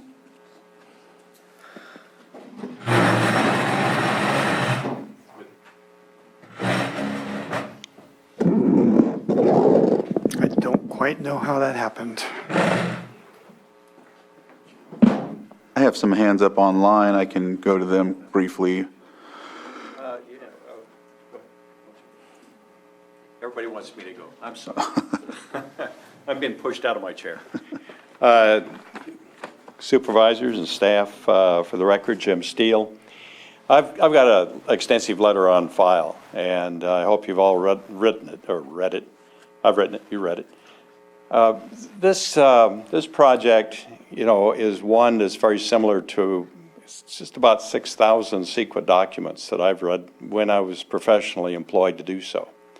And I've seen all of the different misdirections that actually come up. They're misdirections not on purpose, but for not the purpose of the actual analysis on the key items.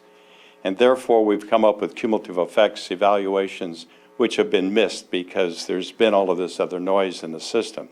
I've tried to be very specific to one item, and that's the water. Lake County is in an intercoastal range aquifer system with 3 different aquifers that occur here. And you need to know something about each individual aquifer type, and then where the aquifer occurs, and then something about the particular recharge rate, how it might affect other people, which is not straight line and is not by elevation. One of the things that I heard were some credentials, and I thought maybe it's important to review some of mine, just to throw them out there. Obviously, I was a former elected county supervisor, but before that, I was a consultant to the county on their lake and their aquatic resources.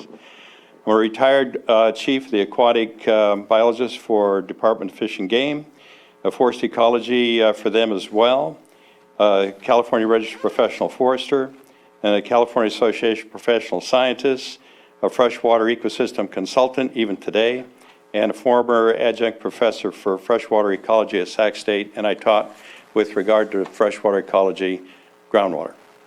And groundwater has a very specific role within freshwater ecology, whether it's on the surface water or somebody's using it, pulling it out. The same kind of analyses that I saw here were the kinds of analyses I saw and used in the Central Valley in order for one farmer to say, I'm not affecting your farm on the other side. All of this showed that the wells were not affecting each other while the entire system collapsed. And that was a big lesson for everybody. And you can look into Professor Yont's work at UC Davis and all of that. But over the years, when I was the president of the American Fisheries Society, when we had these people come in to actually give those kinds of analyses saying, look, you guys have got to look at your groundwater differently because it affects the surface water and it affects the livelihood of a lot of surface species, but people don't seem to understand it. So here, there is some misunderstanding of what I'm hearing based on what I know. It's not necessarily that I'm an expert or know enough to say, but I do know there's not enough information to be able to say that this is not going to be harming the groundwater. So let's put that on the table a little bit. First off, as far as downslope, if we're in the same aquifer, and I believe we are, I have watched the well that we have downslope of the High Valley go from artesian style well, where we went down 300 feet to actually hit a confined aquifer, and the water came back up the well. Came back up the well to within a few feet of the top, and we had very low pumping pressures, and that was nice. Over the years, as the drought progressed, and as High Valley progressed with the implanting of grapes and vineyards and all these folks coming in here, I've watched that artesian effect go right on down. And it's just almost, you can't believe how much it's had an effect. I was stunned. We have an artesian well on the property next door that used to flow all the time. It was on Spring Valley Road, and so it was a spring, and it's an artesian style. It doesn't flow anymore. And this is just kind of the classic thing that happens over drought and overuse, that these things start to dry down. Now, we're having plenty of water. We're okay. But I'm looking at this, I'm thinking, we're not necessarily going to be okay in all of the conditions, and we have a climate change scenario right now where we're not guaranteed the same kind of replenishment we have in the past. And so the last few years has been a little bit of a surprise and a wake-up call for everybody. And if you look at the history of climate here in this, and we're really in a desert region, if you look at that, there was about 1,000 years ago, extreme drought in this particular area, and where the native tribes actually had to change their conditions. So with all that said, there's cumulative effects is one of the issues within Lake County, and we're not addressing it properly. I would really like to see us go back and say, look, we don't have the ability to actually address some of these water issues, and if we did, I think that we would start pulling back on some of the projects. And I'm not just talking about the cannabis project, and I believe these people are sincere, but here's the thing. If you're going to do this, you've got to divorce yourself from all of the emotion and all of the appeals to emotion that is going on here, but you've got to do this. You've got to say the grapes, the area, the community, all that needs to be looked at as primary. And these people are coming in and increasing or making an effect to the folks that are already here, or else you're going to have a significant effect going forward. And I don't want it to be in our area. I don't want it to be in our county. And our county is unique amongst all counties. So with that, if I come back up later and somebody asks me a question, I've got lots here, and I hope you read it. And I was hoping for questions about what I put in, because there's some significant issues going on, not just with this project. And bless them for having a project. They're trying to do something. It's with the county. And this particular region is extremely sensitive to water. And downslope is just as sensitive, if not more so, than upslope. Because there they see it. We're going to get it. We're never going to have a recovery.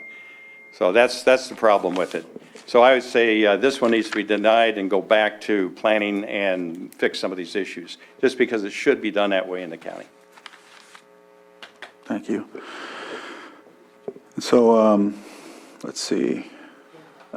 Is there someone else in the chambers, or should I go on to the Zoom briefly?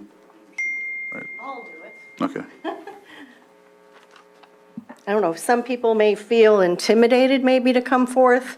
I am Pamela Kaczynski. I'm a resident, full-time resident of Clear Lake Oaks. I am Vice President of the North Shore Fire Fund, which is a nonprofit in support of the North Shore Fire Protection District. I am founder and leader of my Firewise community. I'm also a certified tourism ambassador for Lake County. I'm on the board member of the East Region Town Hall, where many residents have been coming forth to express their concerns about this project, and may, as I said, may not feel comfortable coming forth in these chambers to speak publicly on record. So perhaps I can express something on their behalf. Like the agenda items earlier today on the Risk Reduction Authority and on tourism, those are the things that I'm focused on: fire safety, community, and tourism. There are many of us who work tirelessly to protect the lake, the environment, and the economy. There have been 17 applications for commercial cannabis just in our small town of Clear Lake Oaks. 111 cannabis grows have been approved already for Lake County, with another 127 more in process. To me, location of cannabis is critical. As a member of the Earth Board, I attended the actual property tour in May of the Monte Cristo property. As a person who's retired, I am concerned and fight each day to combat unwanted growth in my neighborhood and that threatens my peace and enjoyment of why we moved to Lake County. And that can come from several factors. I know it's difficult to balance taxes, business growth, and residents. I'm asking the board to uphold the Vision 2028 and protect our residents and serve them well. I appreciate all the environmental and aspects of looking after wildlife and deer, absolutely. But I'm concerned in some situation, residents may be the new endangered species. Thank you for consideration, and my full letter is in your packet. Thank you.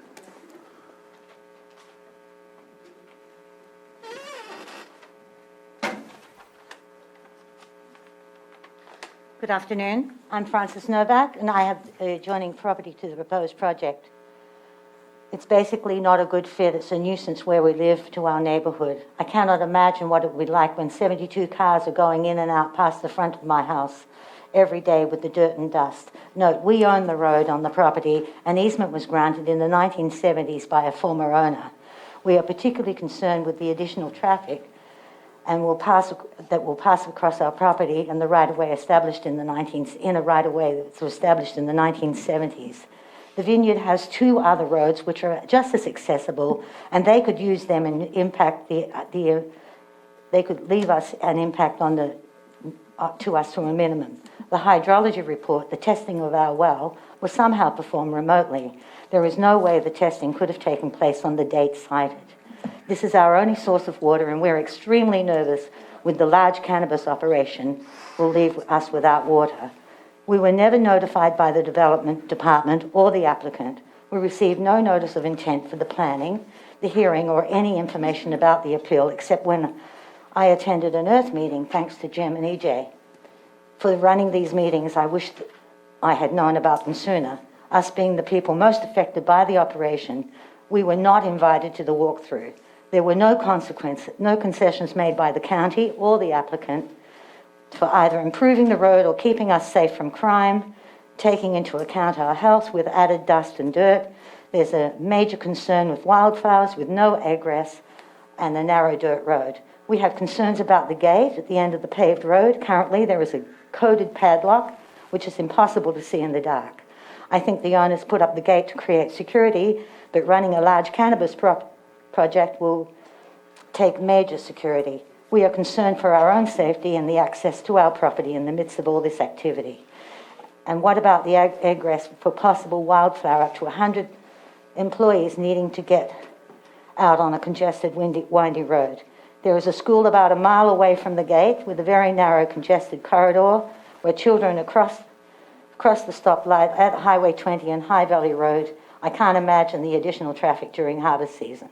With my concerns, with most of the neighbours voicing their concerns and opposing this project, I can't believe that the plan to this project next to a residential area, when you consider that we have to go through with all the dust, the crime, the safety, the wildfire and concerns of health, and then the school a mile away.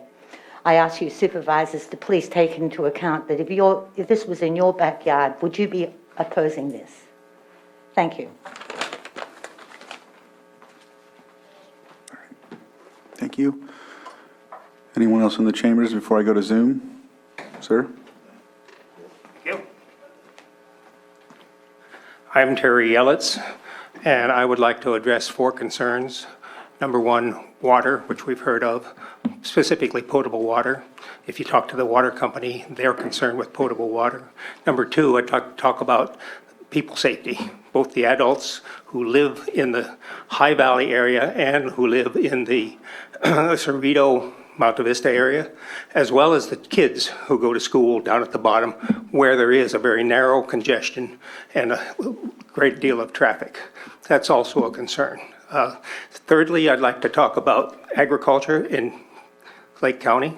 We understand, I read the back of my tax envelope and it says we're supposed to be compliant. We like the smell, we like the pesticides, but we also have some issues with what the agriculture does to the environment. And lastly, I'd like to talk about cannabis crime. And it's a known fact that cannabis grows need protection. Security has been already commented on, and I think that we need to think about it further. So, potable water, and specifically potable water, is a real concern. If you've looked at the lake, we've had rains in the last couple weeks. If you listen to the Sacramento people, weather forecasters, they say there's nothing coming for the next 2 weeks. Maybe it's like last year when everything came in January, ended for the rest of the year. About the people in the school concerns, there's actually a sign down at the bottom of the hill that says large trucks aren't welcome. They don't do well on these curves.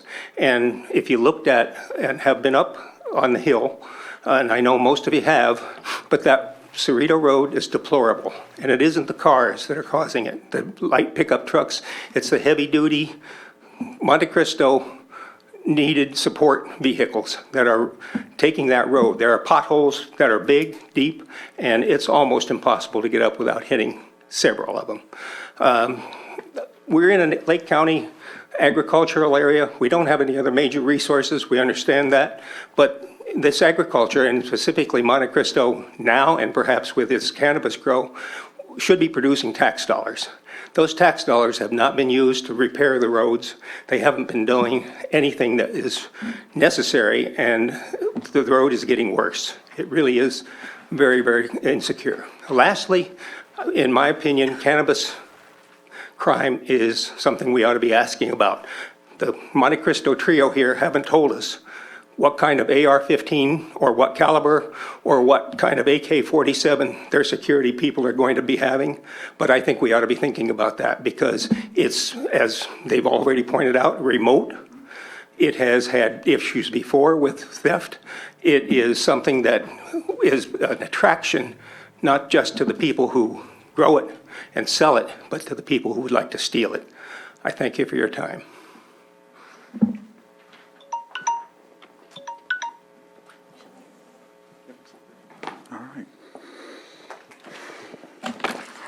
So I'm Olga Martin Steele. I am one of the property owners at 10750 Pingree Road. And I saw it, on the map. My main objection is water, and you've all heard it. We're in a drought. We don't really know how long this drought is going to go. But I think we're dealing with an uncertain groundwater table. No matter how I've heard it presented, I don't think we know. I don't think there's enough information. And when I hear the numbers of the projects that have been approved, that are being approved, that are in the queue, I really worry that we're not thinking through this whole drought situation that we're in. Now, we have a well, and we use it for ourselves, our own personal use, and there are other well owners that do the same. A little bit to help us fight a fire, God forbid, we have one. And we can't even have gardens because we let the wildlife run our property. So we don't do gardens. If we do, we're feeding them, basically. You're not supposed to bait wildlife, by the way. So we let them go natural. But my concern is, and I wouldn't have known except for the town hall meetings that I go to, I wouldn't have known about this project. I really wasn't paying attention to it.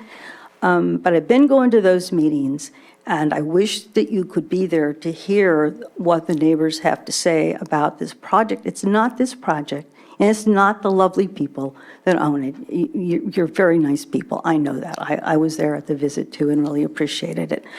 No, I think it's the future. It's the future of our water table. I think we ought to know more before we go forward with this project or any project. It's time to take a pause. That would be my recommendation, and really listen to the whole community. I know there are probably people that signed petitions that, who knows, I don't know where they're all from, but a lot of people signed the petition. A lot of people showed up at the Planning Commission meeting. There were lots of letters. You have my letter. I'm on record, so you know what I've said. But I think we have an uncertain groundwater table, and I really urge you not to approve this project.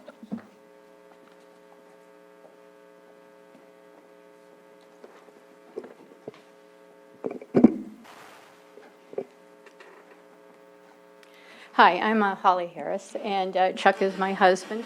One thing he neglected to mention when he was up here, he said that we have the property that's one parcel. There's one other parcel between us and Monte Cristo, and they have been out of water since about 2015. Twice they've come down and tried to purchase water from us. The wells are going dry. Some of these wells are from people that don't want to come and tell you that they're going dry. As a matter of fact, some of them actually tapped into our well, to use it. So anyway, they are going dry there. Then my other thing is about visibility. We live on the lake, and we had last year, or 2 years ago, an early activation project that was about 2 miles across from us on the lake. And all of a sudden, one day, because we were not publicly noticed, one day everything started to become white. And we all started calling Lake County to find out what was going on. And it just kept getting whiter and whiter and whiter. And finally, we found out it was a cannabis operation that none of us knew about. Now, even though we were 2 miles away, it is so visible and so glaring, and every day that you get up and you look at that white, you get angry. We were lucky because the project was approved, but one of the conditions that was put in would be there would be no hoop houses and no white plastic. Now, we are never going to see this project because we're below it, but I can guarantee you next year when it starts going up, if it becomes white, you're going to start getting phone calls from Windflower Point, from North Drive, from Clear Lake Rivieras, and from Buckingham, and they are not going to be happy at all. Anyway, that was it.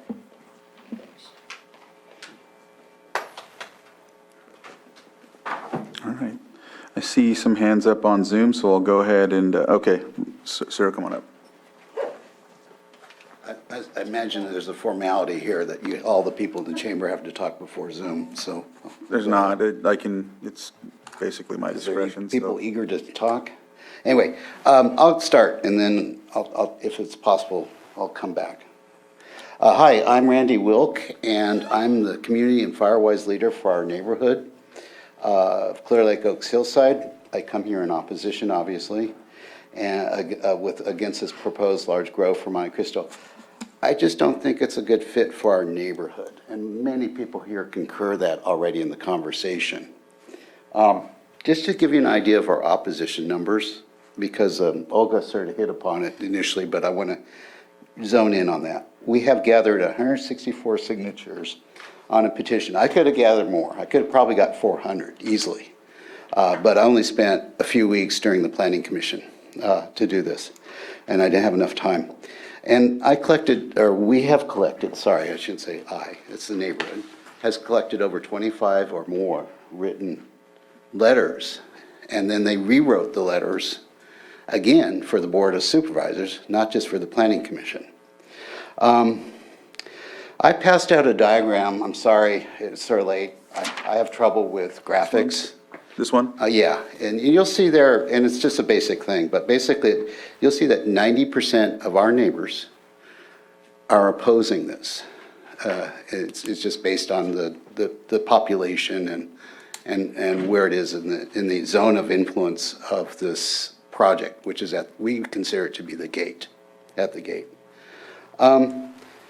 This was a peaceful residence, basically, and it's starting to change already, even with the convoys of trucks that are coming in for the infrastructure. And I didn't understand if that's you needed a pre-approval. Oh, that's fine. I just didn't understand if infrastructure was part of a pre-approval package. But anyway, kids used to play in the street and all that. I just want to remind people, this is a 10-year permit, for 22 acres. And this is possibly, I've seen other grows in other counties and in this county where this gets expanded to 100 acres. I'm not saying this will do it, but it's a possibility. I don't know if you know, I just heard a story, and it's actually true, is that this cannabis doesn't go to the domestic market. It goes and gets made into oil and then shipped illegally to Thailand. No. Could we stick with facts, please? No, I'm just telling you, it's a 40,000 plants, and they're not growing it for people here for medical reasons or anything. I'll stop that. Anyway, a lot of people have already spoke about. Terry spoke about the school down the road there. That's an accident waiting to happen. We have no stoplight there. And then to the point of, I forgot, Bruno said about, I don't know about Cerrito, but basically Cerrito has some curvy roads and it has a steep grade getting up. In fact, at the beginning of the Cerrito, we've had a couple trucks stall and one of the trucks caught on fire. And then it's very difficult for trucks to turn around if they got to the gate. They have to actually go through the property, through the applicant's property to get there. I come from a, Firewise point of view. Can I ask a question? Yes. Is that time? So we've seen you come before us many times for appeals, and I just have a question, Mr. Wilkes. Is there any appropriate cannabis project for your community? Yes, ones that are not in neighborhoods. And if they're going to be in neighborhoods away from the neighborhood, but very small, 5 acres. Okay. It's not technically in the. And it has to be, if it's getting to get there, there's got to be great security, and I don't think people Their could afford security it. is standard Yeah, no, requirements. it's not acceptable, considering what Terry mentioned about, are they going to talk about the AK-47s and so No, on? there's not going to be any of those. So I think there's a lot of misinformation here. I feel like you've mentioned before that you're not okay with any cannabis project No, in the whole area. And that I'm you okay with and it. your group I'm would be okay with it appealing in a- every cannabis I'm okay with project it in a remote area. Randy, let her finish. Okay. I know that's come up in conversation before with this board, that, this group is in opposition to all cannabis projects in the area. And so I just wanted to ask that question, and thank you for your answer. Thank you. I just want to Randy, clarify. your 3 minutes is up, but I'll let you wrap up. I'll real just quick. clarify. We have come to the conclusion the county really needs the money, right? And I believe cannabis is part of that package, but it needs to be in a rural area. And I've seen great projects where it's being planted in rural areas, and that's fine. In the neighborhood, no. I'll come up again. Thank you. Okay, thanks. Anyone else in the chambers before I go to Zoom? And I'll go to Zoom. On the top there is Kaleem. If you can unmute, state your name for the record, your full name for the record, and we'll start your 3 minutes. Yeah, my name is Kaleem Winata. I'm the resident of the Clear Lake Oak Hills. Just like the Dharmapalan, we've fallen up with, Clear Lake Oaks because of the view and the nature and also the community.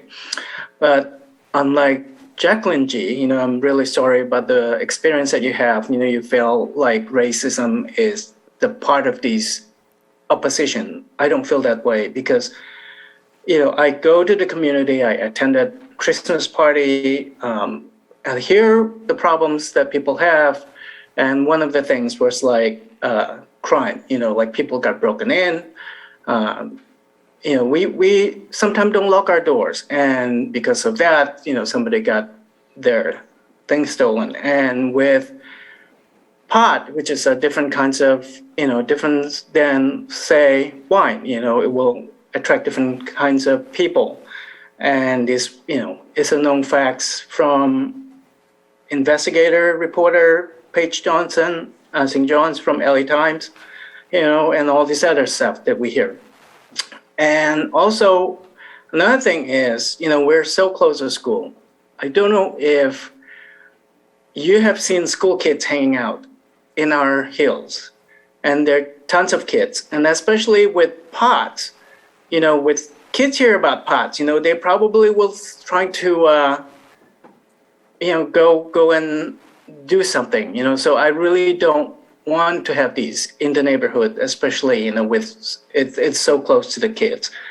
So, and lastly, earlier I was listening to, when we have a hearing with the commissioner, 2 to 3, being two of the commissioners actually are related, in this pot-related business. I'm really should start looking into what is this conflict of interest with people who are approving or had approved projects like this. So I think this is all I'm going to say. And also the resources. Let's say, if this is approved, what kind of resources the county will provide in terms of dealing with crimes, dealing with fire.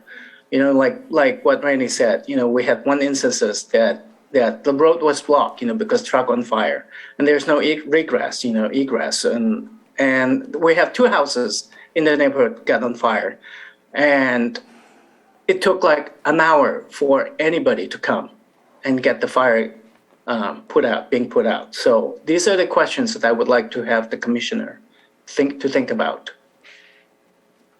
All right. Next, we have Richard Deerham. If you'd like to unmute, state your name for the record, and we'll start your 3 minutes.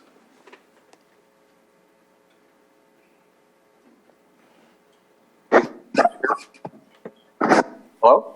Yes, we hear you. Can you hear me now? Yes. My name is Richard Durham. Yes, I've been in Lake County for about 31 years. I've attended many cannabis hearings, and I've never seen so many people come out with really fabricated fears. It's virtually impossible to steal cannabis nowadays. First of all, there's no incentive for anybody to come and do it because the value is now very low. And it would require a huge amount of people to try to steal it. It's just not a real thing. So I just want people to understand that it's not going to attract crime. Try to plan a heist of a 20-acre cannabis farm. It's just not going to happen.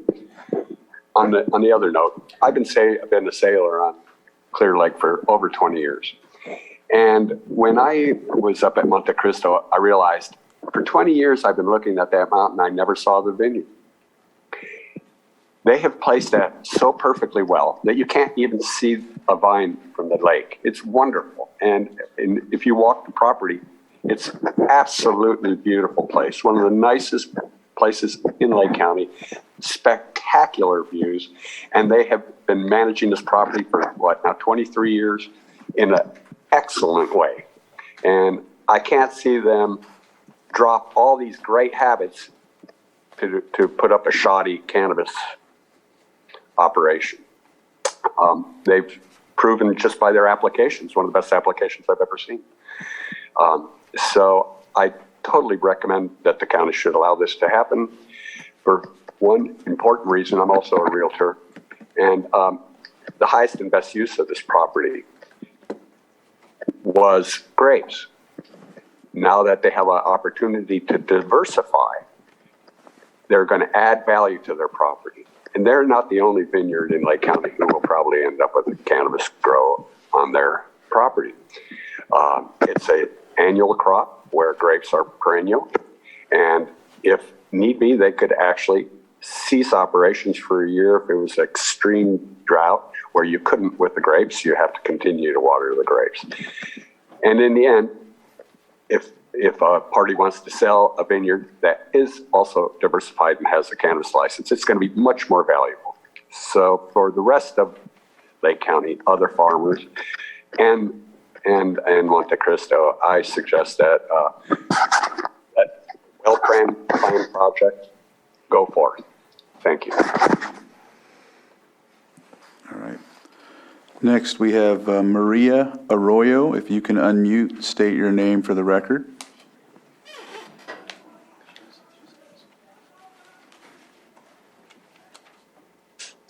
Hi, my name is Jaime Arroyo. My wife is Maria. I just want to make a comment, probably the same comment I made in front of the planning commissioners, and this is going to the Board of Supervisors. I bought my property in Cerrito Drive about 6 years ago with the dreams and the plans of retiring. I'm going to live there. I'm in the process of doing that. I've been working hard on my property to fix it. And then I bought another property at the other lot next to it.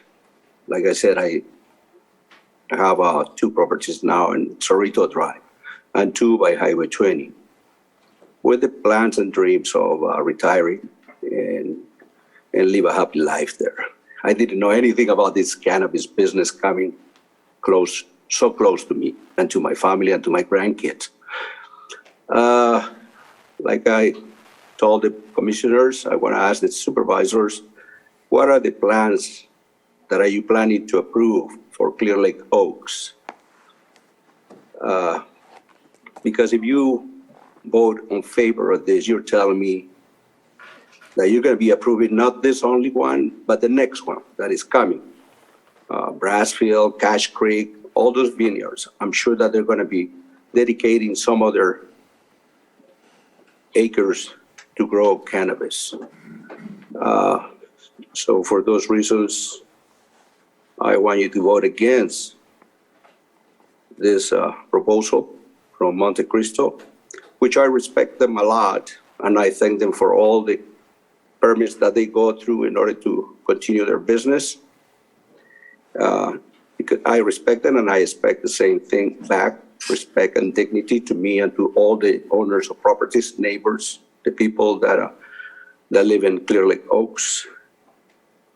But when I saw one of those track-type tractors going down Cerrito Drive all the way to Highway 20, that told me that they were not showing any respect for the neighbors. I saw it with my own eyes. I couldn't take a picture with my phone because I didn't have it handy, by my side. But it was one of those type with the metal belts instead of tires. Those tractors that it should be moved on top of one of our truck in order to move it from point A to point B. So I don't know if they knew about this, but I saw it going down the road, destroying the road more. So to the supervisors, I just want to tell you that when you vote, please think about climate change. I hope that droughts are not consistent with the past years. Think about the roads, safety and quality of our roads. And think about the residents' feelings and our opinions. All right, sir, if you can wrap up, your 3 minutes is up. Yes, and like I said, I'm preparing my house in Cerrito Drive and the lot next to it for me to move back with my family, with my grandkids, and have a happy life and fulfill my dreams like Monte Cristo did for so many years. All right. So please, Board of Supervisors, give me that option. Thank you. Thank you. Next, we have Redbud Audubon. If you would like to unmute, and we'll start your 3 minutes once you state your name for the record.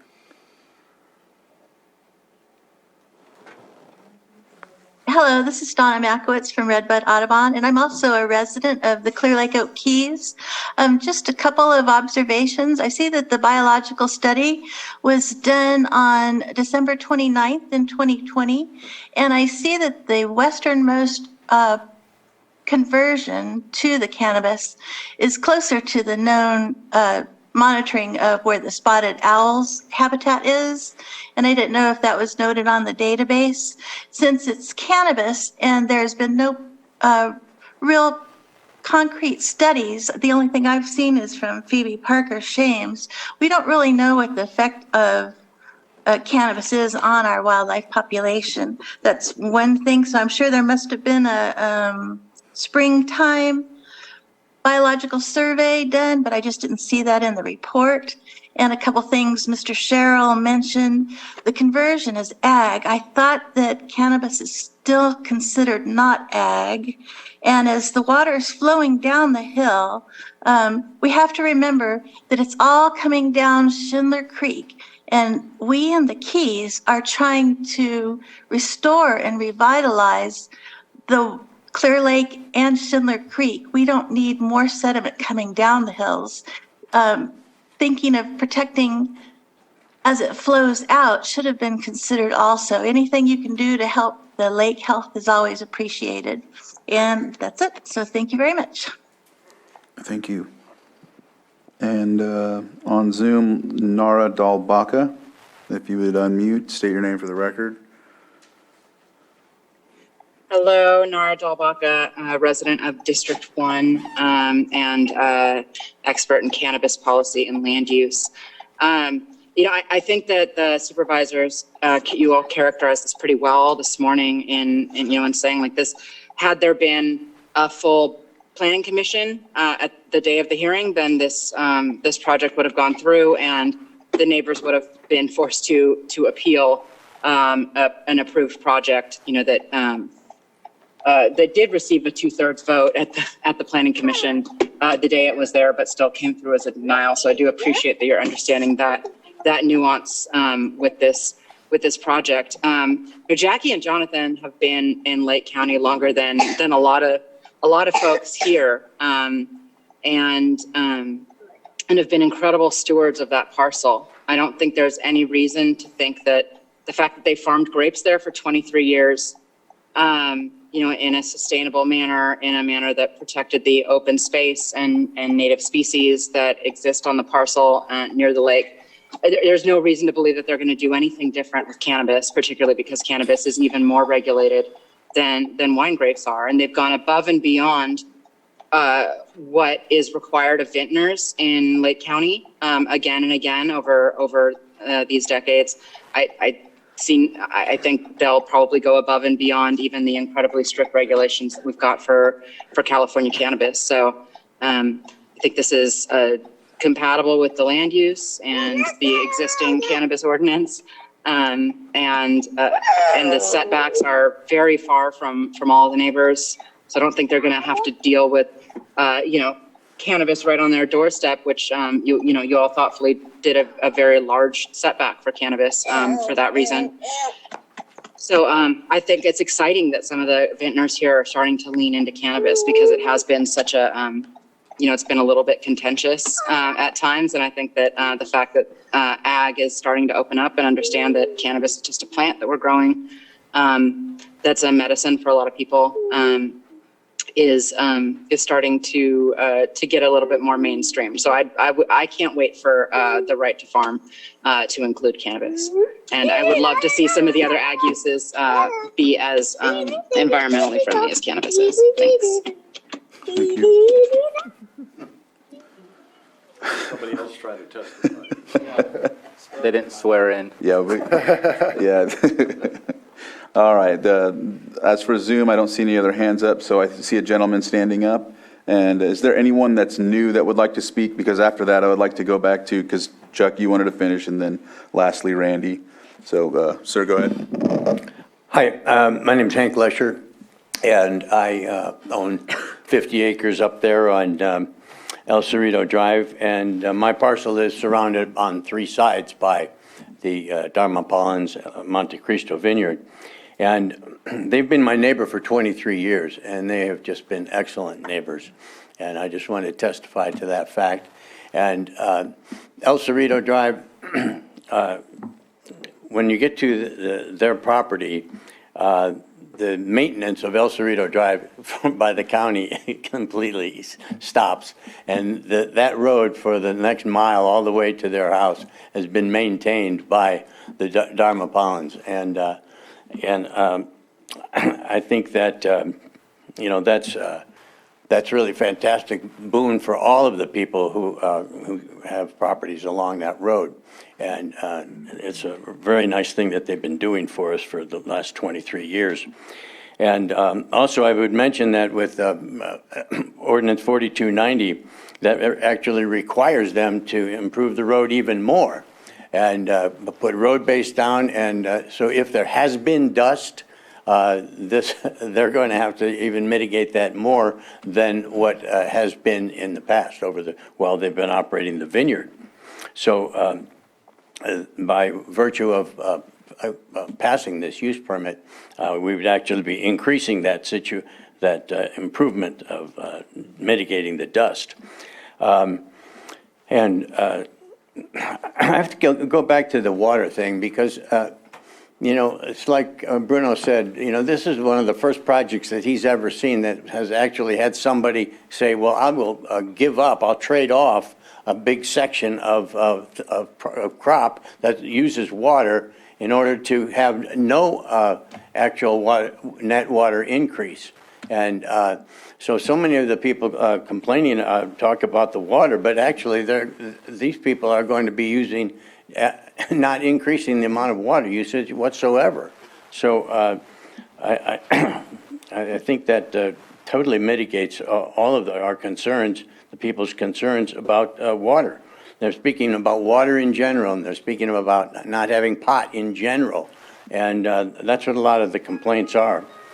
I'll just wrap it up with saying that the roads and the fire, I'm sorry, the roads and the water, I think, are the two main things that have been totally improved by these folks instead of being complicated and made worse. Thank you.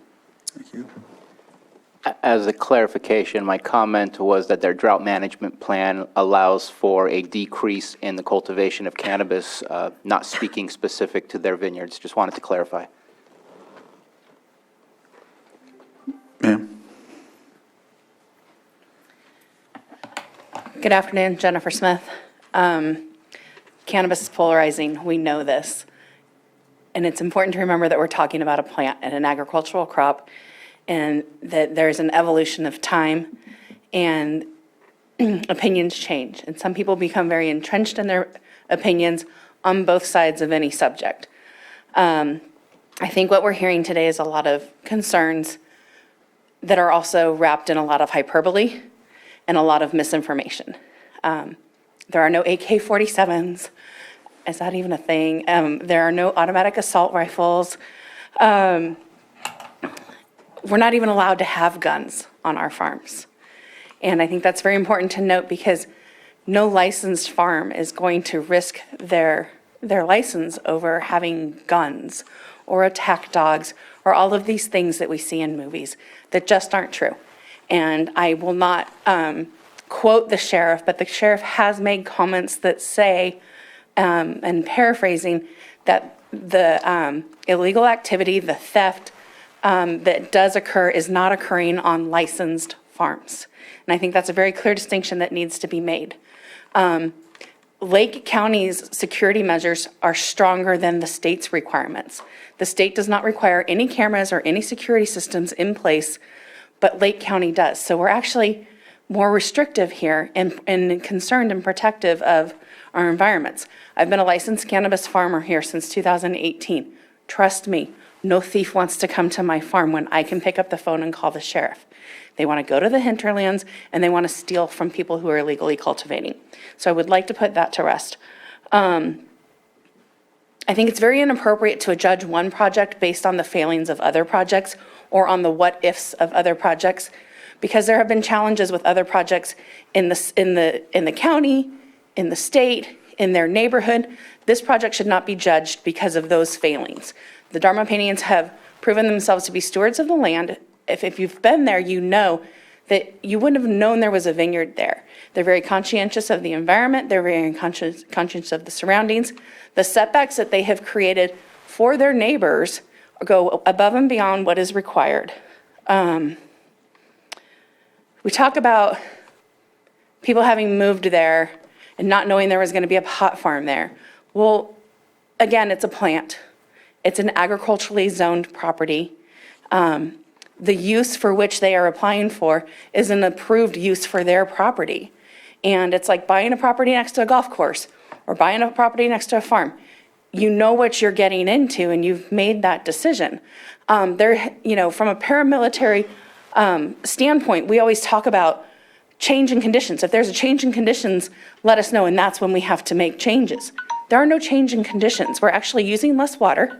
There's a shift in the demand on the road because they're shifting the labor force timeliness, right? There's going to be less in September, if we can maybe a wrap little more up. November. I will wrap this up.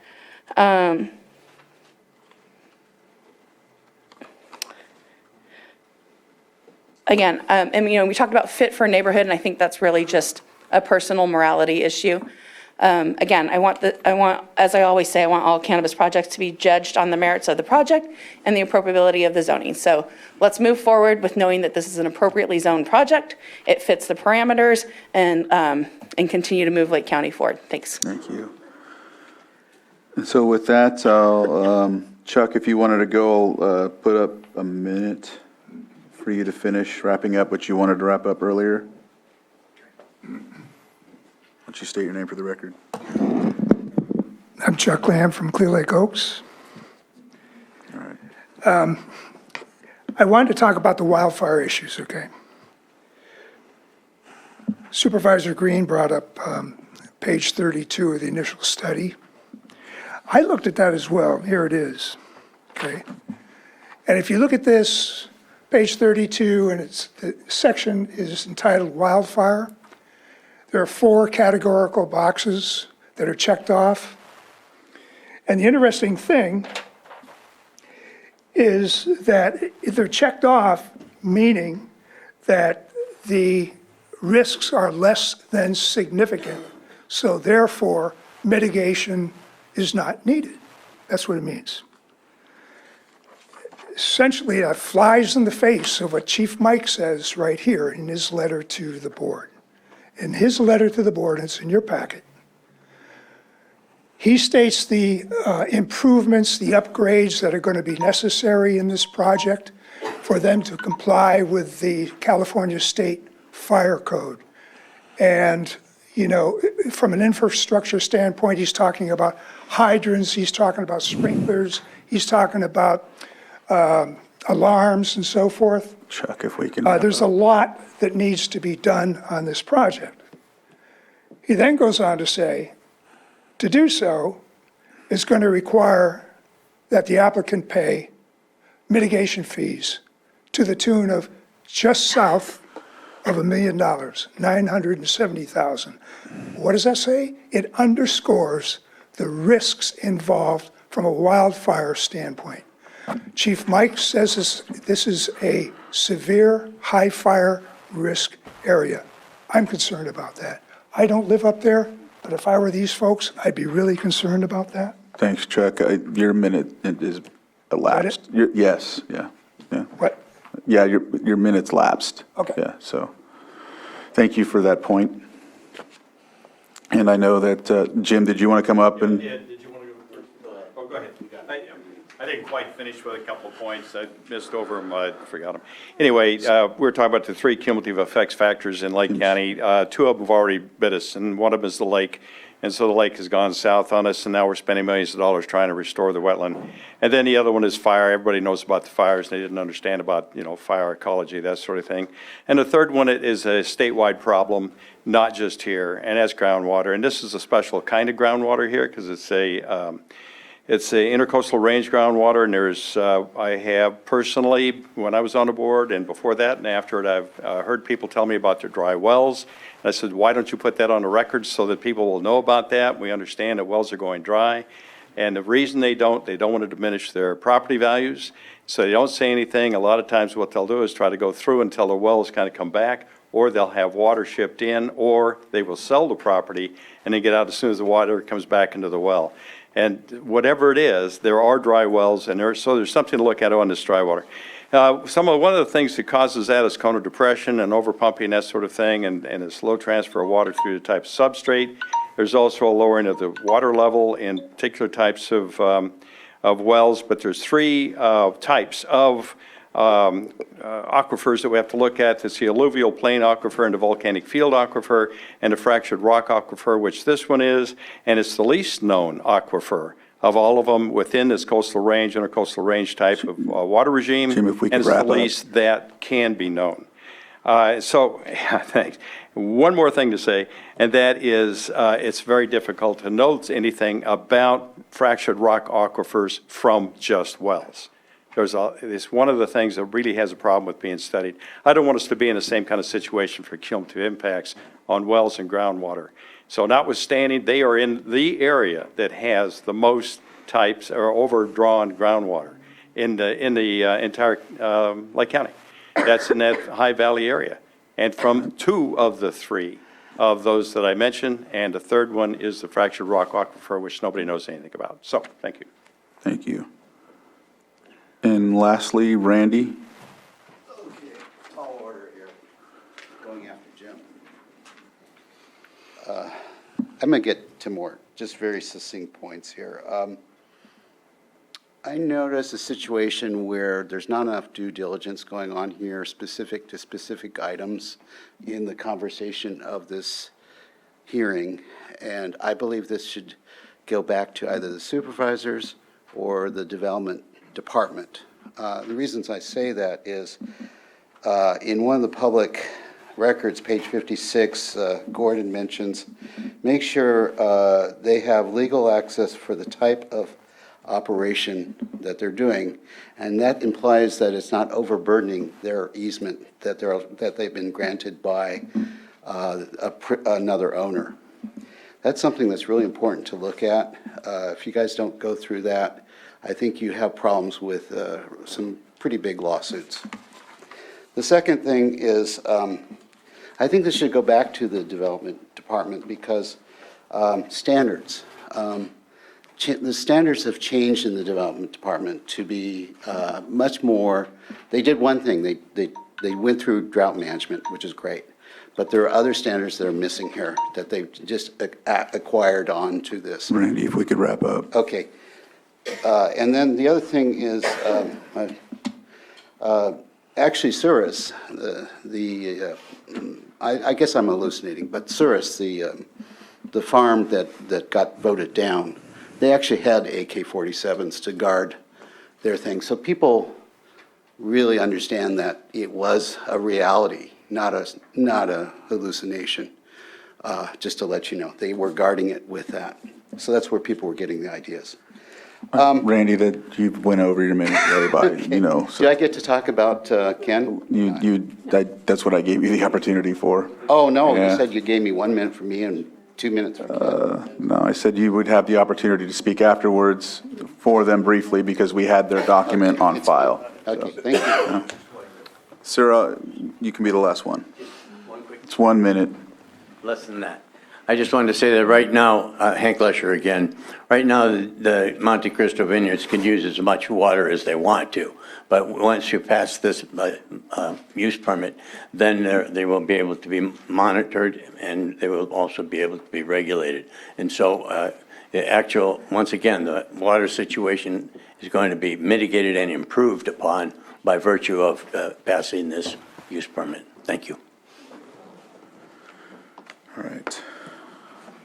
With that, at this time, we'll close public input, come back to the board. I didn't know if you wanted to do questions or ask them questions? Or? I wanted to make a quick comment rather ahead, than a Supervisor. question. I read the Chief Ciancio letter as well, and that one kind of blew my mind, $1 million, and that's because they're using the actual cultivation area per square foot. Mitigation fees are only for buildings. I believe there's a 6,000 square foot building and maybe some ancillary buildings that they may have to pay mitigation fees, but that might be under $10,000 because I don't think, maybe a little bit more depending on the greenhouses, but the overall cultivation site is outdoor and there is no mitigation fees on outdoor grows. It's only for buildings based on our code for mitigation fire fees. So I saw that as well. I just wanted to clarify that that is definitely not correct. I'm sure that Chief Ciancio would love to have that in his budget, and I wish him the best in finding ways to get that, but that would not come from this project. we Vice Chair Paisley. deliberating now? What's that? Are we deliberating now? Oh, no, I was going to see if there's any addressing some of the comments. I didn't know if anyone wanted to do that or if the appellant wanted to do so. If there's anything you wanted to end with. Yeah, I did want to just go back. It's been stated Just by keep it others. brief as well. If we Yeah, can. I'll be very brief about it. It's just that Richard Durham mentioned it, perennial plants such as vines or orchards, you can't not water. If we don't get another drop of water for the rest of the year, they're still going to have to water the vineyards this coming year. Whereas cannabis, if the wells are going dry, then you take a couple years off. You just don't have to keep those plants alive.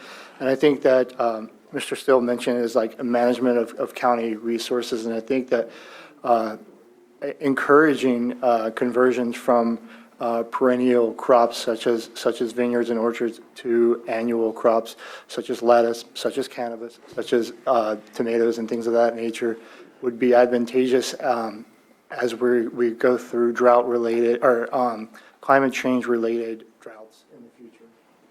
Thanks. All right. Did you have anything else, or did we? Nothing to add. I think you have all the facts before you. Thank you. All right. Hey, Mr. Chair, can I clarify one other Yes. item too, just because it came up? The easement was checked to ensure there wasn't any prohibition for this use. And then, yeah, everything else has been covered. All right. With that, we'll bring it to the board and see where we're, did you have any statements? Anybody else have any questions? Vice Chair? Yeah, I just have some comments. I think just, which was just recently brought up, is that this conversion from a vine crop to an annual crop does give the flexibility that we don't see in other places, in other vineyards and orchards, to adjust to drought conditions. So I think that's really important. I think it's, the drought management plan is what we need to see going forward to be able to adjust with where our resources are. And, you know, it should, and I don't want to say give you comfort in the community, but know that this can be adjusted with an annual crop rather than committed to keeping vines alive no matter what amount of rainfall that we get on an annual basis. I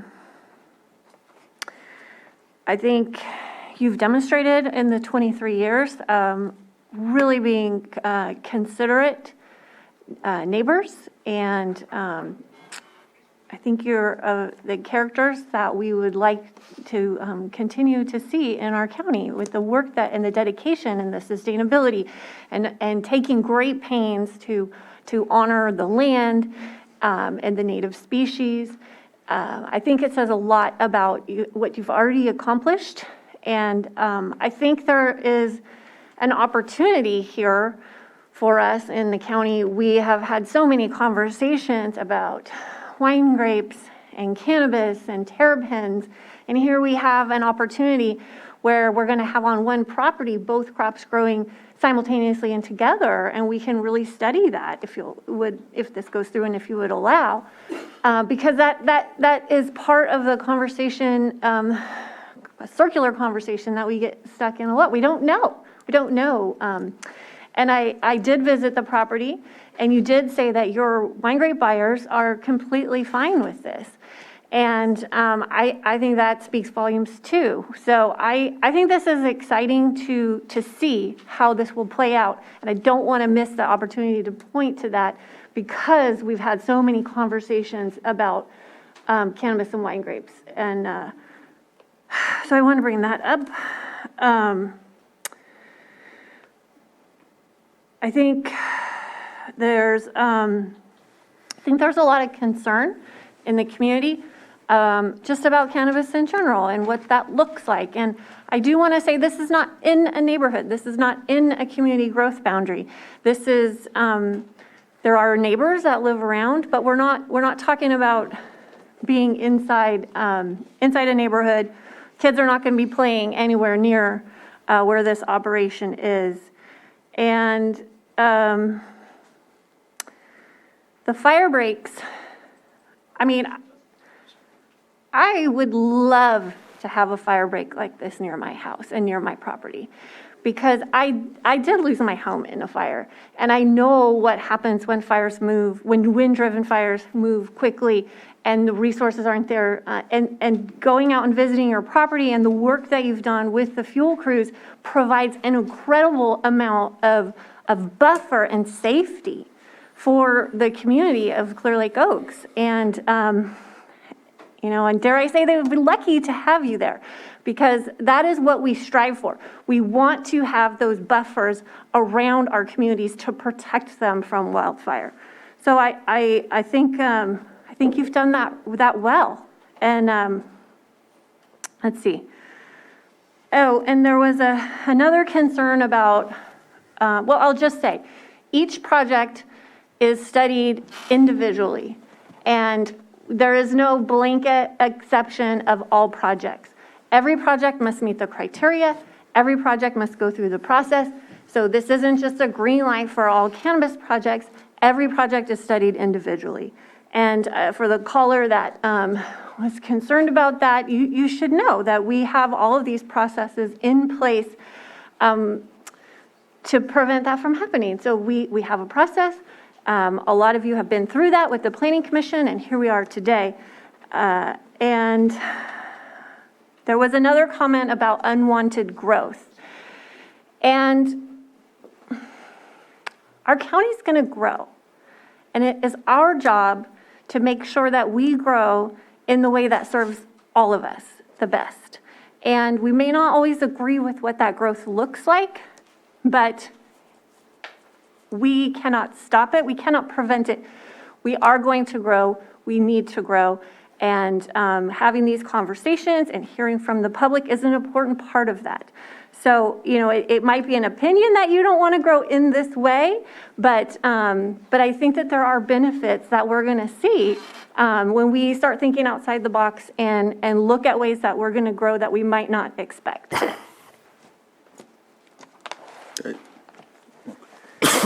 Supervisor Green? No, go ahead. Well, thank you to everyone who showed up. I do appreciate community input, pro, con. It's always good to participate in the process. Cannabis is a plant. Cannabis cultivation is agriculture. Cannabis is an agricultural product. It may be news to some. It may not be welcome news to some, but that is the state of the law in California, and it's the state of the law here in Lake County. And I think we need to proceed on that basis and with that understanding.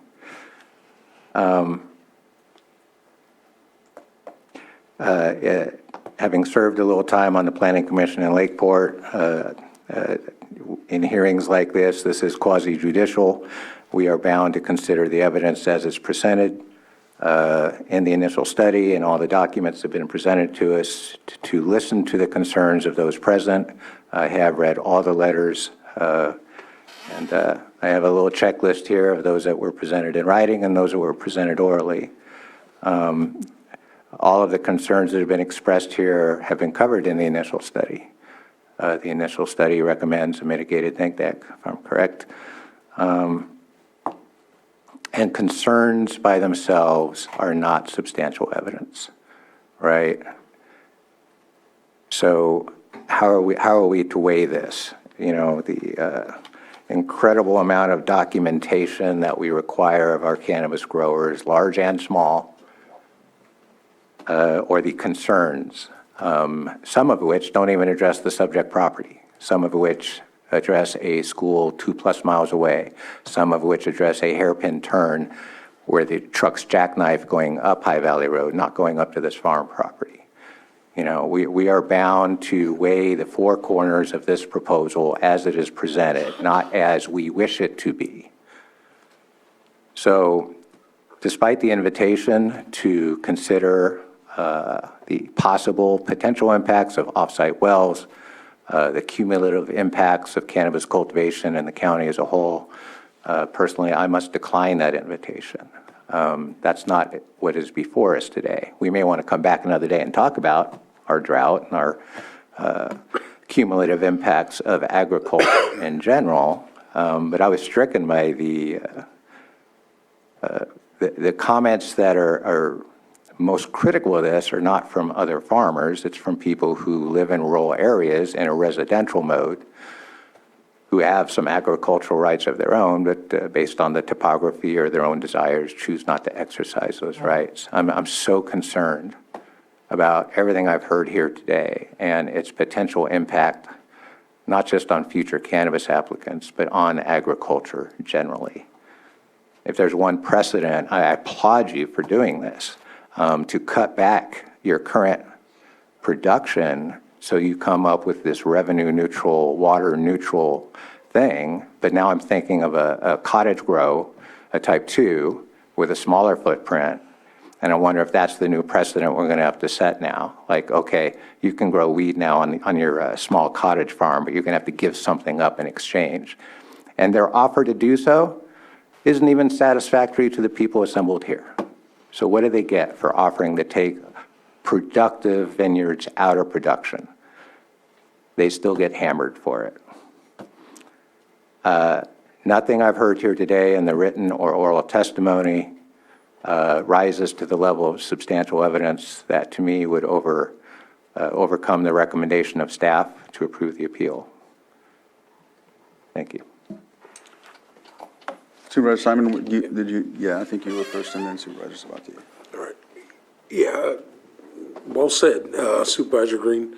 As we said here, and Supervisor Peiskov, who made this, and I've said this multiple times, that each one of these projects that comes before us is an individual project as we look through where they fit in Lake County.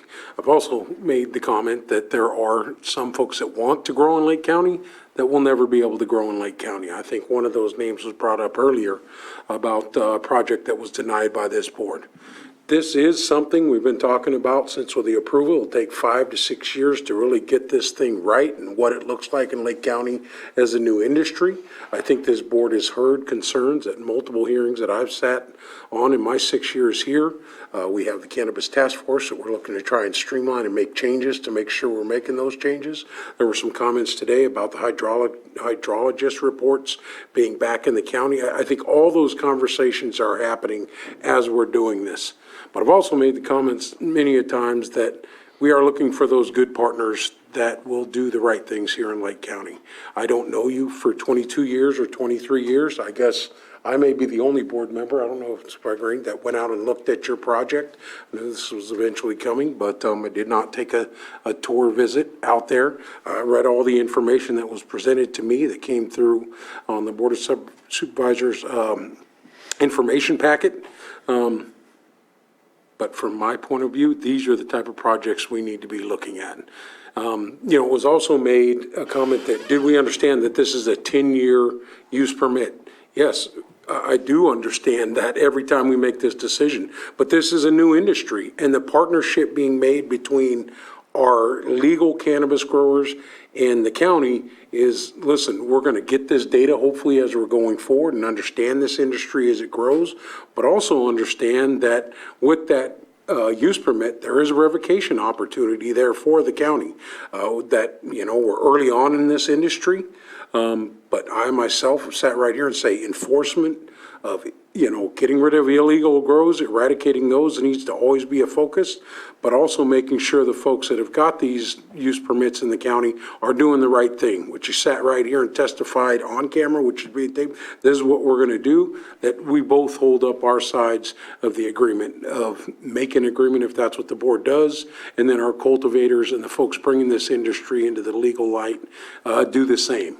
I really reference that to a lot of the pushback we got when we first got into the gaming industry on the tribal side.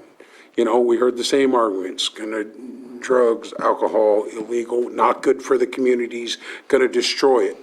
Well, it's 28 years later now, and I think, the gaming industry in California has done a good job, at least moving forward with that, both with mitigating issues and other things, and I still say this industry kind of pairs to that likeness.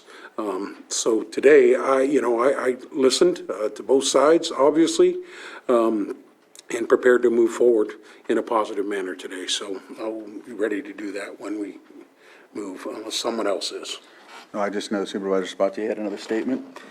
So I brought up earlier that I'd like to see the drought management plan added to the conditions of approval, or else what's the purpose of the drought management plan? And then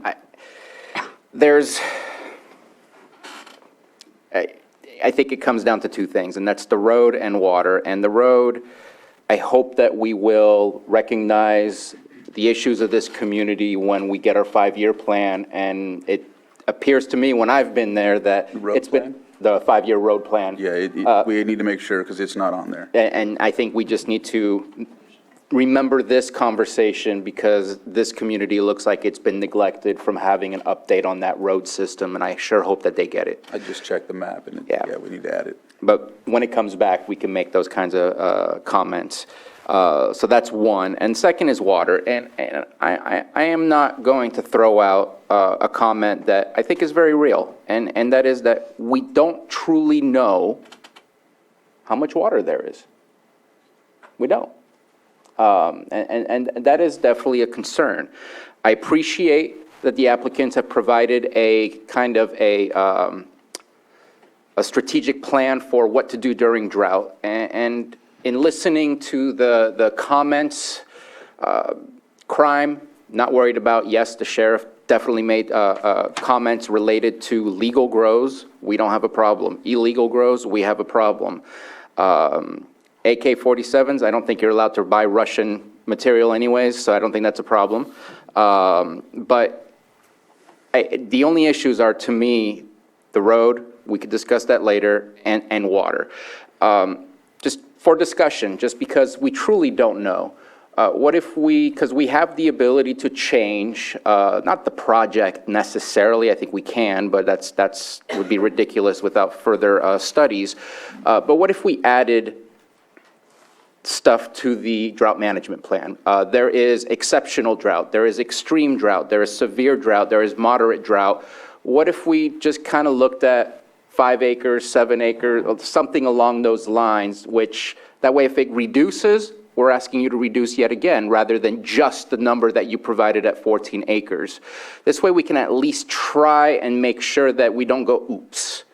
You don't want the oops.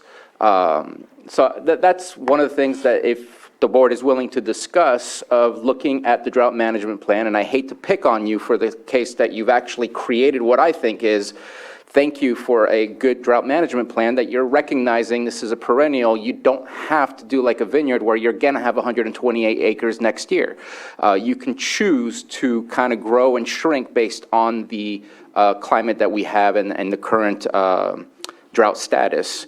And so if that's something that the board is interested in looking at, I'm interested in that. I think that gives a little bit to the public's fears and the public's concerns. And again, let's be real, we just don't know. But I love the idea of the zero balance, the zero-sum game of taking away 40 acres, now potentially another 18, so now it's taking away 58, and then only adding a potential of maximum of 22 acres, which they can't expand unless they get an approval. This is the limit that they have. So just putting it out there, just to see if that's a bit of a compromise between some of the concerns that I think can be potentially real, and what we've been proposed today with the actual project proposal. Supervisor Green, then Supervisor Pyska. I can just speak for myself. Not interested in that. The ordinance is what the ordinance is. You want to bring the ordinance back, we can kick it around, and certainly welcome that at a later date, because there's some stuff that needs to get kicked. Okay with the idea of taking the drought management plan as it was submitted and making it a project condition of approval. That seems appropriate. Yeah, and I know we've discussed having thresholds for different levels of drought, but it's not in the ordinance, and I don't think that it's appropriate to try and quantify that on the fly today. It's not something that they've been asked to do in the past, and what they have done, I think, provides a great deal of flexibility going in the crop conversion. Supervisor Simon. And I'm in agreement with adding the drought mitigation plan as part of the use permit, but that's as far as I'm willing to go today. So in agreement with the first request, but, yeah. I think everyone spoke, so I'll finish off, and I'll just beg Maria and Byron to just give me a break in my district. No, all jokes aside, these issues are very controversial, and in my town halls, as you all know, I have 3 of them, and in many of them, and both of them, especially the bordering Worth and Earth, there's a lot of discussion about cannabis and how it affects the water. And I know that in visiting, I seen a lot of the proposals and the mitigations that are talked about and presented into possibly the conditions of approval. And I understand the concerns about the drought and lack of water. The real culprit is the drought in general, the Mother Earth, Mother Nature. We're forced to be resilient and conservatory.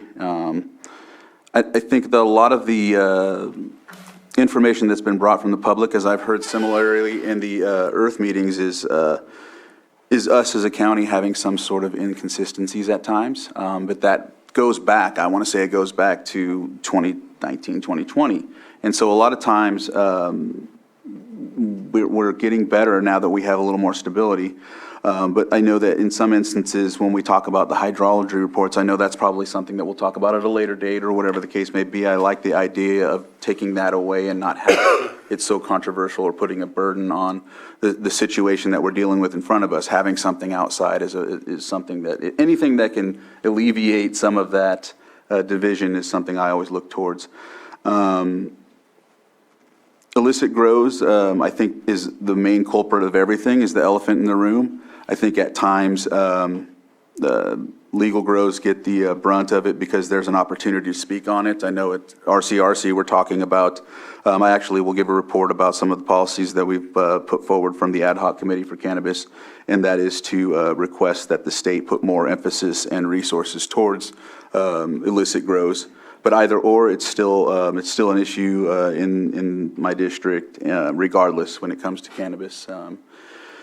And so, yeah, it's a very slippery slope when it comes to this stuff. So, yeah, I know that commonly, you know where I always stand in things like this. I always vote with the community. So that's just where I'm at. So, but it's in my district. So if someone wants to make a motion either way. Ms. Grant? Thank you, Mr. Chair. Just a reminder, I'm sure your board remembers this, but this is a de novo proceeding. So you will be also looking at the adoption of the mitigated neg deck, as well as the approval of the major use permit. And although the findings, which often appear in your staff memo, aren't there this time, if you refer to the staff memo to the Planning Commission beginning on page 23, you'll see those findings and you can simply make reference to those. If you determine to grant the appeal, approve the major use permit, and adopt a mitigated neg deck. So 2 motions? 2 motions and then your determination as to granting or denying the appeal. From the conversation, it's my indication that it will be to grant the appeal. So as I said, the Planning Commission staff memo, if you look at page 23 of that, the findings necessary for the adoption of the mitigated neg deck, I think you can simply adopt the mitigated neg deck and based upon those findings and just make reference to the document, and then approve the major use permit, which are the findings under 51.4 of the zoning ordinance. When the motion happens, there were 2 things we talked about. One was correcting a ministerial error in the IS, and the other was adding the project conditions of approval. So And that would be part where of would your- those go in the motions? If you grant the appeal, you'll grant the appeal subject to the changes that your board wishes to see. And did I hear the chair inviting a motion? Someone's got there. One quick comment. I just want to thank Mr. Amelong. I did look and thank you for catching this to make sure that we had every single document. The one that we had was from a December date or a later date. It was pretty much verbatim the same letter, but resubmitted for that later date, and I appreciate you doing that. It's important that we have all documents in front of us.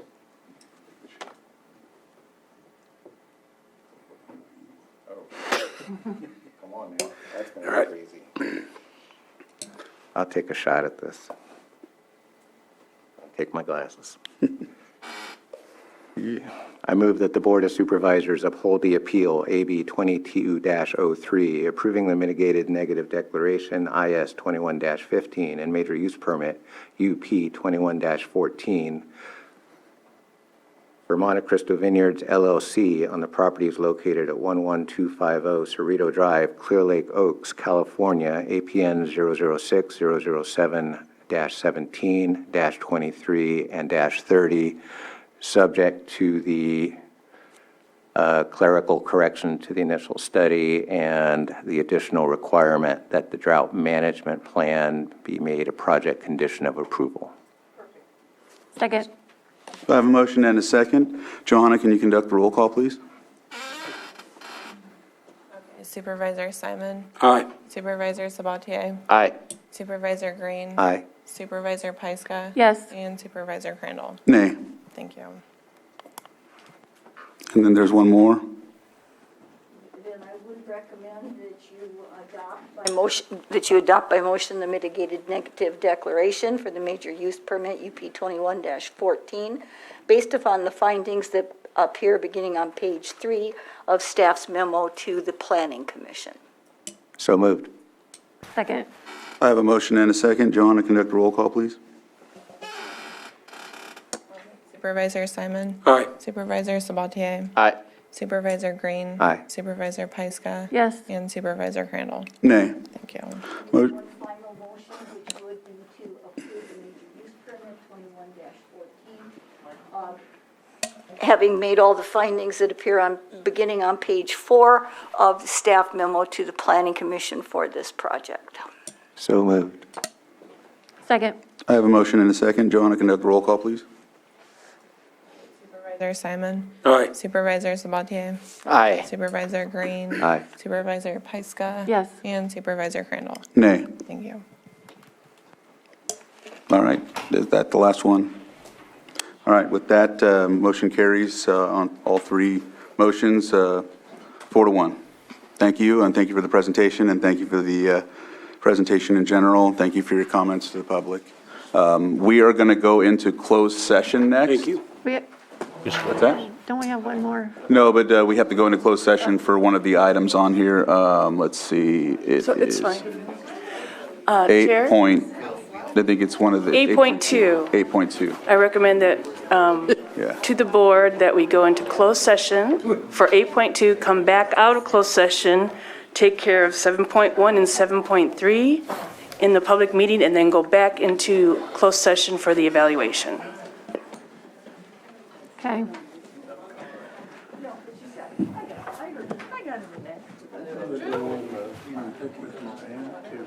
Go into closed session for 8.2. I'll read it off. I should read it off briefly, shouldn't I? I made a note to myself. No, we got to do this one first because Kathy can only do this at this time. Yeah, yeah. I forgot. All right, so I should read it off briefly. It's closed session item 8.2, conference with legal counsel, significant exposure to litigation pursuant to Government Code Section 54956.9D2E1, one potential case. With that, we'll go into closed session. 13. All right, thank you, Sam. It looks like we're back. From his wood pile to We'll be moving on to our 7.3 item, public review and approval of the County of Lake Homeless Housing Assistance and Prevention, HHAP, Round 4 application. And Todd Metcalf is back, and I think he should be ready for this one this time. Yep, he is, because I see Scott logging on. So I'll give you the floor, sir. Hopefully, we're all still awake. Thank you, Mr. Chair, and good afternoon, Board. Todd Metcalf, Behavioral Services. So what is before you today, and what promised to really keep it brief.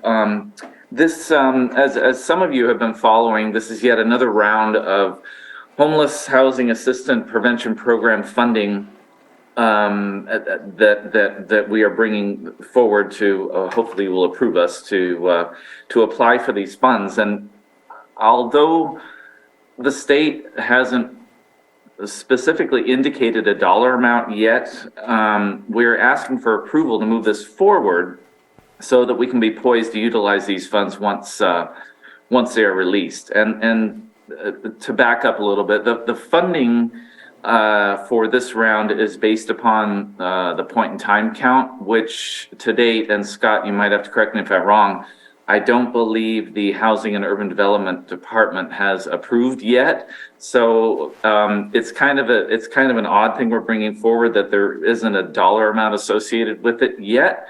But we want to get this approved because once we're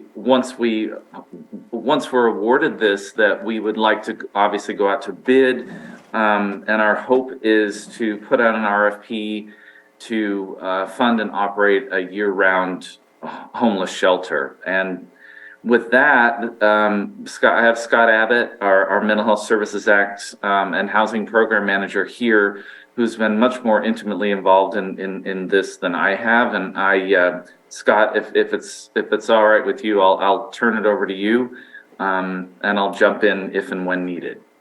Thanks, Todd. Thank you. So what the point of this is, this is HHAP round 4 for the county.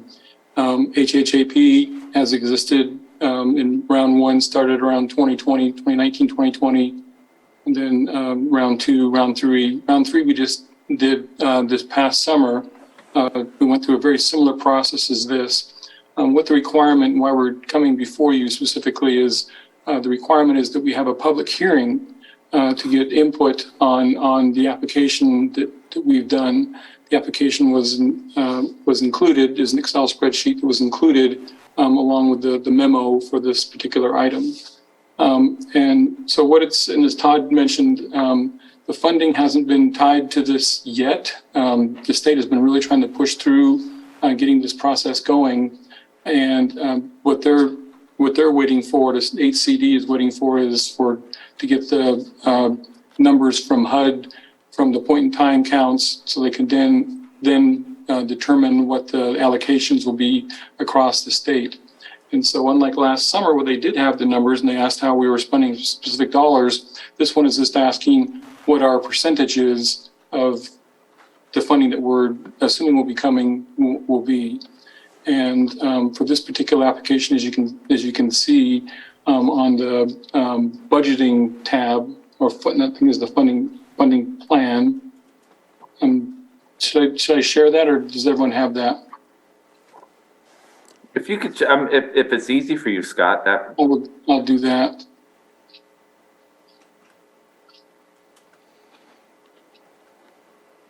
I'm sharing the right thing. Okay, as you can see, I put up the budgeting tab, and so it says 93% of this will go into interim sheltering, new and existing. We're assuming that this will be approximately the same amount that round 3 is, which was about $570,000. So we'll probably be close to this. They kind of figured out round 3 and round 4, the state did around the same time. So, from that, we're kind of expecting that from that, we'll probably dedicate it toward some type of interim sheltering situation. As you can see in the third column right there, 10% of that has to go toward some type of youth services, youth set aside for youth that are experiencing homelessness. All the HHAPs have that, although it used to be 8%, now it's 10%. And so that's generally what we're looking at. The other parts of this application had to do some of the goals that we are setting, some of the outcome goals. And so, this is based on the previous PIT that we do know that we have. which we had 363 people that were deemed homeless, and we're looking at least 10% change that we can make. As you're probably aware, the governor for the round 3 applications was rather upset because the other applications didn't have a very very high amount of change that they reported. He said the average was 2%, and so we already had 10%. So I think we met that. By the way, HHEP 3 has been released. The only thing that they did was asked us some clarifying questions of how we were going to achieve some of these goals that we had set. The goals in general, as you probably look through this, are ways that we can, particularly ways we can reach traditionally underserved populations, and so we address those of what we'd like to do. Otherwise, I think it's kind of self-explanatory. So I'd like to respond to questions that you may have, and the public may have. Supervisor Sabatier? Thank you for bringing this item and the presentation. I'm going to speak very frankly on this. I did not like the way Governor Newsom approached this situation. However, the message is heard. When I'm looking at this, there is some confusions. For example, on the outcome goal number 1B, it says baseline data, daily estimate of number of people experiencing unsheltered homelessness. It says 413. It's right below that, I think. Got it. Yeah, there it is, 413. When I go to the top, it says number of people who are unsheltered is 259. So are we using the PIC count or are we not using the PIC count? Because those numbers differ. I'm sorry, I probably explained inaccurately. What those red numbers come from is baseline data that the state provided us that were based on PIT counts and also our HMIS numbers. And I'm sorry, HMIS, our homeless management information system, the software system which we use to gather, collect, and report data to the state as well. And so the red numbers are actually baseline data numbers that they provided. Okay. I appreciate that clarification. The way that I had read it, I thought it was based on the PIC count, but obviously the numbers at the top of this application are based on that. I have two comments to make, and one of the things I would like us to do is take a little bit more time with this. I know we have 60 days, which means we have till about January 20-something to submit this, because it was due November 29th. But I also want to take the words from Governor Newsom with a heavy hand. We have to challenge ourselves to make a change. I mean, these are human beings out there. Right now, we just experienced snow below freezing, and there's not much available to help these people. And these individuals, not only are they human beings that are sitting there in the elements and possibly getting harmed by being out in the elements, but they're also, God, I don't want to say something that sounds horrible, but I'll just be blunt. They are also an issue for our businesses. They're an issue for our neighborhoods because it's not appropriate to have people sleeping in places that aren't adequate for people to be. We made a great effort.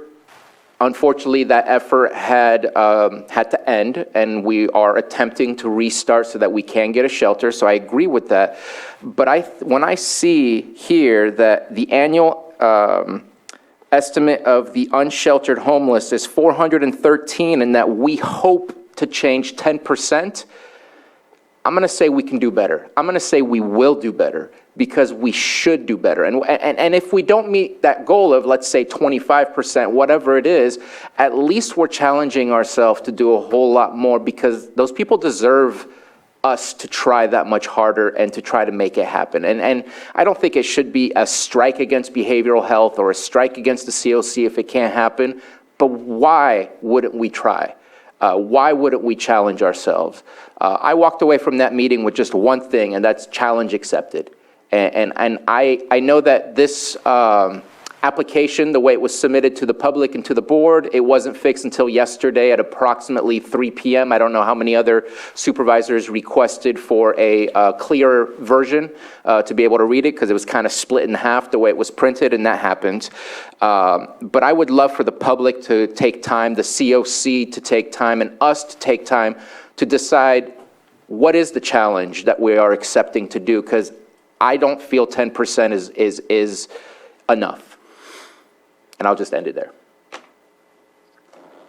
I totally understand where you're coming from right there. Particularly with the numbers that we do have, and we assume there's probably even greater amounts. As a good portion comes from pit counts, which are just one day's snapshot of a count, and recognizing the 10% of that is rather low. We set 10% as a minimum of what we wanted to do, not as, we always are striving to do as best as we can, but we want to, set the floor at least at 10%. When we did have a shelter, I think we're doing much better. I think we'd all agree with that, and I think it's important, really significant, that we at least get back to where we were when we did have that shelter happening. And so that's, I think, a big reason we have such a, this is dedicated mostly to that effort of being able to do that. We do have some, as you're aware, some other funding which is coming, the HHIP, which will, hopefully be able to expand upon, beyond just trying to find or establish interim shelter, but to do more prevention and more rapid rehousing and more outreach, to be able to do some of those other things with additional greater funds. This we're recognizing, as we've talked about in here before, the importance of establishing resources for an interim shelter to get one going again. I could, but I want to make sure other people have. I was just going to state something about the pit count. I do, what pit count are you referring to, Scott? The one that the COC does every year in last week of January. So this one's from last year? Or 2022, right? It'd be this year's. It just, Right. HUD has not, it hasn't been finalized or approved yet. Right. That's why we don't know how much money we're going to get. I see. So we're basing it off of a potential pit count that's coming up? Correct. But no, No, it's what we think we counted this year that we've already submitted. Okay. From January 2020. Right. It's like, Yeah, it just hasn't been approved yet. I see. HUD has to certify it, I assume, or something along those lines, and then from there, to give that back to HCD, who then is able to do the allocations for what this really will be. I see where I made the mistake. I apologize. I thought we were talking about January 2023. That's why I said. But either way, I really. That's coming up. Yeah, but what I'm thinking too is that I have respect for people that conduct the pit count. I think it's a great thing we have to do. I know we have to use those numbers to ensure that we count the amount of people, but I think there needs to be a deeper dive into specific communities. I think truthfully, the way I feel is that we go to a spot where people are more attainable than others, and sometimes we have to get into specific neighborhoods, specific demographics and whatnot, and ensure that we get count of those, because leaving a lot, I guess, a lot of low-hanging fruit, they call it. Maybe it's not, because you also have to take that extra initiative or partner with people that can conduct that work and get the numbers you need that will help with I think, with the plight that you're asking for, which is doing better. And I agree, and I was in that meeting, heard the same thing loud and clear. So just wanted to highlight that. I appreciate you saying that, Supervisor Crandall, because that is something that's we're really trying to work on. Every year, we always strive to make the pit count better, to be able to reach out and find more people that we know are being missed. And so we're, each year we're trying to do better and better at that. This year we're doing some additional outreach to try and do that. So there's that is one of our main goals, is to try to reach those that have not been reached before. Supervisor Sabatier, or no, I'm sorry, Supervisor Green had his pen up, and then I'll go back to you. Sorry. Again, a new kid on the block, so if there are data gaps in pit counts from year to year, that's obviously going to affect these little matrices here. So certainly appreciate the comment about we need to do more and we need to be responsive to the governor's concerns, but we're also tied to this complicated funding formula, and it'd be hard to increase our reach without really knowing what the numbers are. So as they pointed out, we're going to put this in there. Hopefully it'll keep the governor's office happy that we're being more aggressive in our stated goals, but we don't know what the brass ring is at the end of that ask. So this is kind of complicated. I think if anything else, whatever we do with this, we have to double down on this coming up pit to make sure we don't short ourselves on future applications. But just to clarify, I think I already asked you this, Todd, and Scott, I don't think I had a chance to talk to you, but on paper at least, this does satisfy in some respects the governor's stated concerns. So just like HAP 3 went through with some changes, or they released it on some understanding that we've met these this new paradigm that the governor's office has stated. Does this document in front of us now, is it beefed up sufficiently that it's going to meet muster? I believe so. Even our application that we turned in last summer, we went through a similar process as we're doing right now. That was approved, and once the governor came out with his concerns, the follow up to that HCD did with our application is, they didn't disagree with our application. They just asked some clarifying questions about, how we're going to do it. But they didn't disagree with what we were trying to do. All right. And you had one comment? Yeah, I guess I have one question. What's the penalty for not reaching our goal? I don't know. That's a good question. I guess we haven't considered not a failure,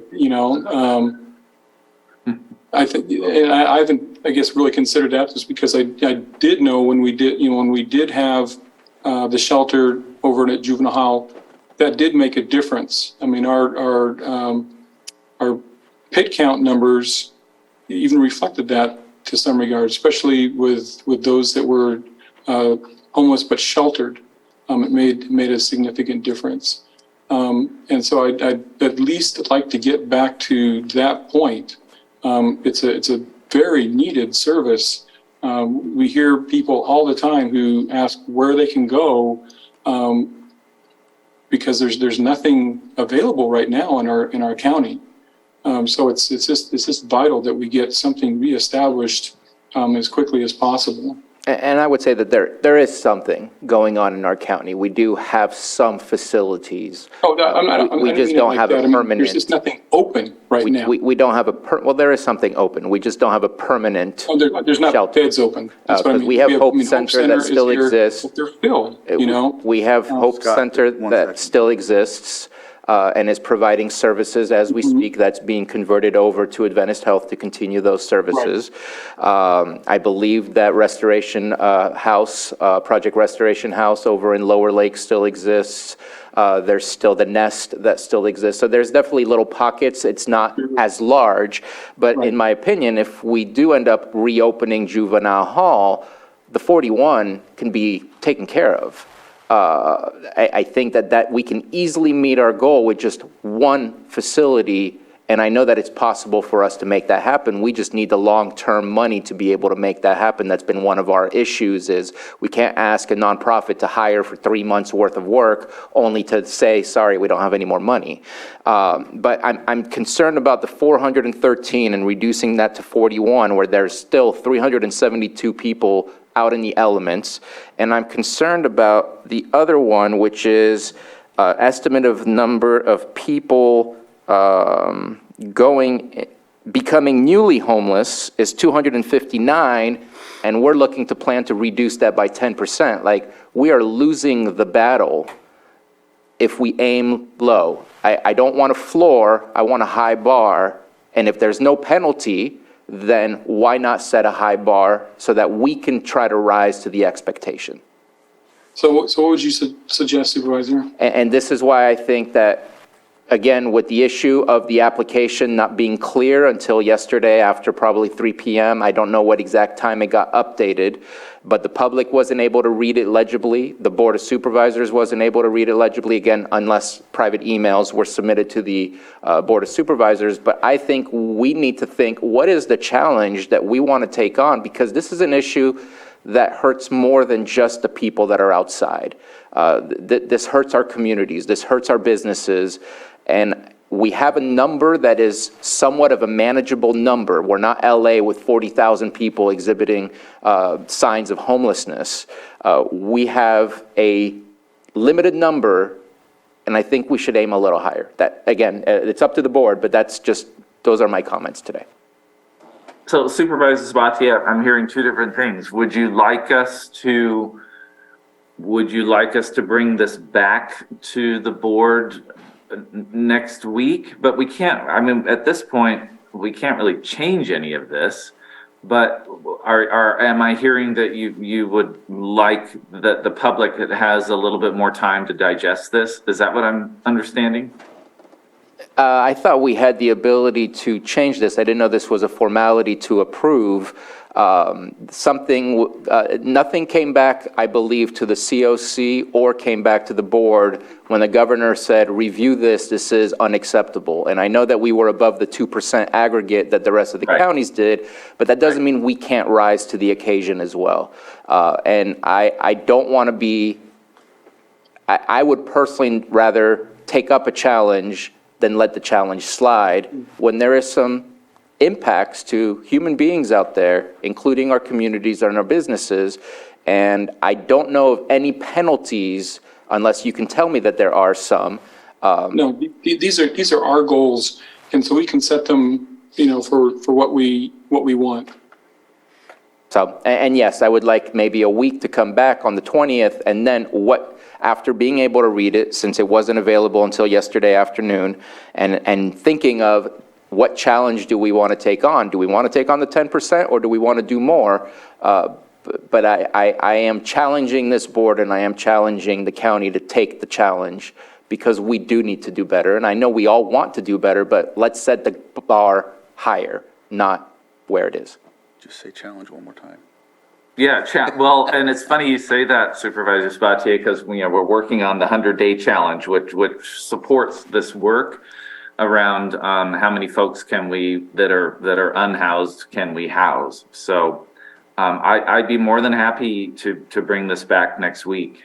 And Scott, I'm sorry, I shouldn't be talking for you, but we have the time we can spare a week. You're his boss, so Supervisor Simon. Yeah, right. I'm good.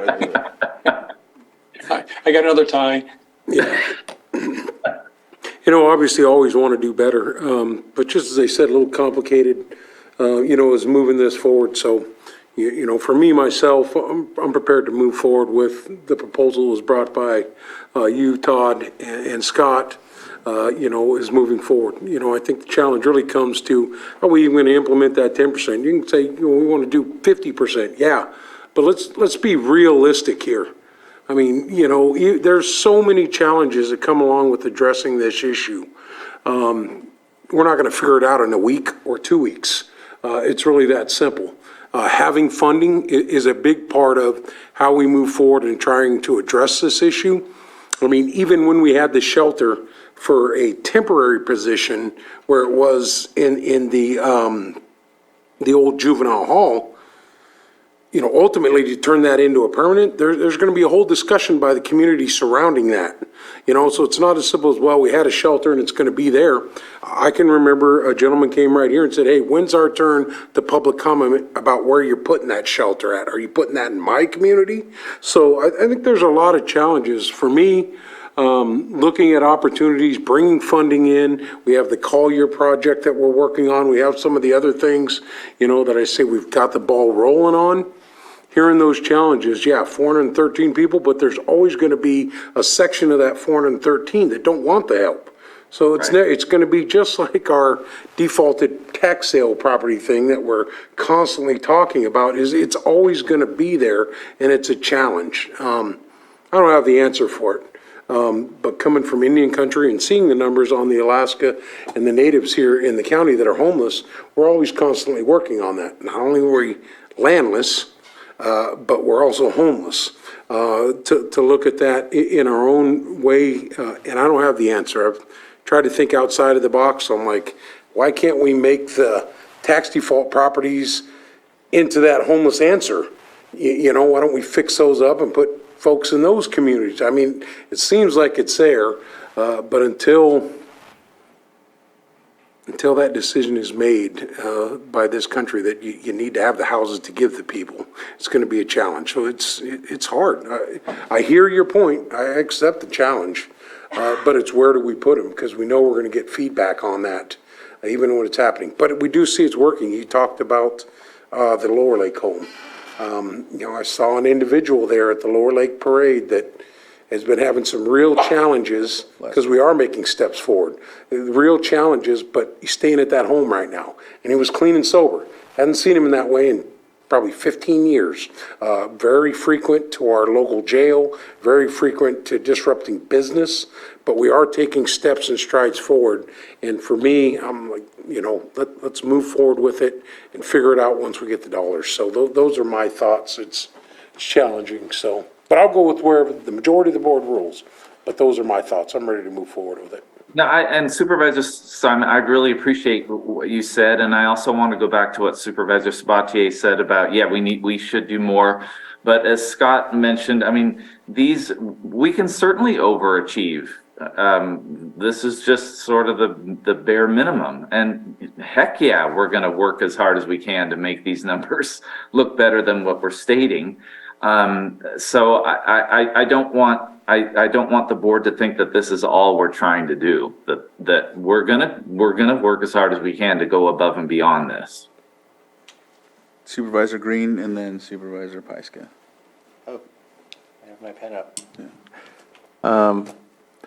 If it's no harm, no foul, I'm interested in exploring a slightly more aggressive metric, knowing that it probably won't change our funding formula, and knowing that the difficulty of implementing our higher goals is going to be exactly the same as it is for these lesser goals. But there were some metrics in here that at first glance did seem probably meets the state funding formula, probably the verbiage meets whatever they want in HAPland, but yeah, it looked like we were treading water at best. It didn't look like the type of improvement that we really should be setting for ourselves as a goal, even if we fall short. So if the board is the ultimate policymaker on this particular issue, and we want to inform COC and our partner agencies what we're really trying to accomplish here, I'm certainly okay with gaming the numbers, because this is not a game. You know, we need to make substantial progress on this. So if there's time within the next week and we can still timely submit this application and also represent an increased lift, or at least a goal of this body, I'm okay with taking that week. Absolutely. Vice Chair Pyska. Well, I just want to remind the board, we contributed is it 800,000, 600,000 to NCO's housing project, where they're taking the red tagged homes, and That's right. yeah, so we did that in the spring, I think. So that program is underway, and they're training people to do the renovations and getting what, Is it underway? I think- I don't remember ever getting a contract for that yet. the program was, Yeah, they had the program. they had the program running, and then we gave them the infusion to keep it running. So we have not gotten an update. But that's a significant amount of housing that's being renovated and red tagged to get those people that are trained to do the work and into those homes. Did you have anything else? No, I mean, I could go either way on this. I understand both points. So I don't really, we could wait a week, or we could submit it now, which I'm ready to do also. So I'll just wait and see what you all want to do. I think a week's good, and I agree with both Supervisor Simon and Supervisor Sabatier, but I do think a little more time. I did, have trouble reading it myself, but, I got it yesterday and was able to look it over, but at the same time, some of the public, I don't want to chance that, and I do agree with you, Moak, about some of the folks not ever necessarily being people that want to be helped, and then having specific demographics where you can't really reach, and it's a challenge, and so moving forward sometimes is just, is the ideal thing to do. But for me, I think we'll be okay with a week, and just like to see. I was in that meeting as well with the governor, and I heard it loud and clear. So I agree with the week if that's the direction we all want to take. As long as you all can guarantee we can get this back on an agenda for next week. Ms. Grant. Yes, just in regard to the recommended action, the recommended action is to approve either the current or revised application for the HHAP-4 funding, and further authorize Behavioral Health Services Director to execute the contract and any other documents necessary to secure and utilize this funding. As your board knows, a delegation of authority from you can't be discretionary. It has to be ministerial. So if you're going to continue for a week, or if you're not, it would be a good idea from a legal perspective to have some more specificity as to execute what contract and what any other documents necessary to secure and utilize this funding is also rather broad. Perhaps behavioral health could give a few parameters to that so that your board's delegation is clear and within the bounds of the law. And those documents or document would be around the point in time count, because that's what's driving the funding behind this. But I think she's referring to the delegation to you, Todd. And we did do that at the beginning of the HHAPs. And so it sounds like. One, that's right, yes. Yeah. And HCD has continued to recognize that. So then I'd suggest they just insert the same language so it's consistent throughout and not just vague in one recommended action of your board. Go ahead. I think that, and there's no one to blame for this, but I think by changing the language, as Ms. Grant was suggesting, to review, it ensures that this topic is brought to the board so that we can have the discussions on what's going on, what are we doing, because we have contracts that we create with other agencies. Sometimes they're on the consent agenda, sometimes they're not, but that doesn't always mean that we discuss how are things going with the HHAP, and are we seeing us moving towards our goal? And I think it provides the opportunity for a check-in, because I think it's easy for a year to go by. And I know that we discussed homelessness, I don't know, about a month or two ago, and we said that we need to look for funding. Funding is available through this, and there's other funding opportunities. But I think that we need to discuss it a little bit more often, because it's something that's very apparent for specific communities that are dealing with it, and especially the people that are involved in being homeless as well, that we need to pay attention to the status of where we're at and the work that we're doing. Supervisor Green? If it's a simple across-the-board metric that would give the specificity, if we went from 10% to 15%, is that acceptable across the categories? Not asking whether it's achievable. If we're going to raise the bar, is the percentage of people served the bar that we can raise? I would say that we could definitely do that. I mean, it is tough, as you know, and I don't mean to make excuses, but I think everyone on the board and everyone in the community is aware that housing is a shortage problem. And so the idea is if you do interim housing is you graduate people from interim housing into permanent housing. And permanent housing is where we're struggling with. The affordable permanent housing is where we're struggling with. Our providers have done a really good job of getting people through that process, but it's still a very difficult process. And I totally appreciate that. Again, I don't want to just pull numbers out of our hat that are not achievable in any sense. But on the other hand, we're being asked to set numbers. And I'd like to see 10% go up to some figure, call it 12, call it 15, just so we have in our own minds kind of what we're trying to accomplish, knowing all the difficulties that you've said and that we're going to hear time and again from COC and others. But it did strike me on this ask across these categories that maybe we were limiting ourselves above and beyond the actual constraints of the infrastructure. So giving ourselves permission to exceed, yeah, we could exceed that if we left everything at 10%. But to the question of should we have higher goals, did the governor want us to set higher goals? I think the percentage metric is the easiest way to do that. And just finding the number that everyone's comfortable with might be the quick and dirty way to do it. Supervisor Spati? No? Anything else, Supervisor Simon, before I open it up to the public? So I'll open it up to the public. I know no one's in the chambers. Is there anybody on Zoom that would like to speak on behalf of this item? All right, not seeing or hearing any of anyone raising their hands or anything of that nature, so I'll bring it back to the board for I think I heard a majority of bringing it back next week, right? That's what I heard. Ms. Grandin. Anita wanted specificity. Yeah. We have to give some direction. Yes, the request was when it says execute the contract and any other documents necessary to secure and utilize this funding. For a legal delegation of your authority, it's just simply too broad and ill-defined. And if it relates back to earlier actions of your board, then the language just needs to reflect that so that it's consistent throughout.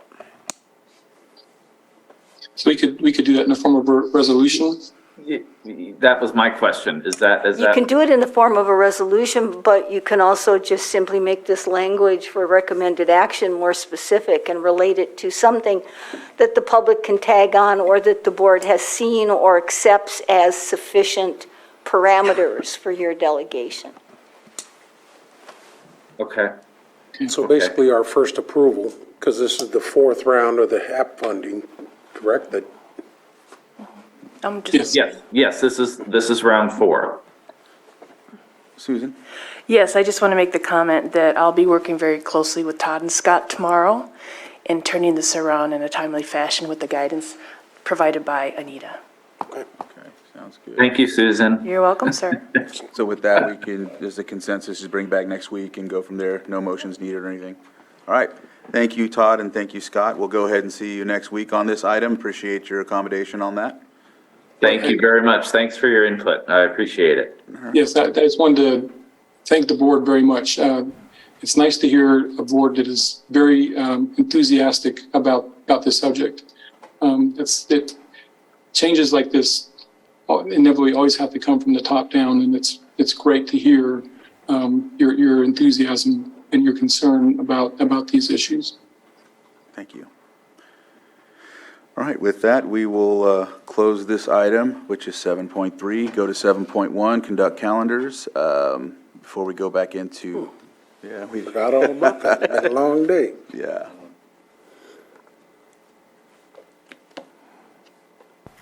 Okay, I'll start. Finished the board meeting today. We still got some time with closed session here. Tomorrow we have I'll be with Bruno with the LTA and the APC board meeting in the morning.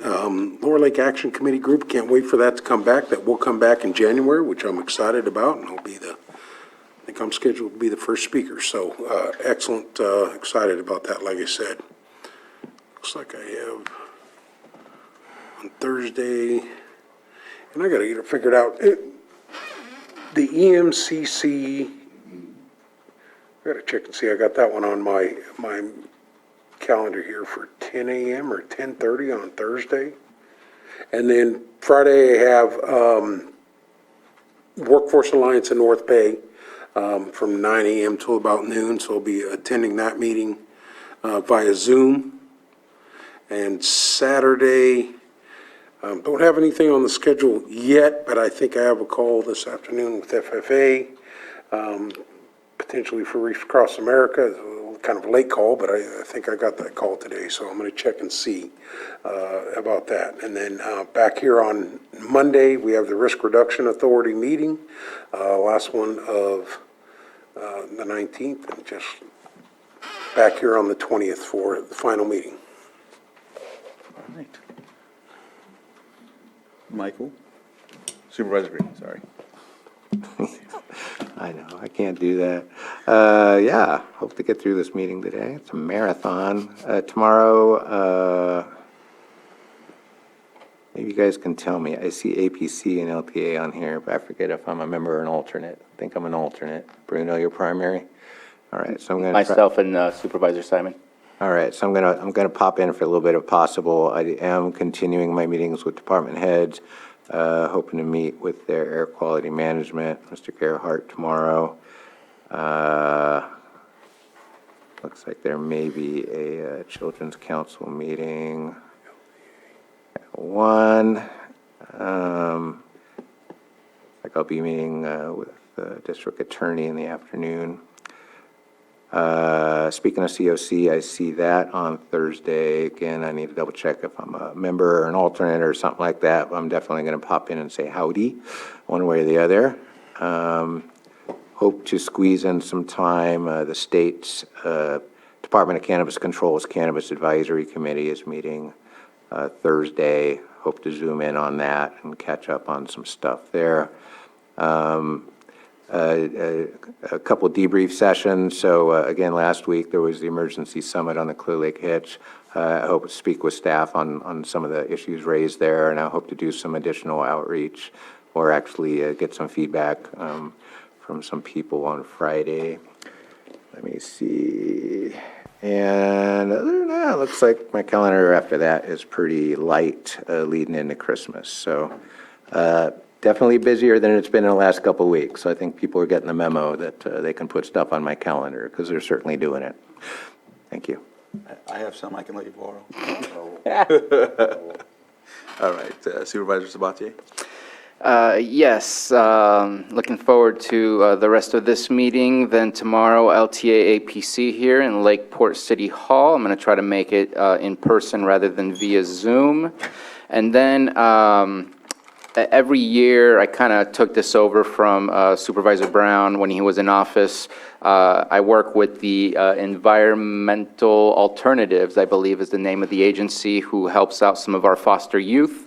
I receive a Christmas list and spread that out to our staff members. This time the list was actually pretty small, so I spread it out to just individual departments. And I just want to thank those departments who provided the gifts. I will be delivering those gifts tomorrow, and we'll be making some children very happy.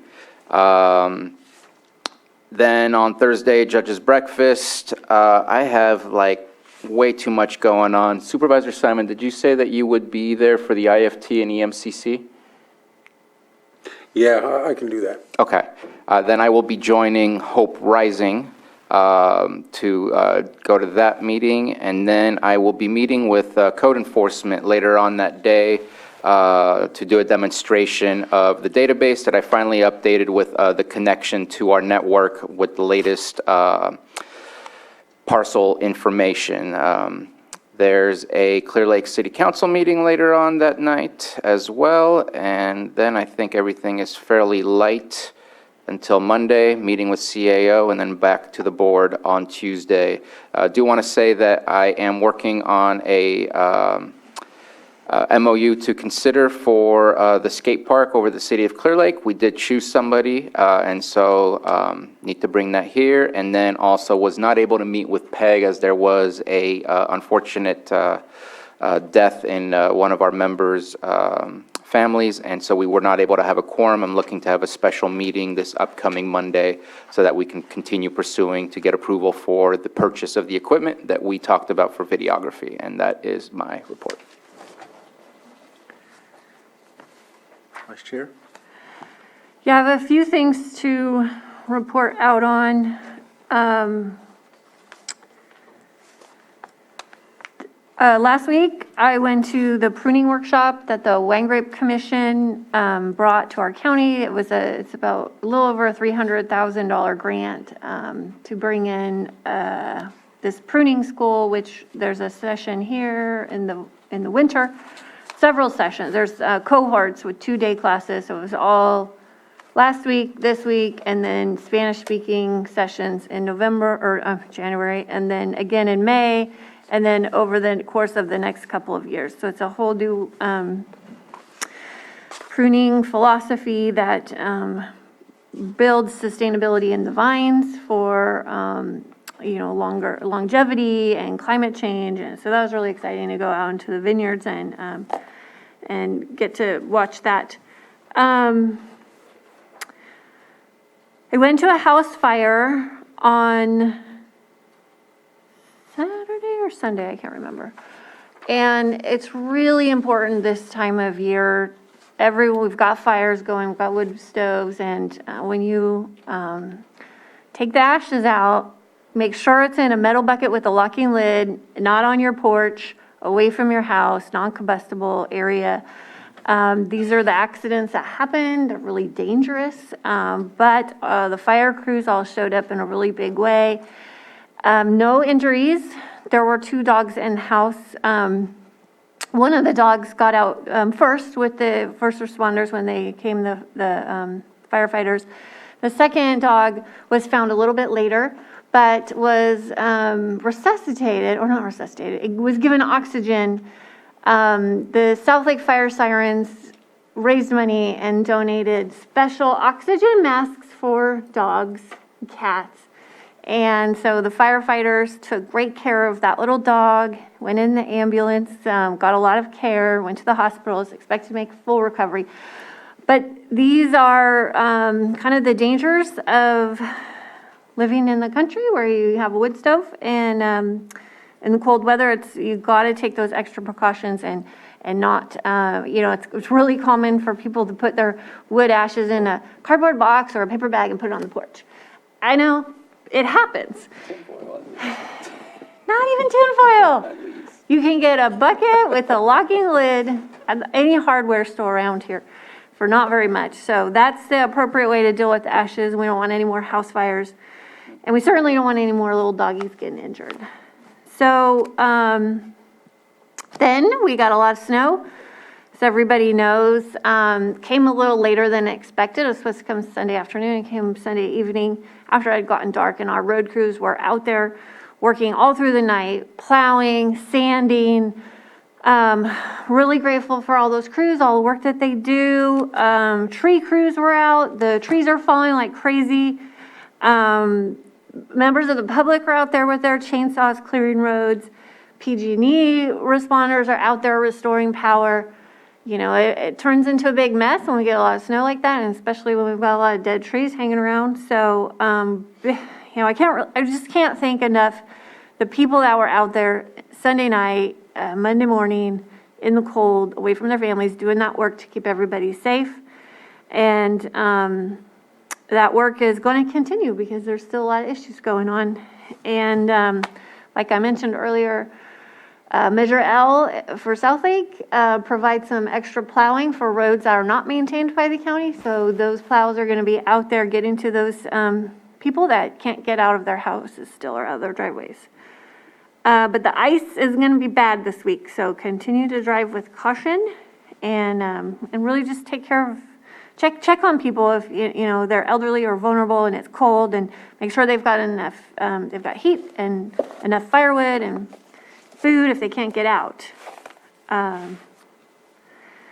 That is all my updates. So tomorrow, agenda review, and then we're having the meeting about the CWPP, Anita, and I'd sent that information to you last week. We're going to be picking up that conversation from 2 weeks ago, and about the Fire Safe Council and the CWPP, and that is with staff, and that's with staff, right? Just staff?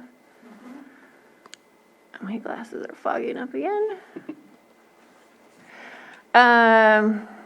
There's a Seroptimus event tomorrow evening at the Ripe Choice, which I'm probably not going to go to because I'm not feeling great. Thursday morning, Best Fits Grant meeting and Quality Improvement Committee and Lake County Fuels Reduction Conversation.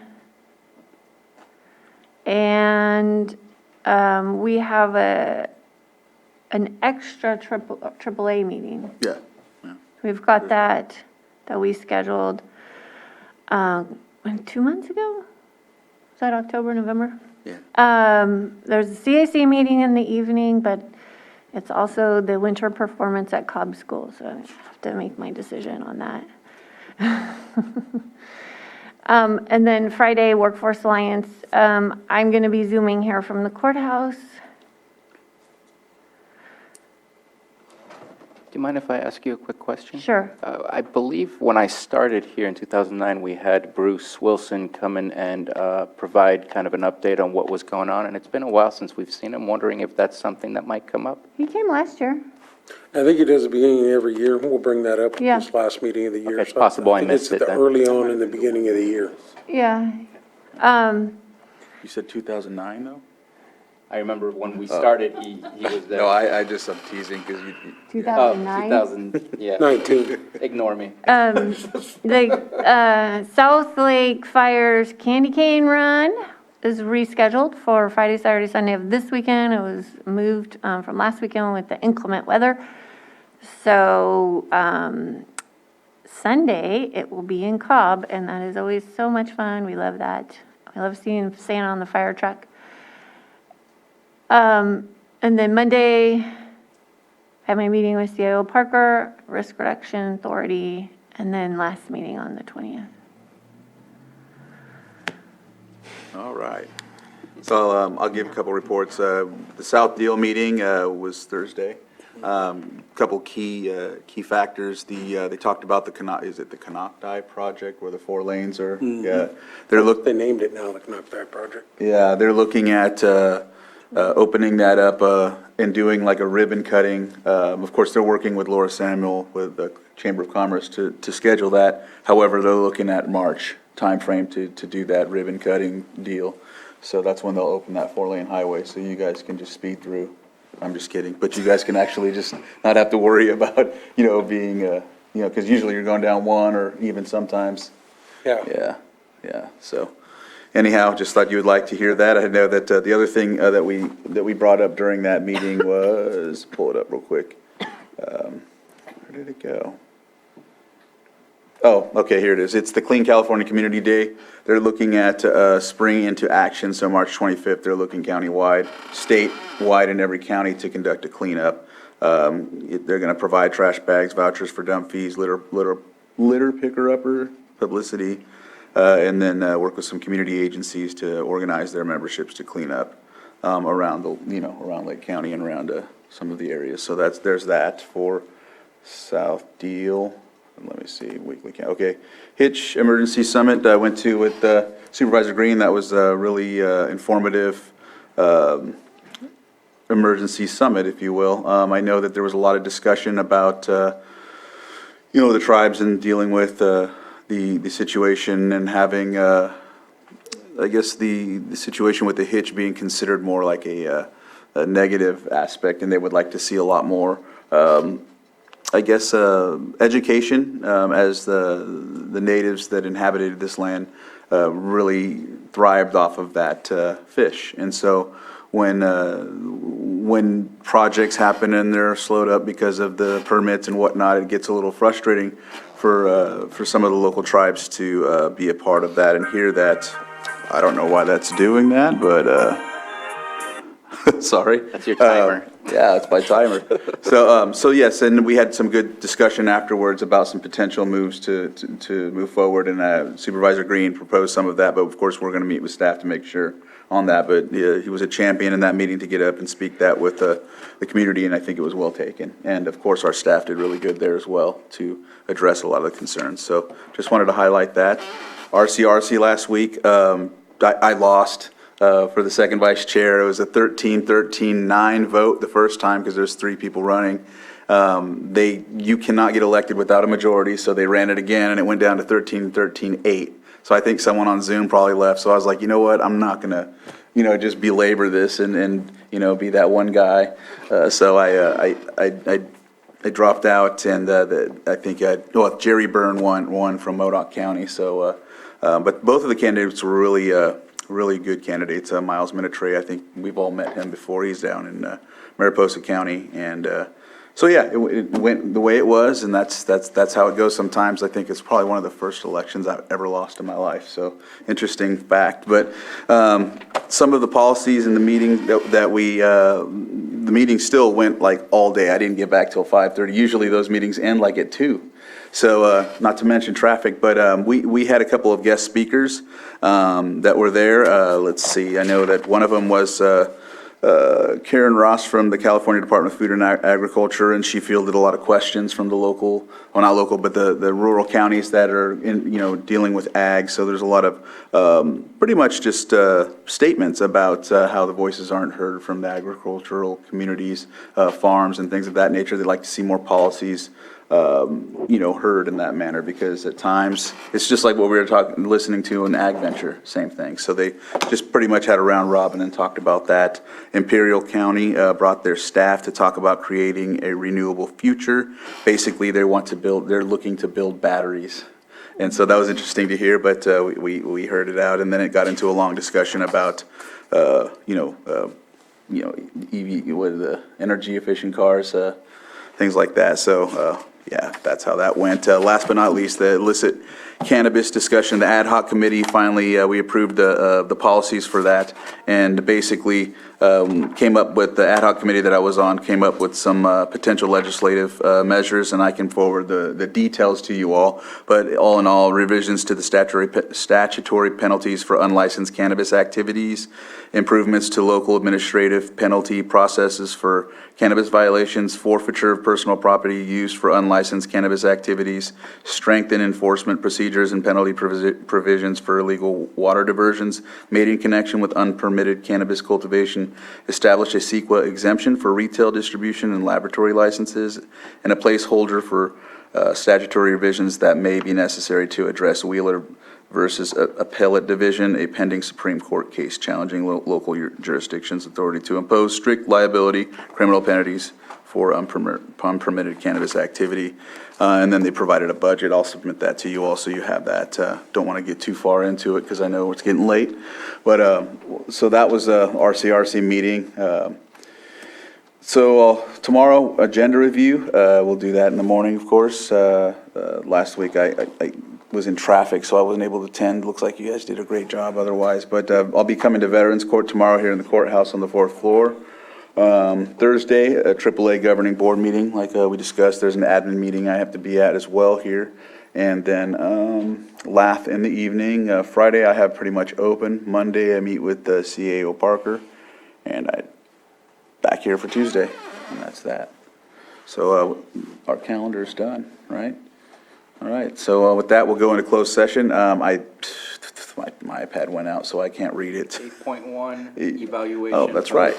Thank goodness. That's the simple one. 8.1, employee evaluation, Director of Public Health. With that, we'll go into closed session, and thank you for tuning in.